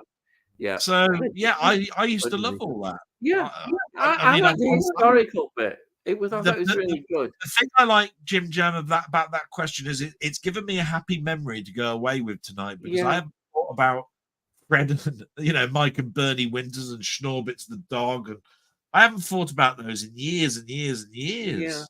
Yeah. And do you remember what the other nice thing is? The audience were all dressed up in period costume. It was great. Wasn't that great? That the audience. The only downside is you had to travel to Leeds to do it. I mean, it was the only bad thing about the whole thing. It was supposed to be set in London. And they moved because that's what would happen with these. That's because they haven't got the energy. That's because the theatre that they did it in is the only place that had gas at the time, and you needed that for the lights. They can't do it. They haven't got the strength. They just can't do it. I don't know. all of us Southerners, we had the proper lighting equipment. You see, we needed the old style lights. You know, candles with matches. So we had to go. Tell you something. If you'd have gone to that theatre, you'd have been like I was. You'd have gone. You wouldn't have gone into the theatre. You'd have gone into the photography shop. Oh wow! Right. You'd have been in heaven. Looking at all these reels. Oh, you know I wouldn't. Films. Oh, wow! You'd have been looking in there like I was. My dad taking me in. Oh, amazing! Yeah. By the way, I love you all, Northerners. You know, it's just that you've been calling me a Southern bastard. Just remember this. I took 8 weeks of being called a Southern bastard before I hit out this week. At the moment, it's 8-1 to you lot. You know what I mean? Knocking us Southerners back a bit. You know? And did your accent get affected, or were you just totally oblivious to not getting infected by the Northern accent? Even if it was a Lancashire one. I must admit, I did find, I think, after a number of years, that I was saying things like sunny, funny, runny, all of that sort of. Everything seemed to be yeah. You know, like yeah. I used to come from down south, and I used to say that was a TV program where I came from. ER. It's about, Oh, you know, oh, that what's bad this? joke. Yeah. Yeah, And yeah. then I got pointed out that you could tell I was a southerner because I answer everything with a question, Oh, which all is right. what a southerner does all the time. And Yeah. a perfect example of that is, well, I went down the road, didn't I? I don't know. I don't know. I'm up there. I was up there, weren't I? What do you See, mean? that's what southerners do. You see, they answer Yeah. everything with a question. Not surprising, is it really? Anyhow, next one is Tony. Don't be disrespecting us Northerners, Del. You're outnumbered here, I lad. told Yeah, you it ain't one to you guys, for God's yeah. sake. uh, yeah, I'm a Dudley lad. Hey, I know you're a Dudley lad, Jim Hang Jam. on, Dudley, that's Birmingham. Yeah, well, Is he northerner then? Because I tell you now, he's not. He's a Midlander. yeah. We could argue he's no, we won't argue that. We'll say he's a Midlander. It's the posher side in Oxfordshire, places like that tend to get a bit more. He's from Dudley. Yeah, that's it. They've got their own I'm from accent. Dudley. Dudley, I am. I'm from The Dudley. Black Country lad and all that stuff. Don't give me that crap. Do you know why it was called the Black Country? Because of the industrial past. That's what I've heard that it was originally called because of when the industry was forming. Apparently, there's a story that Queen Victoria went by on the train, and it was an absolute smog fest. And she was going, "Oh, what do they call this?" And they said, "It's the Black Country." Oh, we won't be stopping there. And off she went. I don't know where I picked that story up, but I did pick that story. It's probably a load of rubbish. I thought it wouldn't have talked about that. I thought it was because you couldn't afford the Lecky bill. Yeah, actually, it could be all sorts. But I think it has something to do with wasn't it to do with the Queen Victoria? She saw all the shiny black slag in the walls in the mountains. Isn't that what it was? Ah, yes. I think it could well have been. She was told that that's the coal. That's where we get our coal from. Yeah.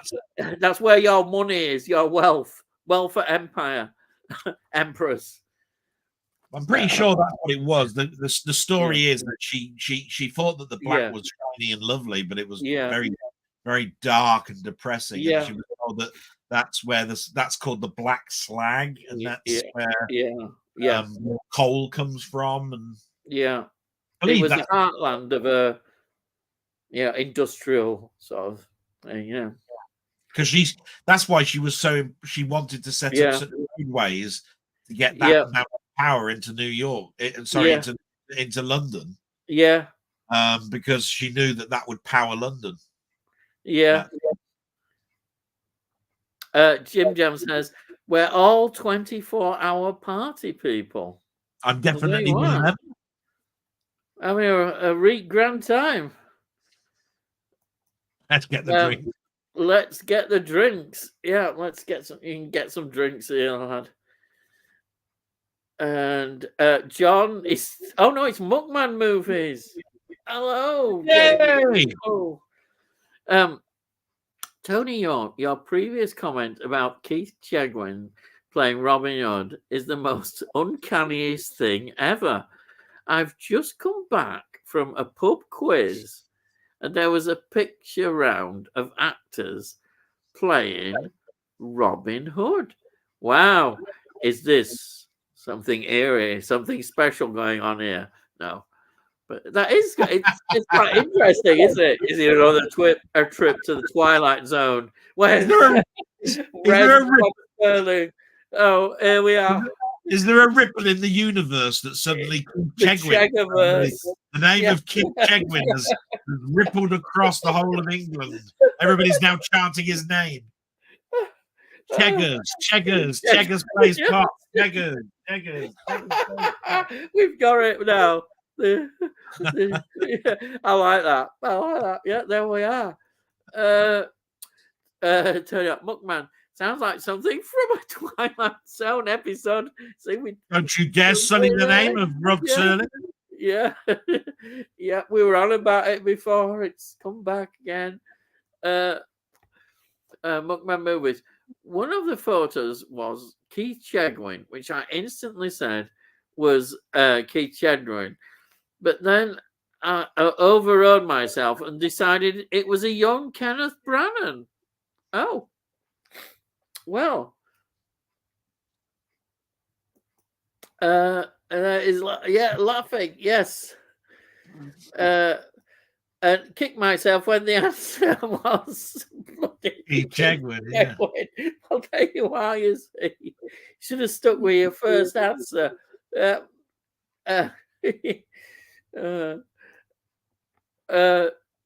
John says, James, I hope the weather's better than up here, mate. It's oiling it down here. Oiling it. Oh, I'd say. Oh. Now, don't you start having a go at his language just because you've only just started, learning English. We said throwing it down, chucking it down. Yeah, chucking it down. Yeah, hoying it. Well, I like it. Hoying it. Why not? Why don't you just say, look, it's raining? Right, that's shit. It's raining. No, lad. I mean, this is what you hoying get. It, chucking it. What's all this shit? Chucking it. That's what you do when you get people out of a pub. Chucking you out. No, lad. No. Hey, lad. And all this. By the way, good evening, chaps. Well, good evening. Welcome. If you hello. Welcome to the argument.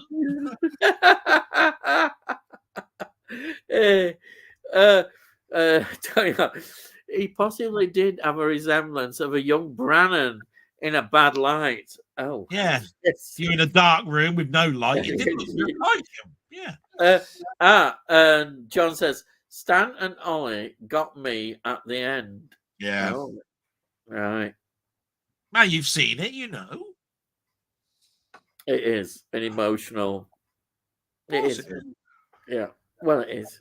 When you consider if you're of a certain age, you know, like me, I mean, in my 50s, we grew up watching it on TV. We went we went to cinema club for 20 or 30 pence on a Saturday, and they would be showing Looney Tunes cartoons and Laurel and Hardy shorts, and then you'd be watching 2 Disney films, you know, like Robin Hood and the Aristocats or something, right? This was a childhood that had a lot of variety to it, to be quite honest. When you consider what they grow up now with is bloody iPad, flipping social media, that's all they grow up with now. And I feel sorry for them a little bit. But I keep saying to myself, that's what my dad would say. Yeah. And I've grown up into my dad. Yeah. No, we do. I'm a guy that's just about right. I grew up in an age where technology was just starting. It was the 80s. We were talking about home computers in your house, you know, like the Spectrum, the Commodore 64. Yeah. So I'm more accustomed to being able to pick up technology like tablets and iPads and working out how they work. But my mum, they don't make it easy for my mum. She wants to get a pension out now, and she has to work out three different PIN number sets to get it out the post office, because the post office isn't a bank anymore. You're forgetting that I'm of my generation is the same. We didn't have the technology. We didn't have anything at school or anything like just anything. You know, we didn't even have when calculators came along. Just a normal little battery calculator. It was like a revolution. Crikey, what's this? And they'd say, hey, you can't use them when you're doing your maths. You can only just practice on them. And as soon as we were having tests, so for me that was high tech. But generally speaking, the highest tech for me was like the cassette recorder. You know, when that came out, wow, that was fantastic. Because my dad had the big reel-to-reel tapes. And then when this revolution came along, cassette tapes. You see, that's my kind of technology. That's how it was for me. Yeah, it's amazing how the difference in a decade, how things progressed. My Look, computers while you were reveling in all of that, I was fiddling about with Fisher Price records, right? And all they were was a glockenspiel. Yeah, I remember Fisher Price. I had a platter with a blue and orange bloody records with little grooves in them. And it used to play music like a flipping music box. That was my technology while you were playing with your flipping 8 tracks and shit. My So little don't have a go at me. Yeah, it was brilliant. It was fantastic, that. And I remember those little orange singles as well, plastic singles. They were for kids. They were the orange singles that came out. Yeah. They were they were really pretty awful. They weren't very good, but they did play. They did play. There was a sound that would come out. There is little records in the back of Action Man. Because I remember they have these in his radio backpack. In his radio backpack, there is little records for him to answer back to you, like "Get undercover, man," and all that. You had all that stuff. But you didn't have to endure Pinky and Perky. Yes, I did. Those awful things going. The speeded up thing. And my dad kept saying, "Here, listen to this. If you slow it down, it's blokes just go, and they go, and fortunately I didn't turn into my dad quite doing that and thinking it was funny. I thought it was awful. Good, but there we are. Don't ever go at me just because I was born a bit later. But you make it sound like we all had high tech. You were all high tech people. While you were going out discovering girls, while you were out discovering girls, I had to listen to things like Agadoo. So don't have a go at me. I'll tell you now. I had it worse. I had it worse than you. Yeah. I went to proper groups, proper music. Yeah. Oh, yeah. All these Agadoo. Groups. Yeah. Chalk dust. And you had dreadful pop music. Renee and Renata. That's what we had. Oh, you poor sods. Really, you needed putting down having to listen to that. Why weren't you listening to proper classic? So don't have a go at me just because of the bloody absolute rubbish you was listening to. Absolute rubbish. Oh dear. What my memory is. It was a pretty blurred photo, so it certainly had a resemblance. Oh yes, of Kenneth Branagh. Yeah. Tell you what, Manchester doesn't count. It's the wrong side of them their ills. Tony, I'm sorry, I disagree. I disagree. Anything north of Sheffield is the north. It doesn't know. It bloody well is. It's sad, isn't it? It's a bit visited sad. Leeds once. It's no idea. It's no idea. Oh dear. Even he went up there. Lloyd's Bank had an office in Leeds once, and I had to visit it once. It was an experience. You still drive on the right or the left? I can't remember. I remember there was a horse and carriage. Horse and cat. I think it took me from the train station that was steam. I think it was a steam railway. Oh yes. Oh well, no wrong with steam railways. I love steam railways. There was these free railway children that ran out with they looked like they had sort of like aprons and that on. I remember steam trains. I do remember them. Watching them go by. You will never read these bloody things out before bloody 3 in the morning. Judah was a TV. If you ever visit West Midlands, the Black Country Museum is a must. Lots of TV and films were filmed there, including Peaky Blinders, even some of Stan and Holly. It was. There you are. Okay, I've got to move on. I've been ordered to move on. Who was your favorite? Who was your favorite character in Quadrophenia and why? Okay, Delboy will tell you what his favorite character was. Honestly, I'm not a big Quadrophenia fan. It was all right. The film was all right. It's got that what's his name? The bloke who sang in also Blur. Get some exercise, all the people. It's him. What's his name? It's the one who played. Is it Jimmy? Is the lead character? Yeah, but I can't think of his name. He's a very, very Cockney, isn't he? He's he's on the Blur Park Life, and his that's what I name just has said. totally forgotten it. He was in EastEnders. Life. He was in EastEnders. He was in a few films at that period of time. Because I remember him in Breaking Glass. He was in Breaking Glass is class. Yeah, loved that. Yeah, that was one of my wife's favorite films, Breaking Glass, and the soundtrack, Hazel O'Connor. Yeah, do you know what? I'm sure somebody will know his name. Oh, I've already looked it up. I'm going to look it up. It's Phil Daniels. Phil Daniels. I can't remember his name. But he was, obviously, I've seen Quadrophenia, but I mean, it's not like I've watched it 5, 10, 30 times. I do like all of the ideas of Quadrophenia. I like the bikes and all of that sort of stuff.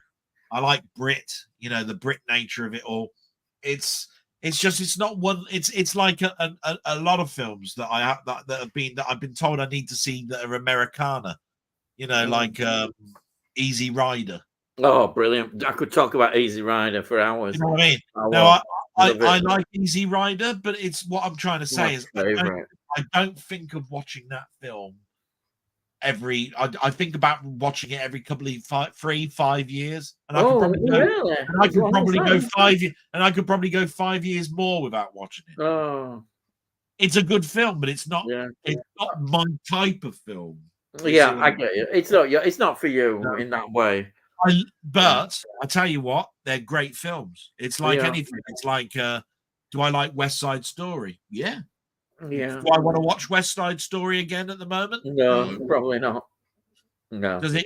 If I was to tell you that Bob Wise directed West Side Story, would that make you want to watch it? Yeah, I know. I knew he did. Yeah, I knew. No, it still wouldn't change.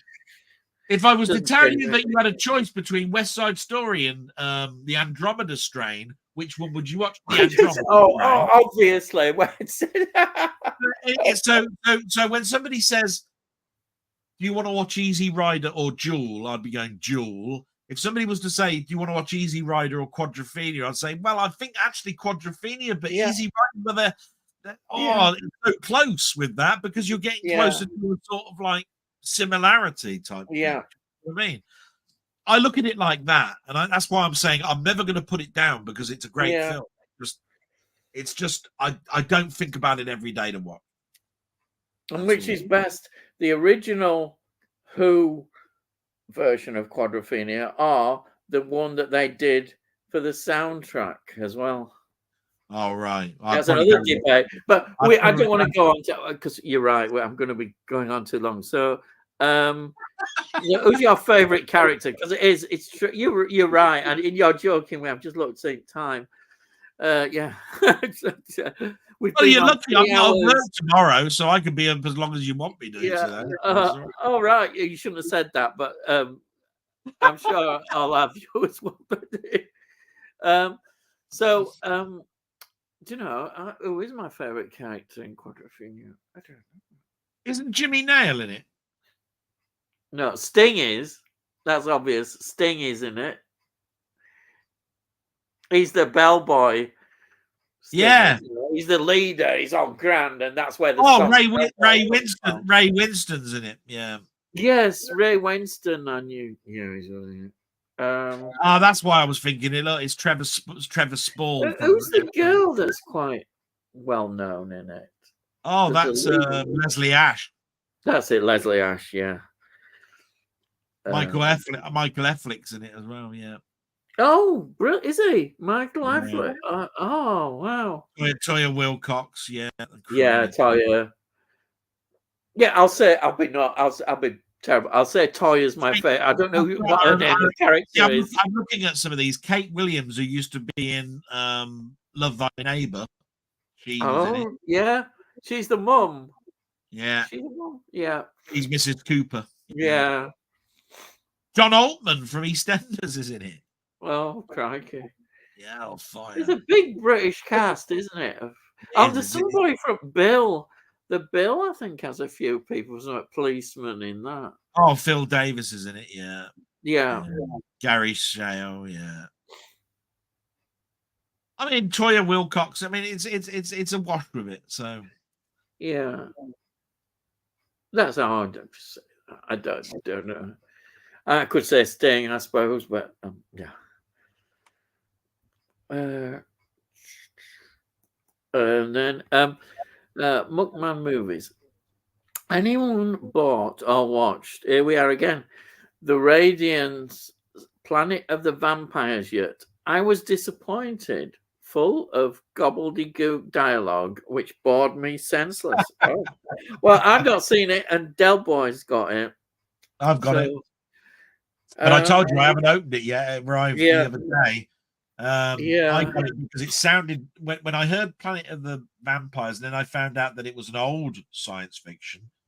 It reminded me of Life Force. It sounded like Life Force. It won't be anywhere near as Life Force. Life Force is vampires on Halley's Comet. Brilliant Life. So I just thought to myself, because I'd never seen it before, Planet of the Vampires. It sounded intriguing. And I thought, well, the worst it can be is like Barbarella. So I'll get it. I haven't seen it yet, but I'm pretty sure I'll probably go along with the likes of it's probably gobbledygook dialogue, which is a lot of shit. Yeah. But it was cheap. I got it with a voucher, you see. Did you? Oh. Yeah, Amazon voucher, which I had £10 still in stock, if you see what I mean. You couldn't. So I think I got it for, in the end, like $12.95. I think it was $22.95. Yeah. Was fine. That's good. So I didn't feel too bad about it. Yeah. Okay. Now, Jim Jam Movies and TV. Tony, if I ever visit Dudley, let me know. Okay. Yeah. Tony, I was thinking about Planet of Vampires.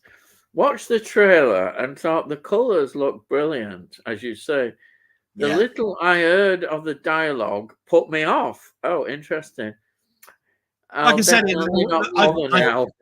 I thought the worst it could be is Barbarella, because Barbarella, the colours pop. It's that 60s vibe.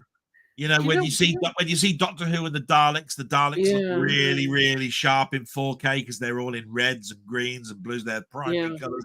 The colours really pop. I thought Planet of the Vampires, the worst that had happened is it'd be a Barbarella ripoff. I haven't seen it yet, but we'll see. Actually, it's something controversial. I like Barbarella, but maybe I think in places it actually it drags a bit and gets a bit boring in places. At the end of the day, when you're talking about films that could be considered padded. Yeah. It's padded all over the shot. I mean, he crash lands. She then finds out what love is like on this planet. Then she gets she gets caught up in a war between people that fly and that are blind, and people that are sort of like live in in a rich. It ended up being like an extended Star Trek episode. It needed somebody to come along and edit it. I think, if it didn't have oversexed people in it, you could turn around and say it was a typical Star Trek episode. Yeah, but Star Trek would at least more cut back on the. It didn't go on as long. Here are the people that live underground. Here are the rich people that live up in the sky, and blah blah blah blah blah. That's what it was, because it was these blind people that basically were like paupers and blind and had diseases and stuff, and there was these people that let's have tea and tiffing and crumpets and so forth that live up in the sky. Barbarella is an interesting film because I think it's one of those films that people don't like to criticize too much. Oh, come on. Because it's one of those films that, I mean, there's something it's different as it's seen, and Jane Fonda and the craziness of it. It has such a lot going for it. But then when you actually watch it, it's not quite as good as you think it should be. I It's my disagree a opinion. little bit. I It's my disagree a opinion. little bit because I think you should be able to pick the faults in anything, right? Yeah, I can pick the faults in Asterix the Gaul. yeah, I can take the piss out of Tintin, Hershey's Adventures in yeah, Tintin, right? I can, and that comes from Belgium. Now, yeah, all I'm saying is they were their childhoods. This is what they were watching. yeah, At the end of the day, I'm just an outsider looking at it and saying, how absurd is it that there's a Gaul going around with big bloody ears and calling himself Asterix, yeah, and etc. etc. And yet I can turn around and say, yeah. And while you were watching that, I was watching Dr. Snuggles on ITV, you oh know, God, and Mary Mungo and Midge and Bagpuss. There was this Bagpuss that bloody woke up, and I tell you what, he was fixing everything to go out and giving it to people when they came in. All they had to do is come in the shop, say that's mine. They were off with it. yeah, Right? That's a Bagpuss. I mean, at the end yeah. of the day, you know, Mr. Ben. Oh, look, do you want to try this suit on, sir? Oh, step back here. Look, and you're in another world. What the hell? Now you're forgetting something. I was a young lad with hormones, and I was watching Jane Fonda. So there's a bit of a difference there, you know. And who wasn't watching Jane Fonda? I bought it on 4K so I could see those pixel sharp. No, not really. I did buy it on 4K, but it weren't for that. But when you're a young lad, you know, you forget all those other things that when you're older you look at and think, oh, yeah. Right.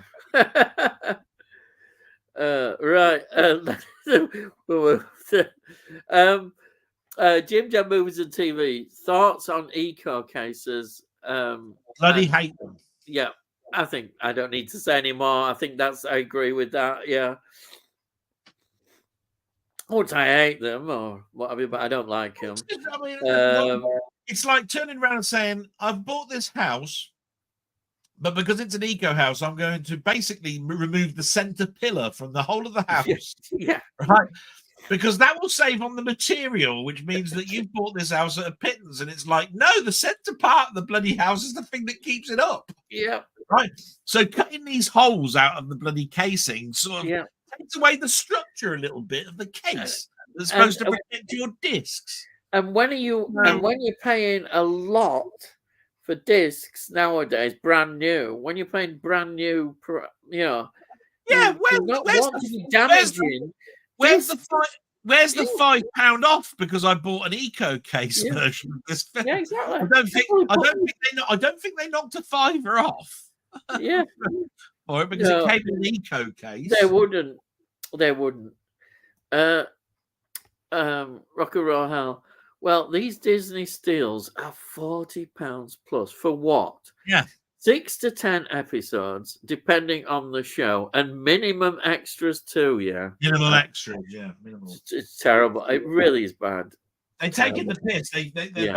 When they came out last year, everybody said, I think they're about £10 too expensive. Yeah. Some of the people over in America turned around and said, I think they'll be the same price though for the next batch that come out, and they've increased them by a £5 again. Mm-hmm. So now you're trapped because you bought the Mandalorian, right? Yeah. You've now got 2 seasons that you bought at $54.95. If you now want the 3rd season to complete your set, which people don't like, you have to pay 60 quid. It's interesting because they don't like that 3rd season that much. People say it's one of the worst things. And it's going to cost you an extra £5. Yeah, for something that might be rubbish. So I mean, at the end of the day, it is bad. They've increased the price and not giving you anything extra for it. Yeah. And have they released that other awful one, Boba Fett thing? Boba Fett. God, that's dreadful. Was that? It was Hang on, I'm just trying to think. Obi-Wan. The Marvel one. The Marvel one was I've forgotten the bloody the Falcon and whatever it was. The Yeah, Falcon that one. Avatar. Yeah, Then it was Obi-Wan. Then there's another Marvel one. I think it's Hawkeye. yeah, it's Hawkeye. And then Yeah, the fourth Star Wars one. I don't think it is Boba Fett. I think it's the Mandalorian season 3. Oof. So you haven't got to Obi-Wan. You haven't got to Yeah, you haven't got to Boba Fett yet. No. yeah. Because some people say that it got so bad, Boba Fett, they made it into the Mandalorian again. Because it was that bad. I'm only getting the Star Wars ones because I'm a completionist. Yeah. I'm afraid I wouldn't stretch that far. If there's something really bad that don't like it, I'm not. Don't have a go at me just because it's a steel book, which means I have to have it. Even the really crappiest thing, I'm not having. I'm not paying that. I can deal with that. My life can live quite happily without it. I can sit here and be quite happy not having it in my collection. But some people can't. You live in a crazy world and you know it. You live in Leeds, don't you, or near Leeds? Yeah, I don't live in Leeds. I'm in exile. In your northern world, it's right to have Spider-Man and Batman next to each other on a shelf. Right? For some unknown reason, you think that's a normal world. Spider-Man and Batman standing there above your head. They're up here, aren't they? You've noticed, have you? Two separate universes that you've got right next to each other. What crazy world are you living in?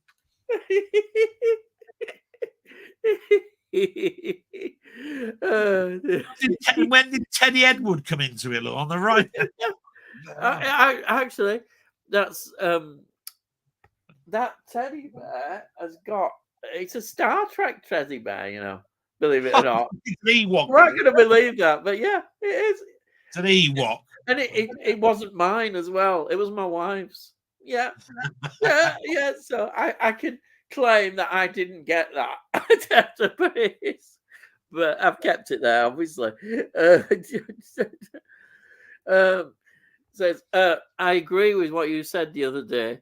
There should be more of the tube released. Oh yeah, I stand by that. Even though somebody in front of me there was saying, or at the side of me about it, because somebody else brought it up. I heard somewhere else about they were talking about. I know it was on Sky Arts. I came across Sky Arts, which is very unusual for me. And it's a free view channel now. That's I'd only just come across it, and there was a program looking at a particular year, and what music was on TV that year, and they were ripping stuff from the tube on there, and I'm going, look, they have got it in the archives. Why aren't they releasing it? And they were really all sorts of wonderful groups were being shown. They've got episodes of Top of the Pops, but you ain't going to see them. But what I'm saying is, I really would love to. The tube had acts that Top of the Pops wouldn't have had on. I mean, the guest would play at least 2 tracks. Top of the Pops, you just got the hit and what have you. And don't forget, some of them were performances where they weren't playing live either. I watched the old Grey Whistle Test when Top of the Pops. I did. Well, I did. Don't talk to me about the old Grey Whistle Test, lad. I was there watching it in 1971 too. I sound like a youngster there. Just because I wasn't like you. Just because I wasn't like you and I was producing the damn bloody program, don't mean that I didn't like it.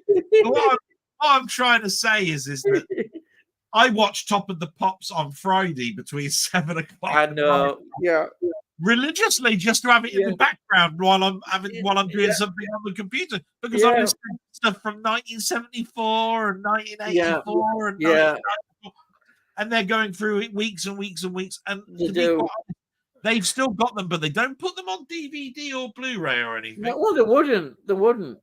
But the Tube was a different kind of show. It's a different kind of thing. It was the big breakfast of. It was like the big breakfast different. night. No, it was the big breakfast at night. You wouldn't have got the very last performance from the Jam, historical performance on the Tube, would you? You wouldn't get that on Top of the Pops playing for the last time. You'd have it on Old Grey Whistle. Nay, lad. Nay. You'd have it on Old Grey Whistle.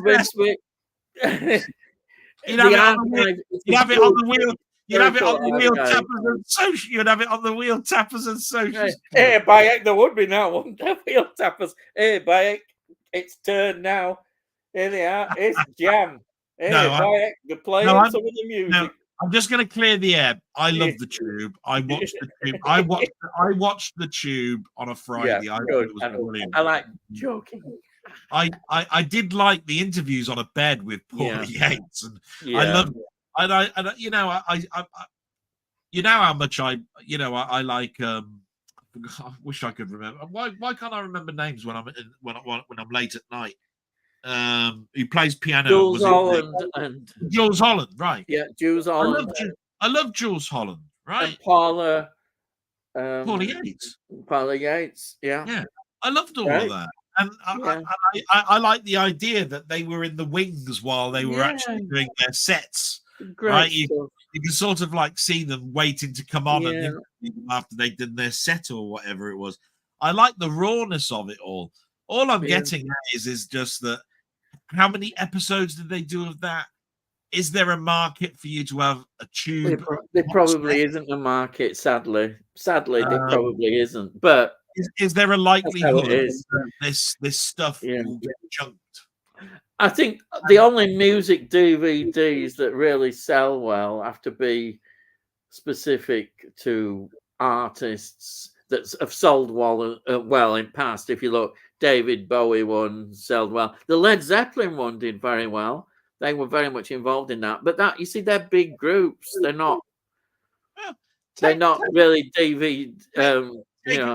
Take away the music for a little bit, right? Yeah. Is there a market for DVDs or CDs or Blu-rays of episodes of That Was the Week That Was, or Wicker's World? No. Or see what I mean? Well, network might. The South Bank show. The South Bank show. Yeah. Yeah. Right? There'd be some good archives there. What I'm trying to get at is because they concentrated on a specific type of knowledge each week that was telling you that was going on that week in history. Yeah. There doesn't seem to be therefore reason for it to be out on Blu-ray forever. Yeah.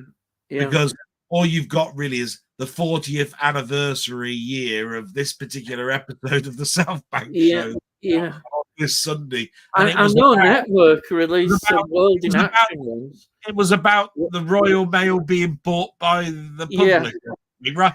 People just aren't going to be interested in it. Yeah, but Network. They were good. The fact that they did release some World in Action. Yeah, some of the most controversial, because they did have some controversial episodes. Obviously, they couldn't release everything, but they have released some. I thought that was really good. That's what I mean. I couldn't believe they got up to volume 9 of Crown Court. Bloody hell! Yeah. How many volumes? How many volumes were they going to bring out? Well, isn't that fantastic though? That actually, I like to see that. That's why Tube. It made me think, oh, wouldn't it be nice just have a few more volumes? At one time it possibly could have happened, but it didn't, obviously. Sorry. Just to end, I'm just agreeing with you. It's a shame. I myself think I'd love it. But I also know I don't think I'd ever go out and buy it. No. I wouldn't know what I was buying. What's this? I probably would. I'm daft. If I looked and it said appearances by I don't know, various groups like I don't know, Echo and Bunnymen, The Cure, and all these groups started They popping up, they I'd be can't going, put "Oh, everybody. I'll They definitely be wanting to watch Yeah, but that." if there was 10 episodes or something of the Yeah, Tube on the back of this box, it ain't going to put every bloody act that was on there on the back, are they? but And no, they're not. But you'd have to they scratch your would. head and say, "What season 2, episode 5? Oh yeah, that was the one with that on it. Yeah, of course you have. It's not going There's to no. do that. No, You'd have to, but you'd have to there's have a a chance. mastermind brain to know what was on that. If you There's were a just chance they could pick some a episodes shot. with some good quality acts on that I would. Well, this is just me because I love music and I love the archive things. I mean, I wish they'd release more of these old Grey Whistle test ones, but the BBC in their infinite wisdom have only released. Well, I've got three lots. One's is the original double one, and then there were two other volumes they released. I'd love to see them release more. They've got such a vast archive, but they won't.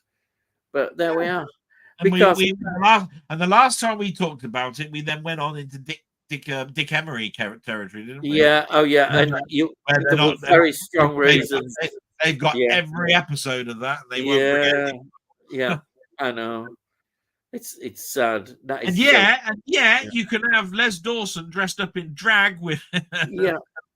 It skits. So there you are. Yeah, it's a strange world, really. Yeah. Tony, I hated good old days. Yeah, another thing, I was forced to sit through because my parents enjoyed it. I know, don't worry, Tony. I know what you mean. I appreciate it more now than I did then. But even then, I did get glimpses of why I liked it. But there were other things about it I didn't like, called Ken Dodd. You really have a thing about Ken Dodd, don't you? Oh God, yeah. It definitely. I may even have seen the bugger when I was really young as well. Because if my mum and dad went to Blackpool or out, they'd go book a show. First thing to be in, we've got to book a show. Yeah. Keep going. Anyhow, I'll carry on. Tony, it's Pot V looks great visually, but this is the Planet of the Vampire ones. Looks great visually, but definitely a case of style over substance.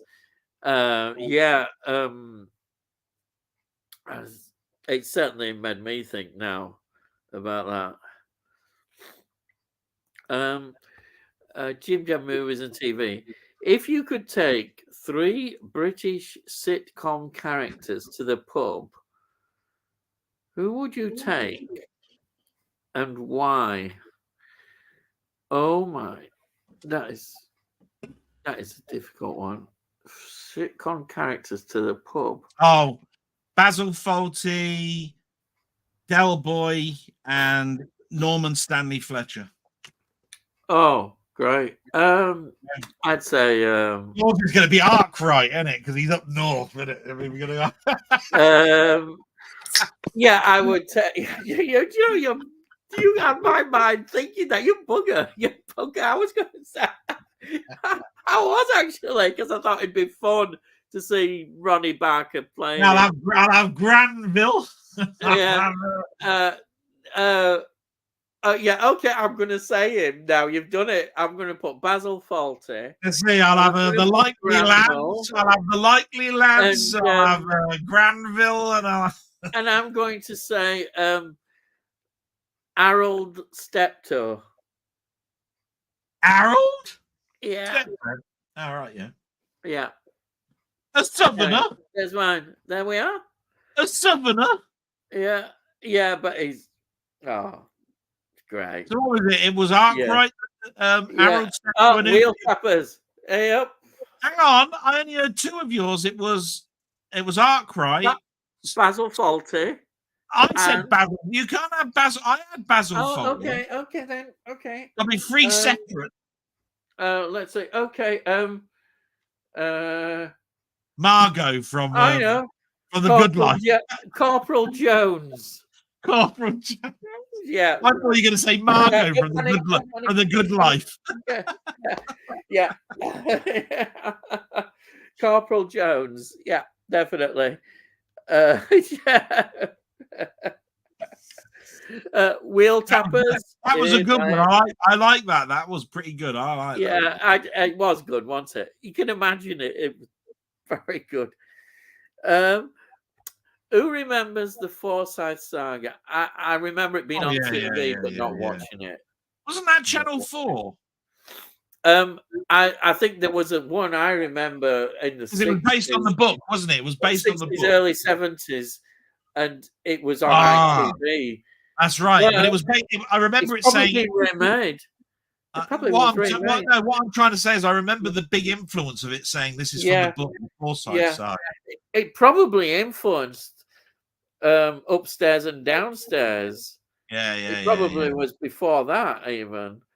I dare say it could well have been remade. Even Upstairs and Downstairs, I think, was remade. No, I know what I was thinking of. I was thinking of the Fourth Protocol. Yeah, it was very much that kind of period, as I remember. It was the Fourth Protocol I was thinking, because that was 1886. Yeah. It was one of those big series that ITV loved to stick on and get big viewing figures. They did. They got massive. Don't forget, there weren't much. You only had the BBC and BBC Two in competition, and that was it. I used to love Tenko. I used to love Roots. Oh, that's BBC. That was I used to love the Chinese Detective. I used to like Shoestring. Do you remember Colditz? I liked Colditz. Colditz with David McCallum was in that one. Oh, yeah. Oh, I loved it all. Go on. Yeah. Next question. Yeah. Indoor League was better than Wheel Tappers. With Fiery Fred. That was awful. Fiery Fred. Bloody 2 penny bits down a bloody piece of wooden board. Boards and I'll tell you what's a boring game. Indoor Skittles and shit. Dominoes. Imagine Dominoes. Let's watch. Can we watch Indoor League or watch paint dry? You know what? Can you imagine Dominoes? Oh God. They got a threatening bit on a board and they pushed it. Push 80 or something. Oh yeah, penny pushing thing. Yeah. Push 80. You know what this shit. No, I agree. I can't. People, that was entertainment. That's all they had then. 2 old buggers playing chess. Let's watch 2 old buggers playing chess. All right. Okay. No, yeah, drafts. They played drafts more, wouldn't they? Chess. Solitaire. Yeah. Oh, yeah. Right. Was there a show called New Faces? Yes, there was. It was entertainment. I said that we mentioned it before. Was it Lenny Henry and Les Dawson were discovered on New Faces? Yeah, that's what I said. Yeah, that's what he said. And was the Crankies swingers? No, they were husband and wife. Please don't mention them. They don't exist. The Crankies, please. Yeah. Van Dabby bloody triple bloody crappy dozy. Yeah, fuck off. It was terrible. Oh God, no, not the Crankies. And there was loads of comics back then that I hated. There was that one who used to crush a grape. Oh, I could crush a grape. I used to say that all the time. I could crush a grape. They were really some bad. I could use a tissue or something. Fuck off, miserable bastard. Oh no, they were. Oh, phew. Yes, there was hosted by Marty Kane. God, what a name that was! I do remember Marty Kane. She was everywhere, wasn't she? Didn't she do a bit like Mike Yarwood? She used to do some. Was she an impressionist? You mean? She did some impressions. She might have been. She used to introduce a lot of impressionists. Yeah, I remember. I can see her now in her dresses and everything like that. She had really big hair. I think she was quite a big star for a little while, wasn't she? As a host, she was like the sort of I can't think a popular host that was used on everything. She had a northern accent. Yeah. Yeah. Let's see. Marty. Yeah, that's it. Frank Skinner and Lenny Henry, legends. Now, Frank Skinner. Now, has he got a Birmingham connection? I think he has, hasn't he, Frank? Well, Lenny Henry, that's There he because has. He's from down Dudley. in West Bromwich Albion Football Club. I know that much. Yeah. Yeah. Lenny Henry, I don't know where he came from. Lenny Henry's from Dudley. Is Told it? you. He is from Dudley. Oh, From wow. Dudley. That's why he was on Tiswas. So That's Frank why Skinner probably is then. That's why he was Wow. on. That's why he was on Tiswas. He was in Birmingham. Ah, Birmingham yeah. B1 2JP. That was the bloody address of Tiswas. Oh wow. I quite like Frank Skinner sometimes. I thought he was quite good. He still is. I've written him off. You don't hear much of him nowadays, but he's still around, I think. I thought he's quite good. I think the next answer actually fills in the gap for Marty Yeah. Kane. I don't think she was discussed she was discovered on. I think Marty Kane was a discovery. Oh. I think that's true. I think Yeah, that is didn't know she hosted it. But if she didn't host it, she might have done, but she probably hosted a lot of other kind of entertainment programs, I think. Was she a singer then originally? She was a singer entertainer, like she was a bit like a woman's Bruce Forsyth. Oh right, yeah, I get you. Yeah. I haven't heard that name for years. Well, amazing how this show...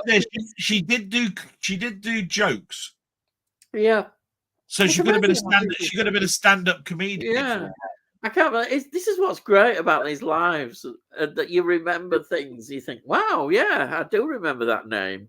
I think she won it, but then she hosted it later on. Oh, well, probably when it came back. Yeah.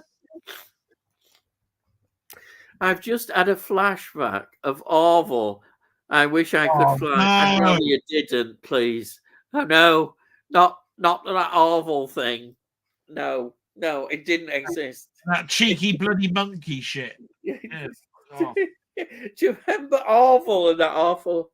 Oh, please. Yeah. And then there was Carol G's with Spit the Dog and shit. You do that crap. Thank you very much. Larry Grayson. Oh, yes. Well, he became very extremely popular because he was on ITV a lot, and then of course he went on to the BBC Generation Game, and he was extremely popular. Rodwell and Eve and yeah. And the thing is, nobody at the time realised that he was actually quite subversive in what he was saying. The sort of gay stuff, like Everard. You got my friend Everard. And then all these things were, people were, Everard? What do you mean, Everard? And think about that one. And he was always... Well, Larry Grayson is assistant for a big, long period of time. She actually came from my hometown. Oh. And she still lives around here. Yeah. Oh. Yeah. Oh, what's her name? I don't know. But he honestly, Larry Grayson, he was like an old kind of... the way he talked to the audience, they absolutely loved it, especially a lot of older women kind of... He talked as if he was having a good natter with an old woman. He had names. Using all these... He had double entendre names for everybody. Yeah. For the postman, the milkman. Yeah, exactly. Everything was... He was very good at what he did. Milky the milkman or something, or what is it? One pinter or two, and all this sort of... Everything was entendre. There's a lot of... He wouldn't come out, though. Queen loved him, though. The Queen found him really funny. Yeah. Yeah, I think he thought it would harm his career. I think he'd seen John Inman, people like that. Wasn't he going to get married to Meg Mortimer from Crossroads? They did a silly spoof thing. I think they did. Yeah. What was her name? Yeah. What was her name? Oh, yeah. I don't know what it was.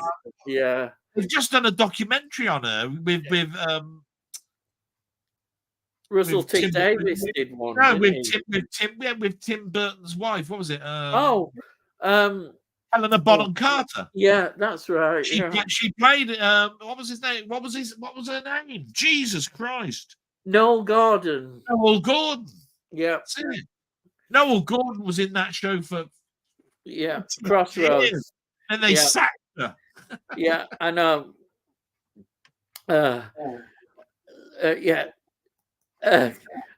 She probably did. I remember her being connected to it. This is Marty Kane, I think, still.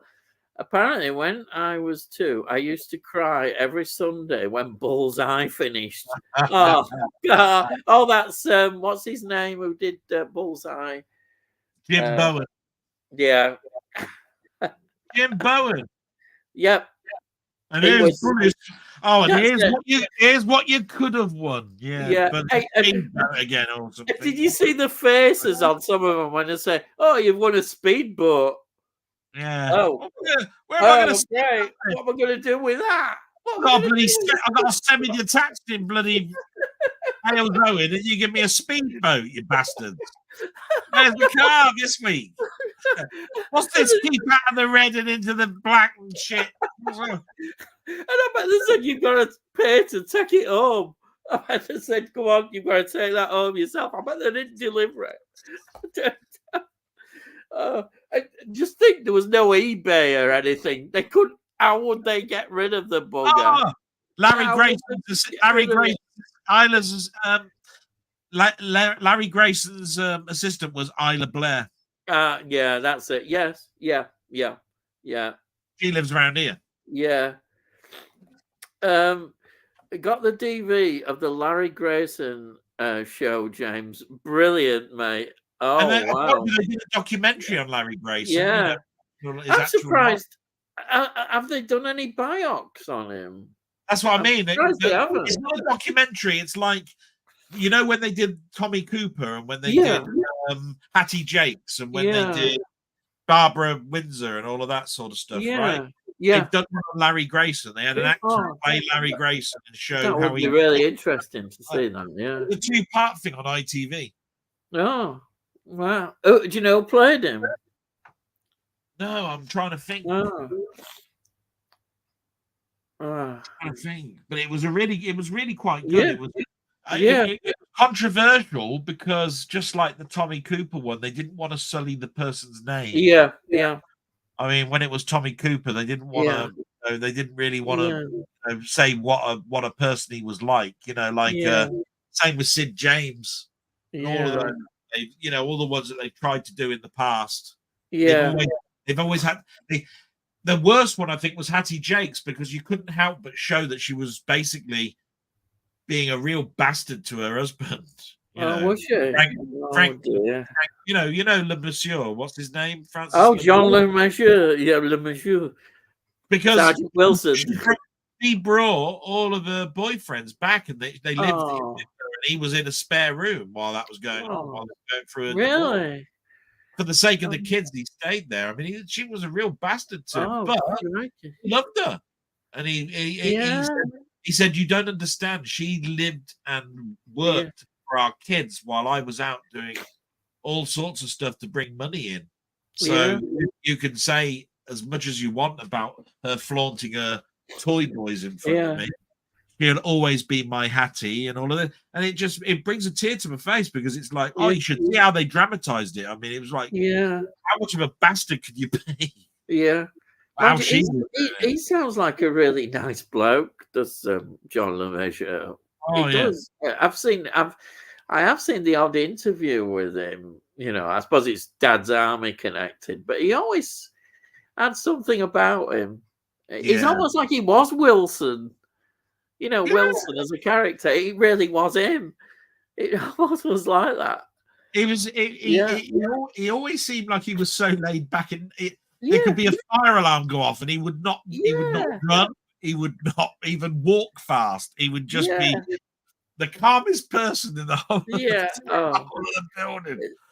And it worked so well with the Captain Mannering character. Oh, it was absolutely wonderful. The snob, it brought out everything about the English class system. Yeah, because he did seem a snob. He did seem a snob. Yeah. and he's a jumped up bank manager, and he thought it was brilliant. Such a great portrayal. Tell you, I always enjoyed Larry Grayson. Thought he did a good job after taking over Brucey on the Generation Game. He was just massively successful. I don't think even BBC dreamed that he would be as big as he was. Yeah. Del, you are a gentleman, my friend. There you are. What did I say? I don't know. Thank you very much. Yeah. Take it while you can. Yeah, I will. Thank you very much. Stars in their eyes tonight, Matthew. No, stars in their eyes. Do you remember that? Yeah, that one. I've heard about it. To be honest, I never actually saw that program. Tonight, Matthew, I'm going to be Freddie Mercury. Fuck off.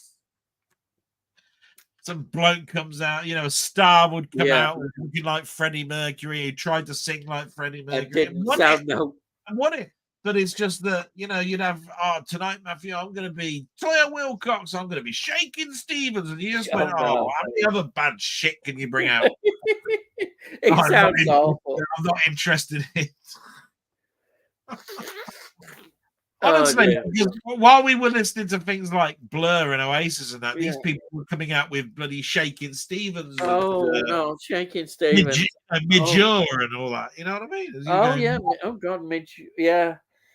Oh, crikey. And you were going, yeah, but I'm not into that anymore. I'm into Oasis. Yeah, they wouldn't do that. These programs are always behind. Tonight, Matthew, I'm going to be Johnny Mathis. Yes. Actually, funny you mentioned him. He's still going, isn't he? Of course he is. I thought he was dead. He's still alive. Johnny Mathis. He's a bit like me. He's a bit nasally. John. Yeah, he's still going though. Honestly, he's one of those people you thought he can't be going. He must have finished. Everything was for his nose. When a child was born, he's like, but he's not changed at all. He's still doing. That's how he sounds. He's on something, obviously. He's still going.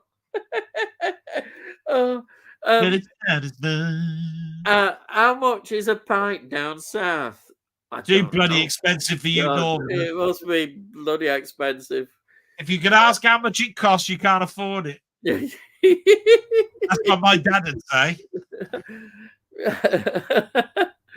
I bet you don't get much change out of a tenner with these lot. I know you have to hand over £20 notes here if you only ordered one.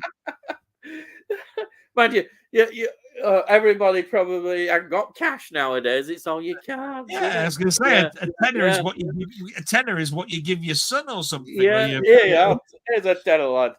Yeah. This is what you could have won. Jim Bowen seemed to take great delight in rubbing unlucky contestant noses in it, but some of them must have been relieved they didn't win it. Apparently, you could have won a speedboat and all of that sort of stuff. But the actual bully prize is worth more on eBay than the bloody speedboat that you could have won. Here is a genuine bully from Bullseye on eBay, it would go up to £25,000. Here's a speedboat I won on Bullseye. Get 50 pence. Yeah. That's a crazy world we live in. Like, what's a fucking speedboat? I want the bully. Yeah, look, 25,000. I'll give you. What?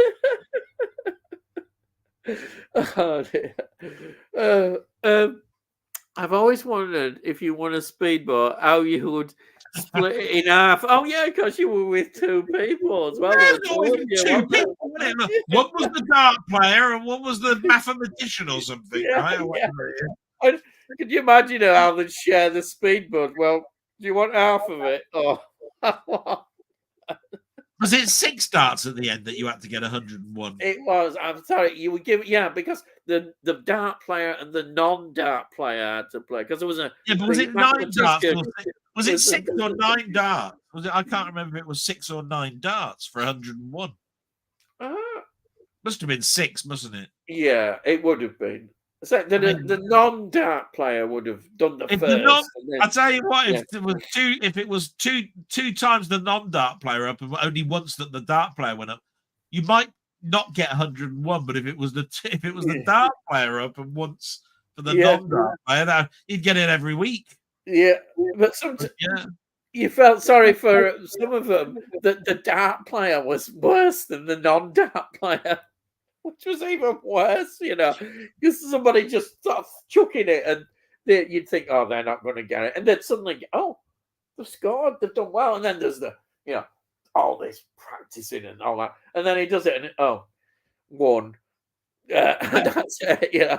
I did like Celebrity Squares as well. Bob Monkhouse was brilliant. Going back as well. Bob Monkhouse was pretty good. Yeah, I got a lot of time for Bob Monkhouse. He's a good bloke. And I'll tell you what, Terry Wogan and Les Dawson were great on Blankety Blank. Oh yeah.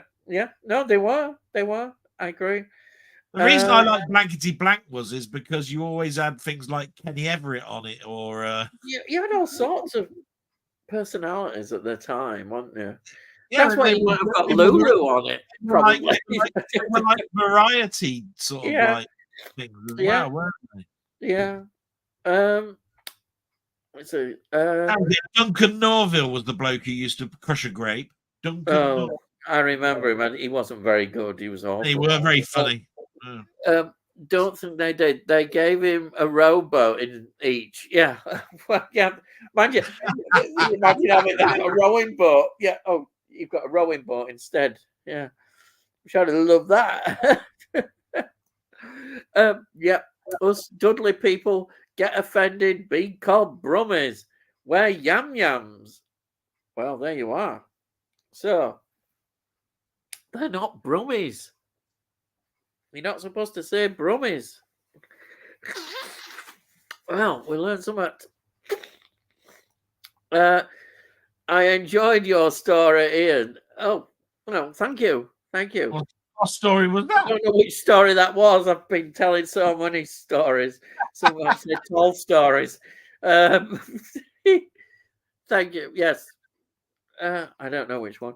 Do you remember a comedy series called Cowboys? Yes. No. Right. Tell me about it.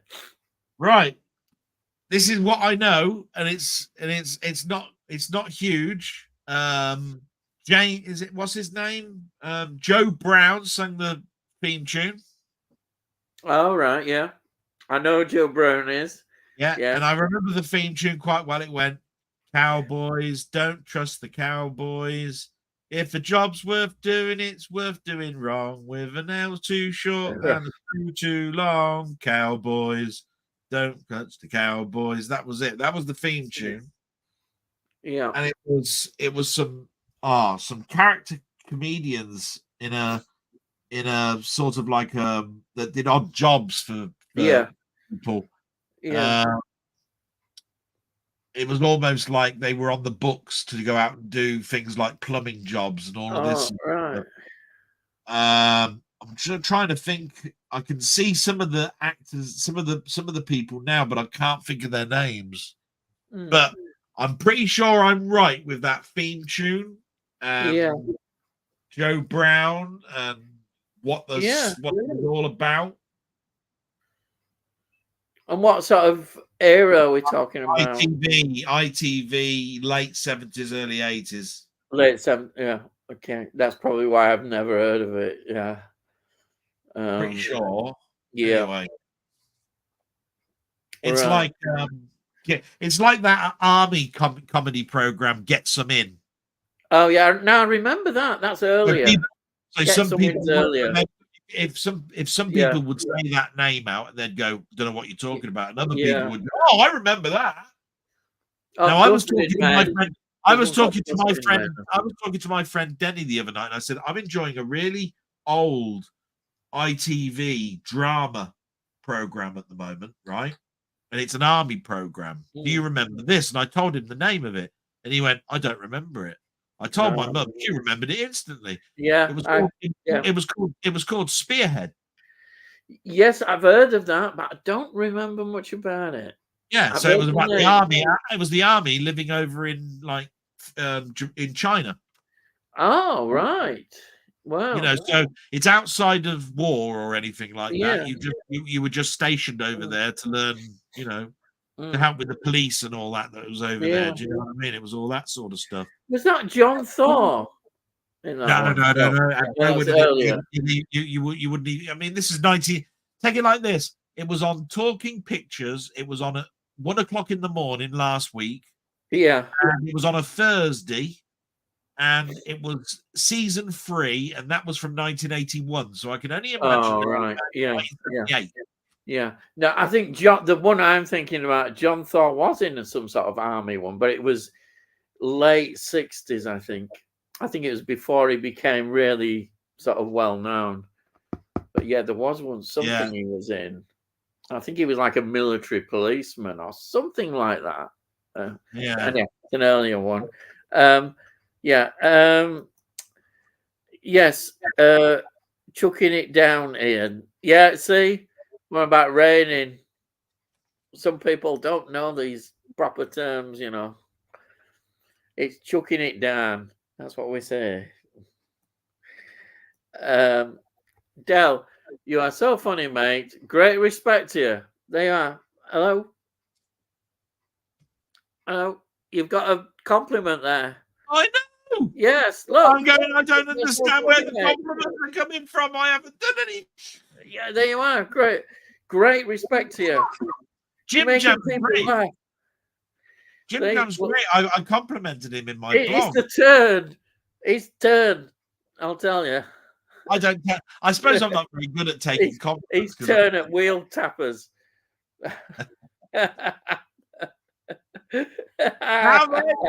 Committee. You've got to say committee.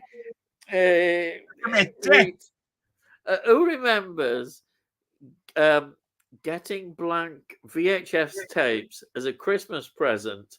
I remember the bloody advert of the day. Oh God, yeah, we were getting them all the time. These blank. I used to remember the Scotch advert tapes with that bony flipping skeleton that used to say, "Re-record, not fade away. Re-record, not fade away." Yeah.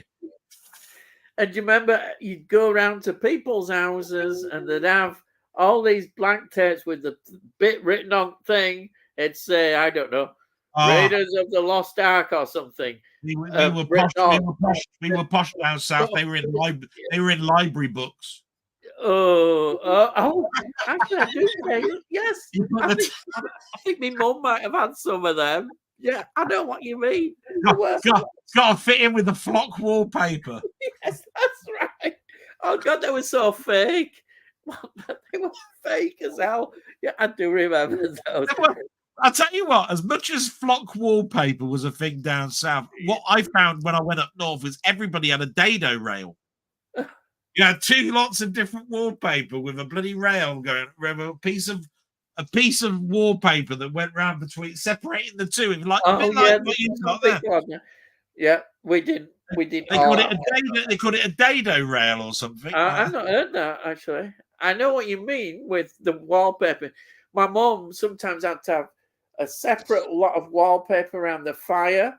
Because we had proper coal fires, then it became thingy with gas fire, and then you'd have another separate wallpaper on this side, and then it was all anyhow.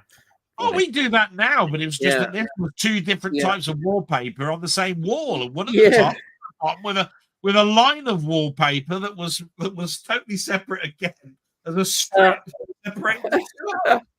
Okay, what the hell is that all about? Is that really just to piss your dad off when he had to put wallpaper? Because he makes a cock up of it the first time round because he can't match the damn thing up, and then you have to do. I remember it well. I hated when my dad did decorating. I just absolutely hated it. Oh, when that time came, I'm thinking, oh no.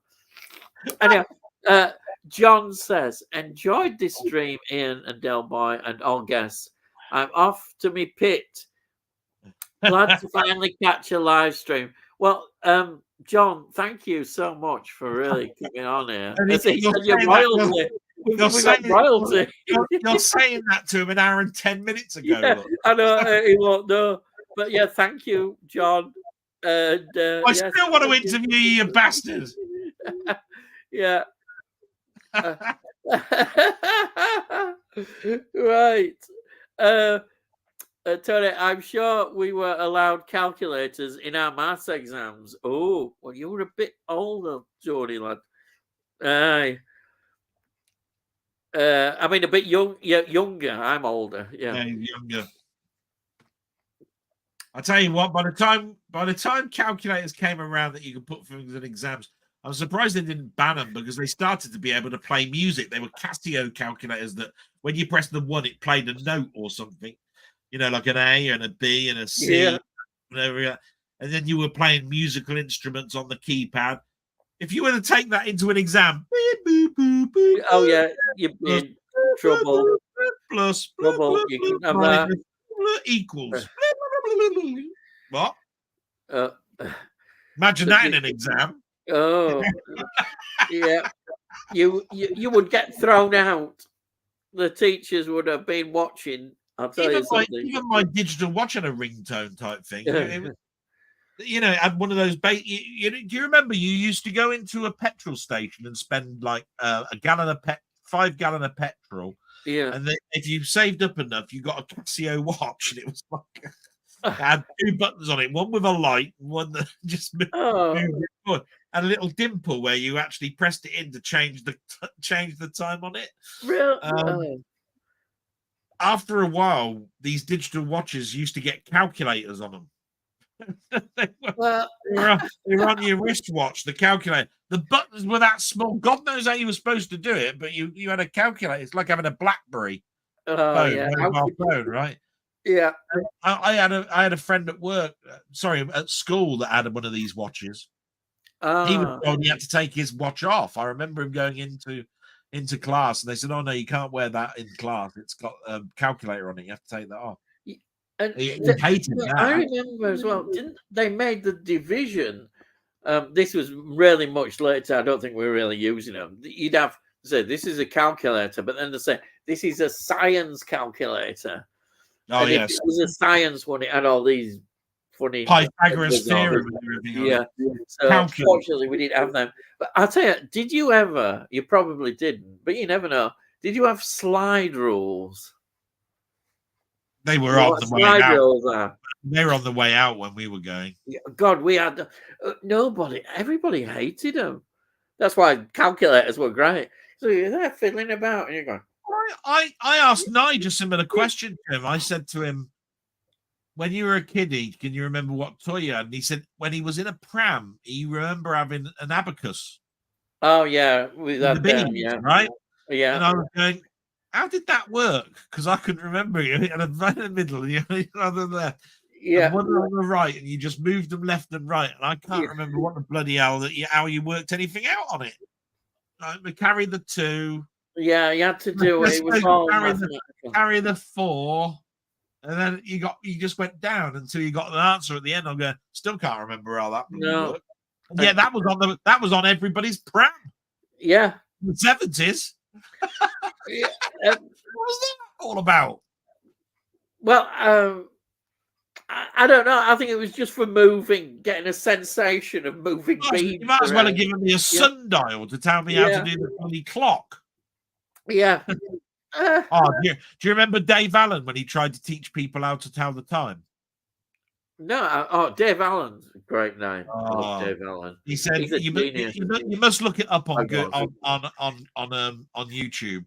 Dave Allen teaches child how to tell the time. So he's sitting at him and he says, so you got the big hand and the small hand, and they don't like each other.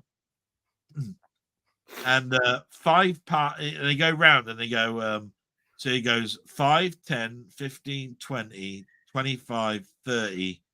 And he was just trying to tell him, says, so it's half past. 5 is yeah. He said when he gets to 15, that's 3 o'clock. You can see what I mean, because he was trying to tell us the difference between the long end and the small. It's just hilarious. I'm not doing a very good job at explaining it, but it's just that it was hilarious because he's trying to teach. I can imagine. Dave Allen, great, absolutely wonderful. Oh. Right. I didn't realize the time. Keep cracking. It's 12:30 now. We've only got to 11:30 in the comments, so you better start. Did you used to tape songs off the radio? Yes, I did. I used to tape all sorts of songs. Yes, next. Who didn't? It's cheap. It was. We thought we were fantastic. Don't elaborate. We'll be here till bloody midnight tomorrow. Come on. Good night, Mondo. That's Bad Movies. Tony's. I remember getting a tape recorder for Xmas. Must have been about 1973 to 4, and taping loads of stuff off the radio. Oh yeah, wonderful. Tony, good night, John. Jim Jumbo was at TV. Rank your 3 worst Doctor Who actors. Woo. Oh, okay. Do you want to go first? Well, I can't say I liked Ken Dodd. His portrayal was bloody awful. Yeah. I don't think Richard Breyer's character was much good in Sylvester McCoy's era either. You know, I think that was really sad. Yeah, that's terrible performance. So disappointing actors that were in Doctor Who. Because there's no point saying who's your worst doctors, because then you've got 16 choices, 15, 16. I mean, there's been loads of actors over years. People that have played in Doctor Who that were famous. I mean, honestly, Ken Dodd was bloody awful. Richard Breyers was not that great. Yeah. I remember that. He had a mustache and he looked like Hitler type thing. It was a bloody awful portrayal of something. It was awful. I'm trying to think. I don't think Beryl Reid was particularly good in Earthshock, and that's shocking to say that, but no, I think you're right. I think it's a great story. It's one of the classic stories. I'll tell you who I really liked. I'll tell you who I really liked, and I didn't think I would. There was the person on the buses. What's his name? He's in. He was the highwayman in the Visitation. Yeah, he was in Visitation. He was up in the trees, and he had these 2 muskets. Michael Robbins. He was great. Yeah. He was good. I thought he was going to be bloody awful. But I did. I agree. Yeah, hurry up. So I'm going to name that. I'm just going to name those 2 that I can think of because I'd probably be here forever. I can't think. Well, I have to say Ken Dodd because Ken Dodd was awful. There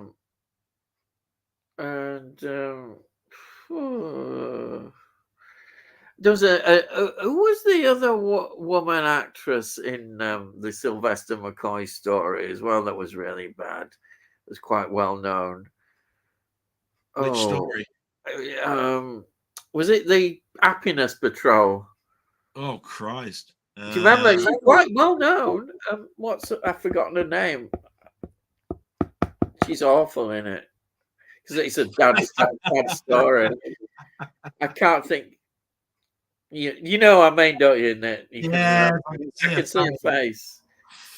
I seem to be picking on Sylvester McCoy era. I think it's quite easy because you can see all these characters that were in things like Ever Decreasing Circles and that, and you knew that they were in those shows. Suddenly turn up in Doctor Who, and it was like a stark contrast to what we watched. And you just went, well, "That's awful. What the hell's this?" I remember in Colin Baker they had what's his name from Young Ones, who was the fascist. What's his name? He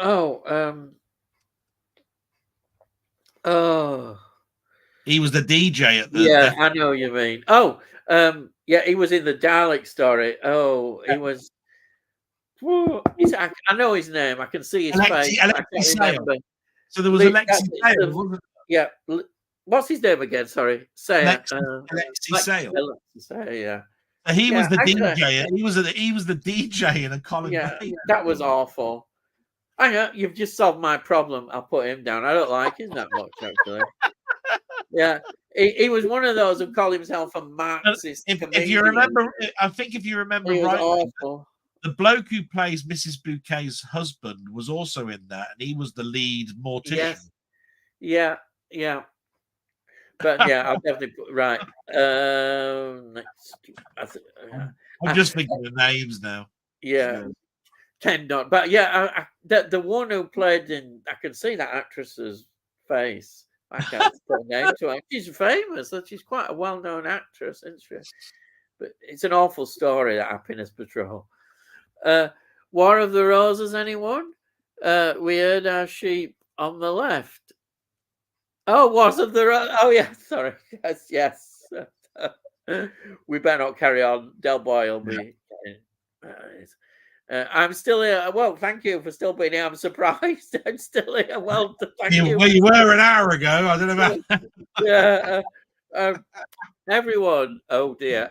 Anyhow, what's that? Go see... What is it? Furiosa. So we get another Mad Max movie. Furiosa is a great movie, but isn't doing well at the box office. Yeah, apparently it's bombed. Yeah, it cost 179 million, and in its first weekend it got 25. Apparently, yeah. Leslie Ash in Quadrophenia. Yeah, we talked about her. I'm off now, gents. Take care. Well, bye. I'm waving, but you're not going to see it unless you watch it. But it looks good. Thank you, Snow. Jim Jam. Thank you so much for all the kind words. Yeah, thank you. I am slowly taking compliments. Yes, I've never received many. You know what I mean? So but you've said such lovely things. Thank you so much. All the best. Yeah, well, all the best. And never seen Quadrophenia. Oh, don't know why, as I enjoy 60s set films. Yeah. I think you might like it. I think it's a film that you might like. I'd recommend it because even I've seen it once. I've seen it a lot of times. It's been on TV a lot. But it's not on telly anymore, is it? It's not on telly anymore. No, it was at one time. I saw it, but I used to see it all over the place. I've seen it at cinema. I don't know. That's what I'm saying. We used to see The Long Good Friday on television. Yeah. We don't see it anymore. Zulu, like you said, doesn't. Yeah. Night, Jim Jams, Tony Hawk says. Took me ages to watch Quadrophenia, but it's definitely worth watching, Tony. One to add to the list then. Yeah, I would give it a go. Yeah. It's very 60s, and the music of the Who, what can you say? It's great. I have I have a Wicker's World Network DVD. Yeah, Wicker's World. That was one of those again established TV things that they had on ITV a lot. Every year they'd show that April Fool joke that happened in Wicker's World, where there was spaghetti growing in the trees. Spaghetti one, yeah. And there's Danny. Hi, how are you all? We're all here still. Thank you, Danny, for just popping in. Yeah. I remember for years and years and years, people used to think sophistication was you having being like Wicker. He used to sell credit cards, didn't he? Like Access credit cards. Yes. Oh yeah. Because it was Wicker's World, you know. So he used to travel, a global traveler. Yeah. You know. Anyway, carry on. Yeah. ITV absolutely loved him. They saw him as a major part of their schedule. He always had a blue blazer and white trousers on. Yeah, I know. Even in the most tropical climates, he could be in. He'd still be there, you know. Blue blazer and white trousers. Typical Englishman abroad. Johnny Morris in Flipping Animals, whatever it was on BBC One. He was always dressed in like Kuala Lumpur. Yeah. He was only a zookeeper. Tony York says Danny, and then Tony York, Fred Truman with a pint in hand. Al Sithy, it took skill to push those half pennies. Tony York, Tony York, I preferred Roddle and Emu to Orville and Spit. Yeah, Roddle and Emu. Famous for falling off the roof, wasn't it? And adjusting the television set at Manchester United game and dying. Favorite Larry Grayson character? Slack Alice. Yeah, I've got Slack Alice. Yeah. And Apricot Lil was really good, old-fashioned, innocent fun. I think the postman was called Pop It In Pete. Yeah, Pop It In Pete. You can see what I mean. Pop it in. I mean, double entendre or what? Pop it. Pete. Yeah, I know. Genius at that, really. Nobody. That's what I mean. It's just now when we look at it, we're thinking, "Oh, crikey!" Yeah. John Thaw was it? See, you can rely on Red Cap. John Thaw was in Red Cap. That's what I was thinking about. He was a military police officer. I have it on DVD from Network. Yeah, it's this one was called Spearhead. Yeah, but that one I mentioned, I remember seeing him. So yeah, Red Cap Beret. Yeah, it was really before he became really big. Well, the last thing I sort of remember of John Thaw was didn't he do Home to Roost as a comedy show? Do you like Connections? Look at this. Was it John Thaw's wife, Sheila Hancock, in Happiness Patrol? It was. It was. And she was awful. But it was Sheila Hancock. Oh. I said, the last thing John Thaw I remember being in was awful, was Home to Roost. I used to hate that comedy show. Home to Roost, where he had a kiddie. Oh, dear.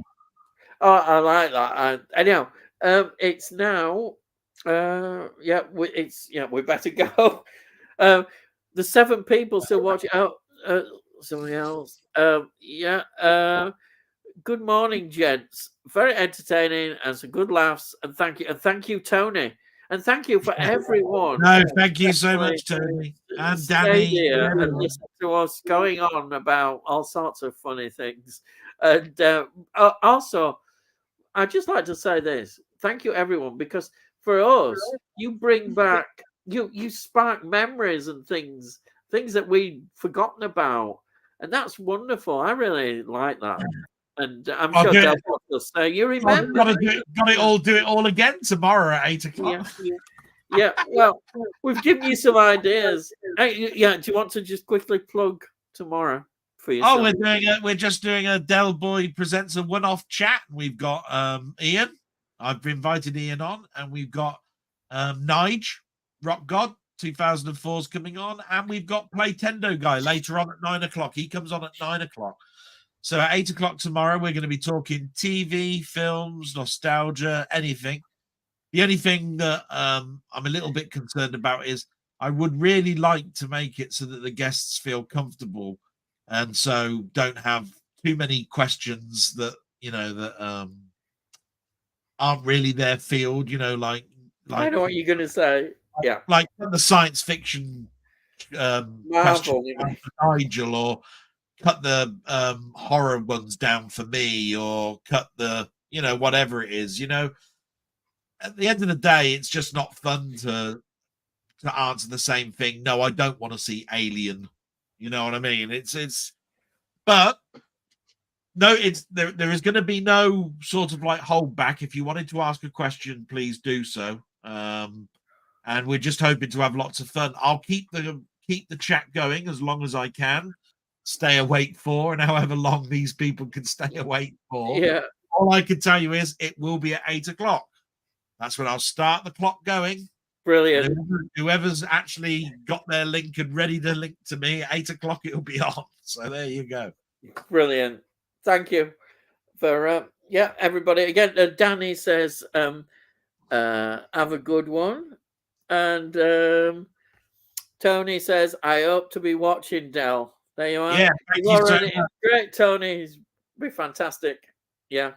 It's just a one-off. It's just Ian's invited me on his show. Play Tendo guy back in the day invited me onto his show. I've gotten to know people like Nige through these shows. I've never done a chat thing. Yeah. I think it's time I return the favor.